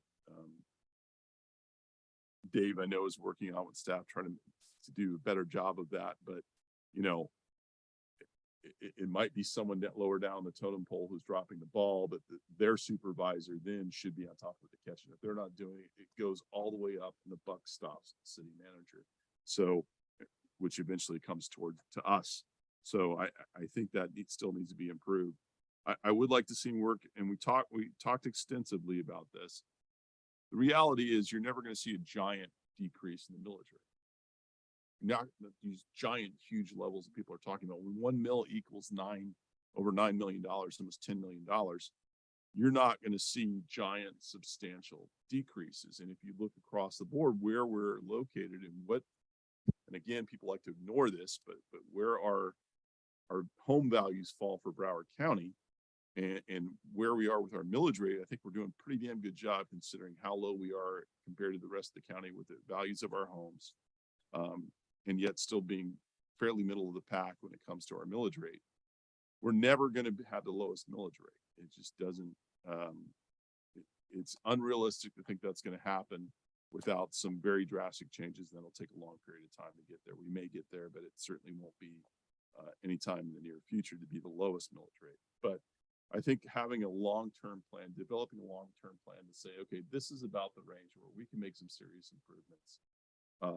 Looking at the market conditions, looking at some of the future needs that the city's going to have, to be able to come up with a realistic range and say, look, if we can lower it by this much per year, we can get us to about here, which is, you know, I think there's going to be a millage rate area that we're going to fall into, which is going to stay consistent probably for a very long time. So, you know, we talked about looking at that. It's unrealistic to come in and say, take 5% across all the way around. I saw that back with Mike Mahaney days, and people come in and did that, and that's just a disaster, and it's naive, and it doesn't really work that way. But I think coming up with a long-term plan of where we could possibly be balancing that, I'd like to see that. I'm not going to hold you to saying there has to be, you know, a millage rate decrease every single year. We saw what happened this year. We saw a millage decrease. It's just not a lot, but we understand that. I would like us involved and engaged a little bit earlier in the process when it comes to some of these projects, and the pier design was a good example, a fresh example that I can give you of, you know, we kind of went down a path pretty far, and I think we've given some direction of saying that, you know, this is a fishing pier. We knew we wanted to make some improvements, and how can we do that? I think you did a good job of taking us down that path, but I think we got too far down the path before they come before us saying, here's what we got. And we're kind of feel like we're kind of pigeonholed into just that. So, engaging the commission a little bit earlier as you go down these paths, based on direction we've given you, I think would be helpful. So that's some of the things I'd like to see. I think you've held up really well. You get publicly attacked at times, and you've always kept a very cool demeanor, and it's extremely admirable. And I think you get better every year. So thank you. Okay. I would imagine all these need to be turned into the city clerk. Okay. As far as an increase or decrease or maintain the same, what do we think? Put my line up. Sure. Well, last year we gave him a 6% raise. I think this year he deserves 10. And if that has to be a motion, I will make it. Okay. What number Commissioner does that Preston? equate to? Excuse me? That equate to? Exactly, that's what. I don't know what the number equates to. Commissioner Preston? I don't think that, I think I don't have a problem with a raise. I just like to say that all of us should talk about this a little bit rather than just throw out numbers. What is fair, what is right, given the accolades that he's, received from the commission. And let's just say that as far as the job performance is concerned, hearing all of you, he's obviously past that. So now we need to say what is fair. I think 10% is a little high. That's just me. And you give me a case for 10%, then we can talk about it. But I think that I'm looking at like 7%, 8%.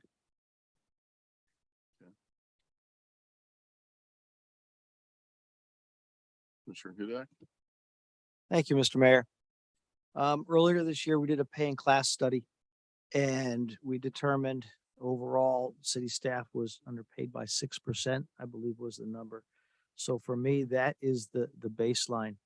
I think Dave has done more than just the baseline.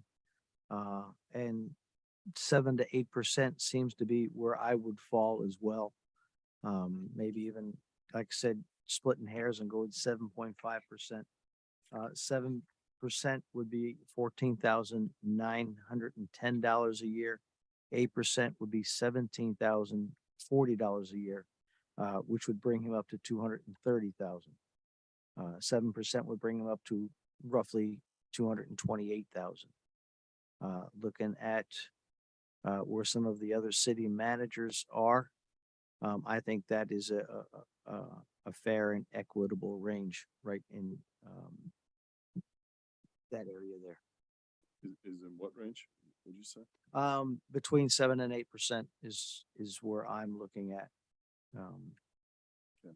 Between 227 and 230 is what the final number would be. Commissioner Drosky? I mean, I'm a little perplexed because we just gave the city manager pretty much, all positive, more than positive reviews. So if you have Tom Brady is the quarterback of your team and everyone says he's Tom Brady, then you need to pay him like Tom Brady. It's city managers are competitive like any other jobs that are out there. The range of city managers for cities our size are between 230 and 240 that are out there. The city of Tamarack just hired their IT director as their city manager for 250. So what message are we sending there? I'm more in line with Commissioner Parnas on that end. if our city employees are worth it, and then certainly their leader, the city manager, has to be worth it as well.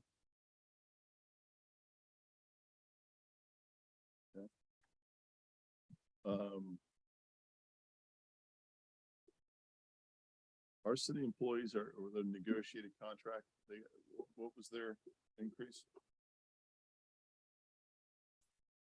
5%, is that correct?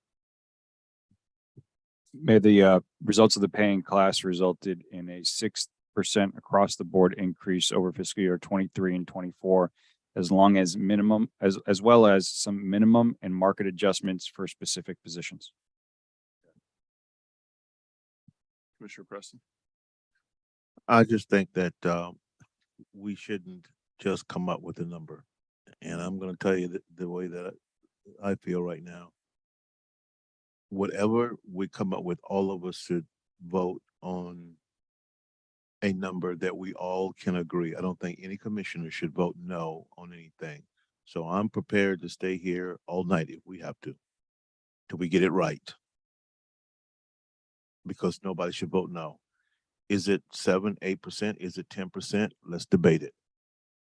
And I told you, give me a reason, you know, and for a 10% increase, and I could be open to that. You made the analogy of a Tom Brady. Tom Brady didn't start off making the money that he did. He's not a Tom Brady yet. Tom Brady won 6 Super Bowls. Okay. I don't think Dave's won one. Okay. Okay. Well, 7. Okay, he won 7. He cheated on one of them. All right, guys, he cheated on one. So, you know, he may be a first round draft choice, but let's let him grow a little bit more. But whatever that number is, I think we all should agree, whatever that number is. And obviously we have some difference of opinions. Vice Mayor Parnas. Well, the only way we're gonna settle this is I'll make a motion that we increase his salary by 10%. That's a motion. Let's see if we get a second.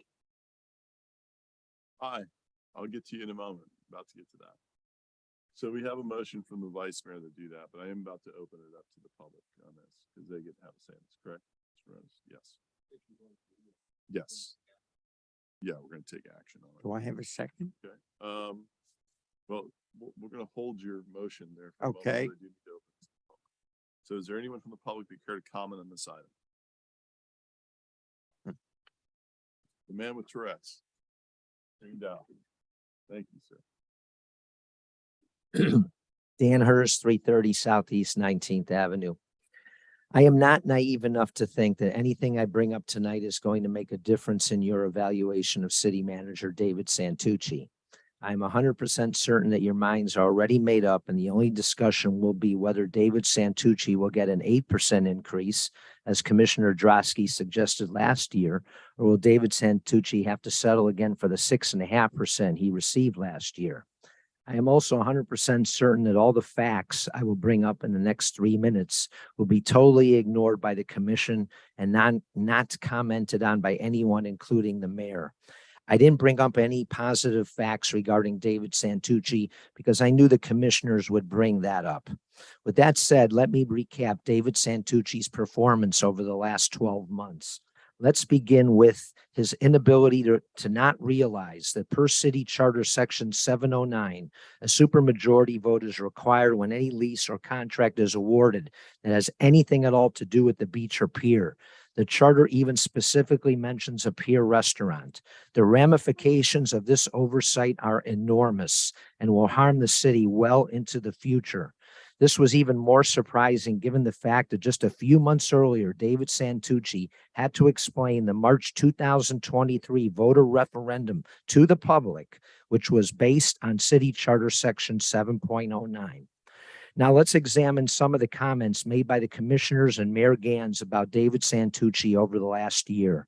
At the comments by Mayor portion at the end of the December 6, 2022 meeting, the mayor said, he reports issues to the city manager and is told that they are done, but later finds out nothing has been done. He commented on the importance of keeping up with the landscaping and how things are falling apart and it needs to change. He said he will continue to air things out in the public so no one feels blindsided. Regarding the solid waste fund rate schedule being put on the agenda of the December 6, 2022 meeting, Mayor Gans reiterated his dissatisfaction with the information not being received timely to fully vet the situation. He said when he found out that this was on the agenda, he reached out to the city manager and expressed dissatisfaction. Commissioner Drosky explained the importance of making the best recommendation for the residents based on having enough time to review the necessary information. Next was the Keiko landscaping affair. David Santucci said the following according to the December 6th minutes. Mr. Santucci said, although there is concern with the pricing, he is not concerned with the contractor's ability to perform the contract due to his, may I have another minute? Due to his experience and reference. Commissioner Preston asked how the landscape contractor is paid upfront or after the work is performed. Terry Reinhardt, Director of Parks and Rec, explained the issues with the previous contract as the contractor was paid monthly with no ability to withhold monies if work was not performed. How can anyone with a procurement background like David Santucci allow the city to sign such a bad contract and not allowing to withhold payment for bad service? So I could bring up more things like the Pioneer Grove failure, the ERP implementation, but I'm running out of time. So in summary, I know bringing up these points will mean nothing, but these are all facts, not opinions. And if you were going to be fair to the taxpayers, you would not give David Santucci any raise this year because his performance did not deserve it. Thank you. Thank you. Is there anyone else in the public? Anyone online? Katie Freitag, go ahead. Katie Freitag, 418 Southeast 2nd Street. I know that the across the board 6.5%. I know that Commissioner Parnas is looking for 10, but seeing how all of our expenses have gone up, all of our fees everything is increased. We don't have that much of a significant reduction in the millage rate. I think that really across the board, 8% should be the top adjustment, that top percent of a raise that David should receive at this time, only because of the situation with the city, within the city and the funds that we need for all of the different projects. And that's still more than what all of his other employees received. So I think that should be a fair number. Thank you. Thank you.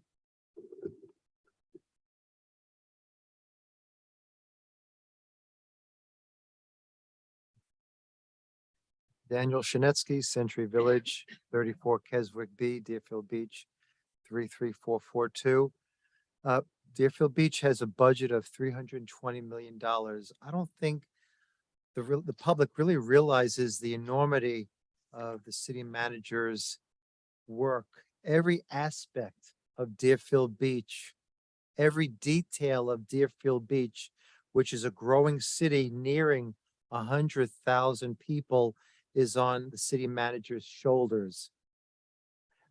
David, a great leader, is like somebody like an Abraham Lincoln who got slings and arrows thrown at him from every single direction, even from his own cabinet members. And yet he kept calm. He was seasoned. He was reasonable. I've been coming here for several years, and I am amazed at the personal attacks on the integrity and the performance of the city manager, but yet he's always kept, as the mayor said, he's always kept calm. He's always been reasonable. He's always been seasoned, and he's always been task oriented. And those tasks have been accomplished. And I am amazed by David Santucci's performance. So I definitely think he does deserve a raise. And I'm very proud to have him as a city manager, as a citizen of Deerfield Beach. Thank you, Dan. Anyone else in the public? Anyone online? And close it to the public. It's interesting to criticize someone for something that our city attorney said the supermajority was not needed. Your, interpretation of that, I'm gonna listen to my city manager, or excuse me, my city attorney more so than I'm gonna listen to the general public. And I think that's what the city manager did as well, thank God, because it's just erroneous. Yes, I definitely have some issues with some things that took place, and I mentioned that even in my review. But that does not give the full picture of his total performance. Babe Ruth struck out 1,330 times.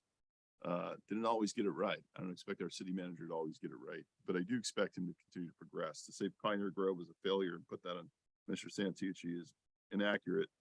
Though that is a frustrating situation, to put it on him is just ridiculous. I disagree with that, but I also disagree with some of the salaries that are being suggested. I'll be honest with you. I think I'm looking a little too public sector private sector than I am public sector. And I wasn't anywhere close to any of the numbers you guys are throwing out as far as percentages, but looking at the analysis of where we are with other city managers, in other cities with comparable budgets and things like that. I don't see 10% is not even close to where I was looking. 6.5% would be probably my max. I may be convinced to go a little bit higher, but I am in the 6.5% range. That's what our employees got. I think that puts him around Tamarac's level where it needs to be. But I believe that's the way the math works out on that. So I'm in a different position than what the rest of you are on this, and I'm at 6.5% right now. Commissioner Preston? Actually, Oh, I'm sorry, Commissioner Hudak. Thank you. 6.5% was the average. I think our city manager is above average. And that's why I'm really looking between 7 and 8%. I agree 10% is a little high for my taste as well. But in my evaluation, our city manager is definitely above average of that 6.5%. And I'm still in the 7 to 8% range, which puts him at either 228 or 230, which is a comparable salary. And I don't think that's anything to be embarrassed about. Commissioner Preston? thank you, Mayor. With all due respect, Mayor, I think that 6.5% doesn't reflect the job that he has done. I think he's done greater than that. I'm more in line to agree with my colleague to my right. Would you consider 7%? I would consider it. Look, I'll be honest with you, thinking purely private sector, I was at 3.5%. That's how far away from what I was thinking. And that's private sector type mentality. But I could go to 7. Go to 7. Vice Mayor Parnas? Well, I'll change my motion and I'll motion we go to 8%. Okay.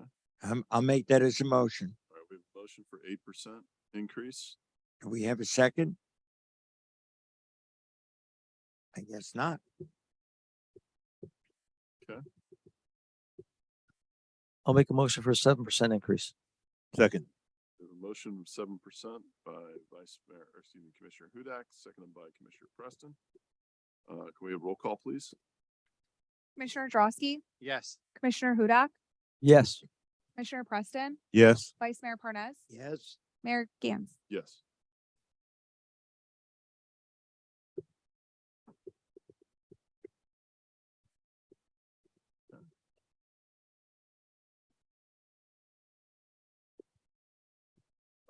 Comments by the mayor and commission? District one. Thank you, Mr. Mayor. Only comment I have is, we'll have a District One Commission meeting, a District One, meeting, here at City Hall. Oh, good, it's still Wednesday. Next Wednesday at 7 o'clock. Some of the things we'll discuss is, the status of the pier, and I want to, greatly appreciate your comments on the pier. I'm not a fisherman either. So I greatly appreciate your comments. I will also talk about the status of the 13th and 15th Avenue bridges and also the survey results with regards to the dunes and what the residents would like to see happen there. Thank you. Thank you. District two. Thank you, Mayor. I just wanted to just say briefly that there was a situation over on Labor Day where one of the noted families had rented Mayor Howard Park and it wasn't cleaned. And I would tell you that staff ended up making sure it was done. So I really appreciate, you know, their efforts and reducing tension. So I'm really appreciative of that. Also, I'd just like to thank the commission, each and every one of you. We are bound by this thing called the Sunshine Law, and nobody can call the other person and say, this is what I'd like to do. This is how I feel. We have to sit here and debate it. And if we weren't willing to do that in a measure of fairness, then we all would have failed. Fail those people who expect us to do the people's business. And, you know, as I was walking in tonight, a person said to me, he said, you look sharp, you look like a business person. Well, you know what? We're all business persons. We are handling the business of this city and our constituents. So I'd like to thank the commission for having an open mind in sensitive situations that we just went through, like talking about a person's salary, what is fair, what is right. And if we could not work together, we would still be debating it. So I am personally happy that I don't always agree with everybody up here, nor do you always agree with me. But there is one thing that we all do agree on, and it is that we have to represent the city in the best way that we possibly can. And for that, you know, I thank you. I really appreciate that. Thank you very much. That's it for me, ma'am. District three. For those of my seniors that are still awake, I'm holding an informational meeting tomorrow, 1 o'clock in the clubhouse in Century Village. The cost of insurance has skyrocketed to a point that many of my neighbors may be forced to sell. My own building went up $90,000 in the last week. That's on top of on premium that we already paid. Because of the hurricane or whatever, they banged us for another $90,000 for the building, which meant an assessment to all the residents in the building. I'm holding a meeting because there's a way we can pool our resources together, form a cooperative, and reduce premiums by about 40%. I don't ask you to agree with the concept. I'm asking you to come to the clubhouse if you live in Century Village, 1 o'clock tomorrow, and get the information and make up your own mind. If you think it's a good idea, get your board to act. If you don't, vote against it. But first get the facts. So please come to the meeting, 1 o'clock tomorrow. If you can't attend and you email me, either at the office or my personal email, I will send you the link because it'll be on Zoom. That's all I have. Thank you, Mayor. It may come as a surprise to many of you, but I'm president of the Broward League of Cities. Oh, yes, you are. And so one of the things I'm going to put in each of your boxes upstairs is a magnet with the county and the Broward League of Cities logo on it that has some frequently used phone numbers on it. And it also has in the bottom right-hand corner a QR code where you can go to all of the county services. So just some useful information. So if you wonder where it came from, it's from me. I also have 4,000 of their friends and in my trunk. So I'll be bringing those to any residents that would like those at the next commission meeting as well. Some couple random thoughts about tonight. One is we need to keep an eye on this Live Local Act, because I don't know if you've seen in the news, Miami Beach, the Clevelander is being proposed to turn into a Live Local project with a big, massive project down there. And the Miami Beach residents are all up in arms, and there's nothing they can do about it. So a big building project, housing project. Yeah, they're gonna tear the Clevelander down and build a big housing project there. It has to have a, you know, an affordable housing component element to it to get under the Live Local Act. So that, just keep an eye on it, because that doesn't mean it can't happen in Deerfield Beach as well. I'm interested in the additional homestead exemptions as well. The city manager, when you put together, I think you said a resolution, if you could have in that backup as much information about, you know, exactly how many people that's going to affect approximately in Deerfield Beach and what that means to our budget. I'd like to know what kind of, you know, hit that is. I mean, obviously the more homestead exemptions you give, that's the less revenue to the city. And we're always trying to find places for new revenue, not decrease revenue. I have a sinking suspicion it's not going to be a huge number.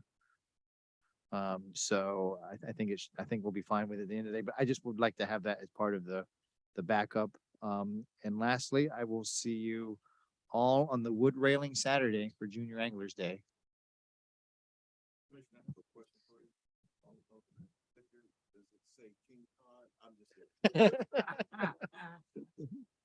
You've been peeking again, haven't you? I do want to thank staff, our participants, so many groups that participated in the Community Cares event last Saturday. Fantastic event for the city of Deerfield Beach. And it really, that event is really a standout event and really gives back to the community. So I want to thank all involved, Joel Smith, his team, everybody at Zion Lutheran. Fantastic job, Kurt and everyone over there, and our staff for all their hard work on it. There was a suggestion made to me by a resident. We ask residents to come out to some of these code enforcement hearings. And sometimes some of them are lengthy and they have, you know, they require multiple meetings, which requires multiple attendance. What ends up happening at the end is residents don't end up sometimes finding out what the resolutions were to it. So maybe what we could do is, and just something for staff to look into, is have a sign up for if anybody who wants to have a summary of the final conclusion of the hearing, that information could be sent to them. Make it where it's voluntary, or they have to sign up for it, but just as a suggestion, so people can find out exactly what the outcome was. It's kind of like serving on a jury and not knowing what ends up being settled with at the end. So you always want to end up knowing. Code enforcement. I've gotten a lot of complaints about the beach area, that certain hotels. I think you guys probably know which one I'm talking about, that may have some code enforcement violations that need to be the upkeep of it. I know they just did some tree trimming and stuff. The maintenance of a lot of the different properties along the S curve there, they're either abandoned or in disrepair. I'd like to know where we are in code enforcement with some of those, to find out, to make sure that we're in the process with them, because the maintenance is definitely a problem over there. We want to make sure that area looks as good as possible, and we're struggling with that. Also, there's a little mart, a shopping, you know, I don't know, it used to be a little marketplace that was there that's been closed forever. If I can get an update as far as what's happening for it, it's on the S curve there. It's been scheduled to be open for a very long time. Just like to know update is on that. If you guys can give me that information. Pardon? I believe so. Yes. The junior angler event, I don't believe I'm going to be there, believe it or not. This might be the first one I've ever missed, and I'm disappointed. I'm not sure if I'm going to be able to make it or not. So I will hopefully see you all there. And, I will not believe any fish story here about what Commissioner Preston catches, unless there's proof. And if I hear from any of you tell me they caught a big fish, I won't believe anything. So, don't lie for them. I have a question about garbage cans. If a resident requests a smaller garbage can, do they get a lower rate by going with the smaller can? I don't believe that's the case, Mayor, but I will confirm and I'll get an answer back to you. No problem. Thank you. And in the words of Ed Koch, if you agree with me 9 out of 12 times, vote for me. If you agree with me 12 out of 12 times, get yourself a psychiatrist. So, I appreciate the cooperative spirit tonight. There are certain things that I think it is healthy and good for us to vote 5-0 on, if we haven't brought up suggestions on how to change things. The budget's a big one of those, a big part of that. I appreciate the fact that we're able to be kind of on the same page and negotiate it and debate it when it comes to the salary for the city manager. And thank you all for talking me out of being so damn cheap. So thank you. Motion to adjourn. Second. All in favor, say aye.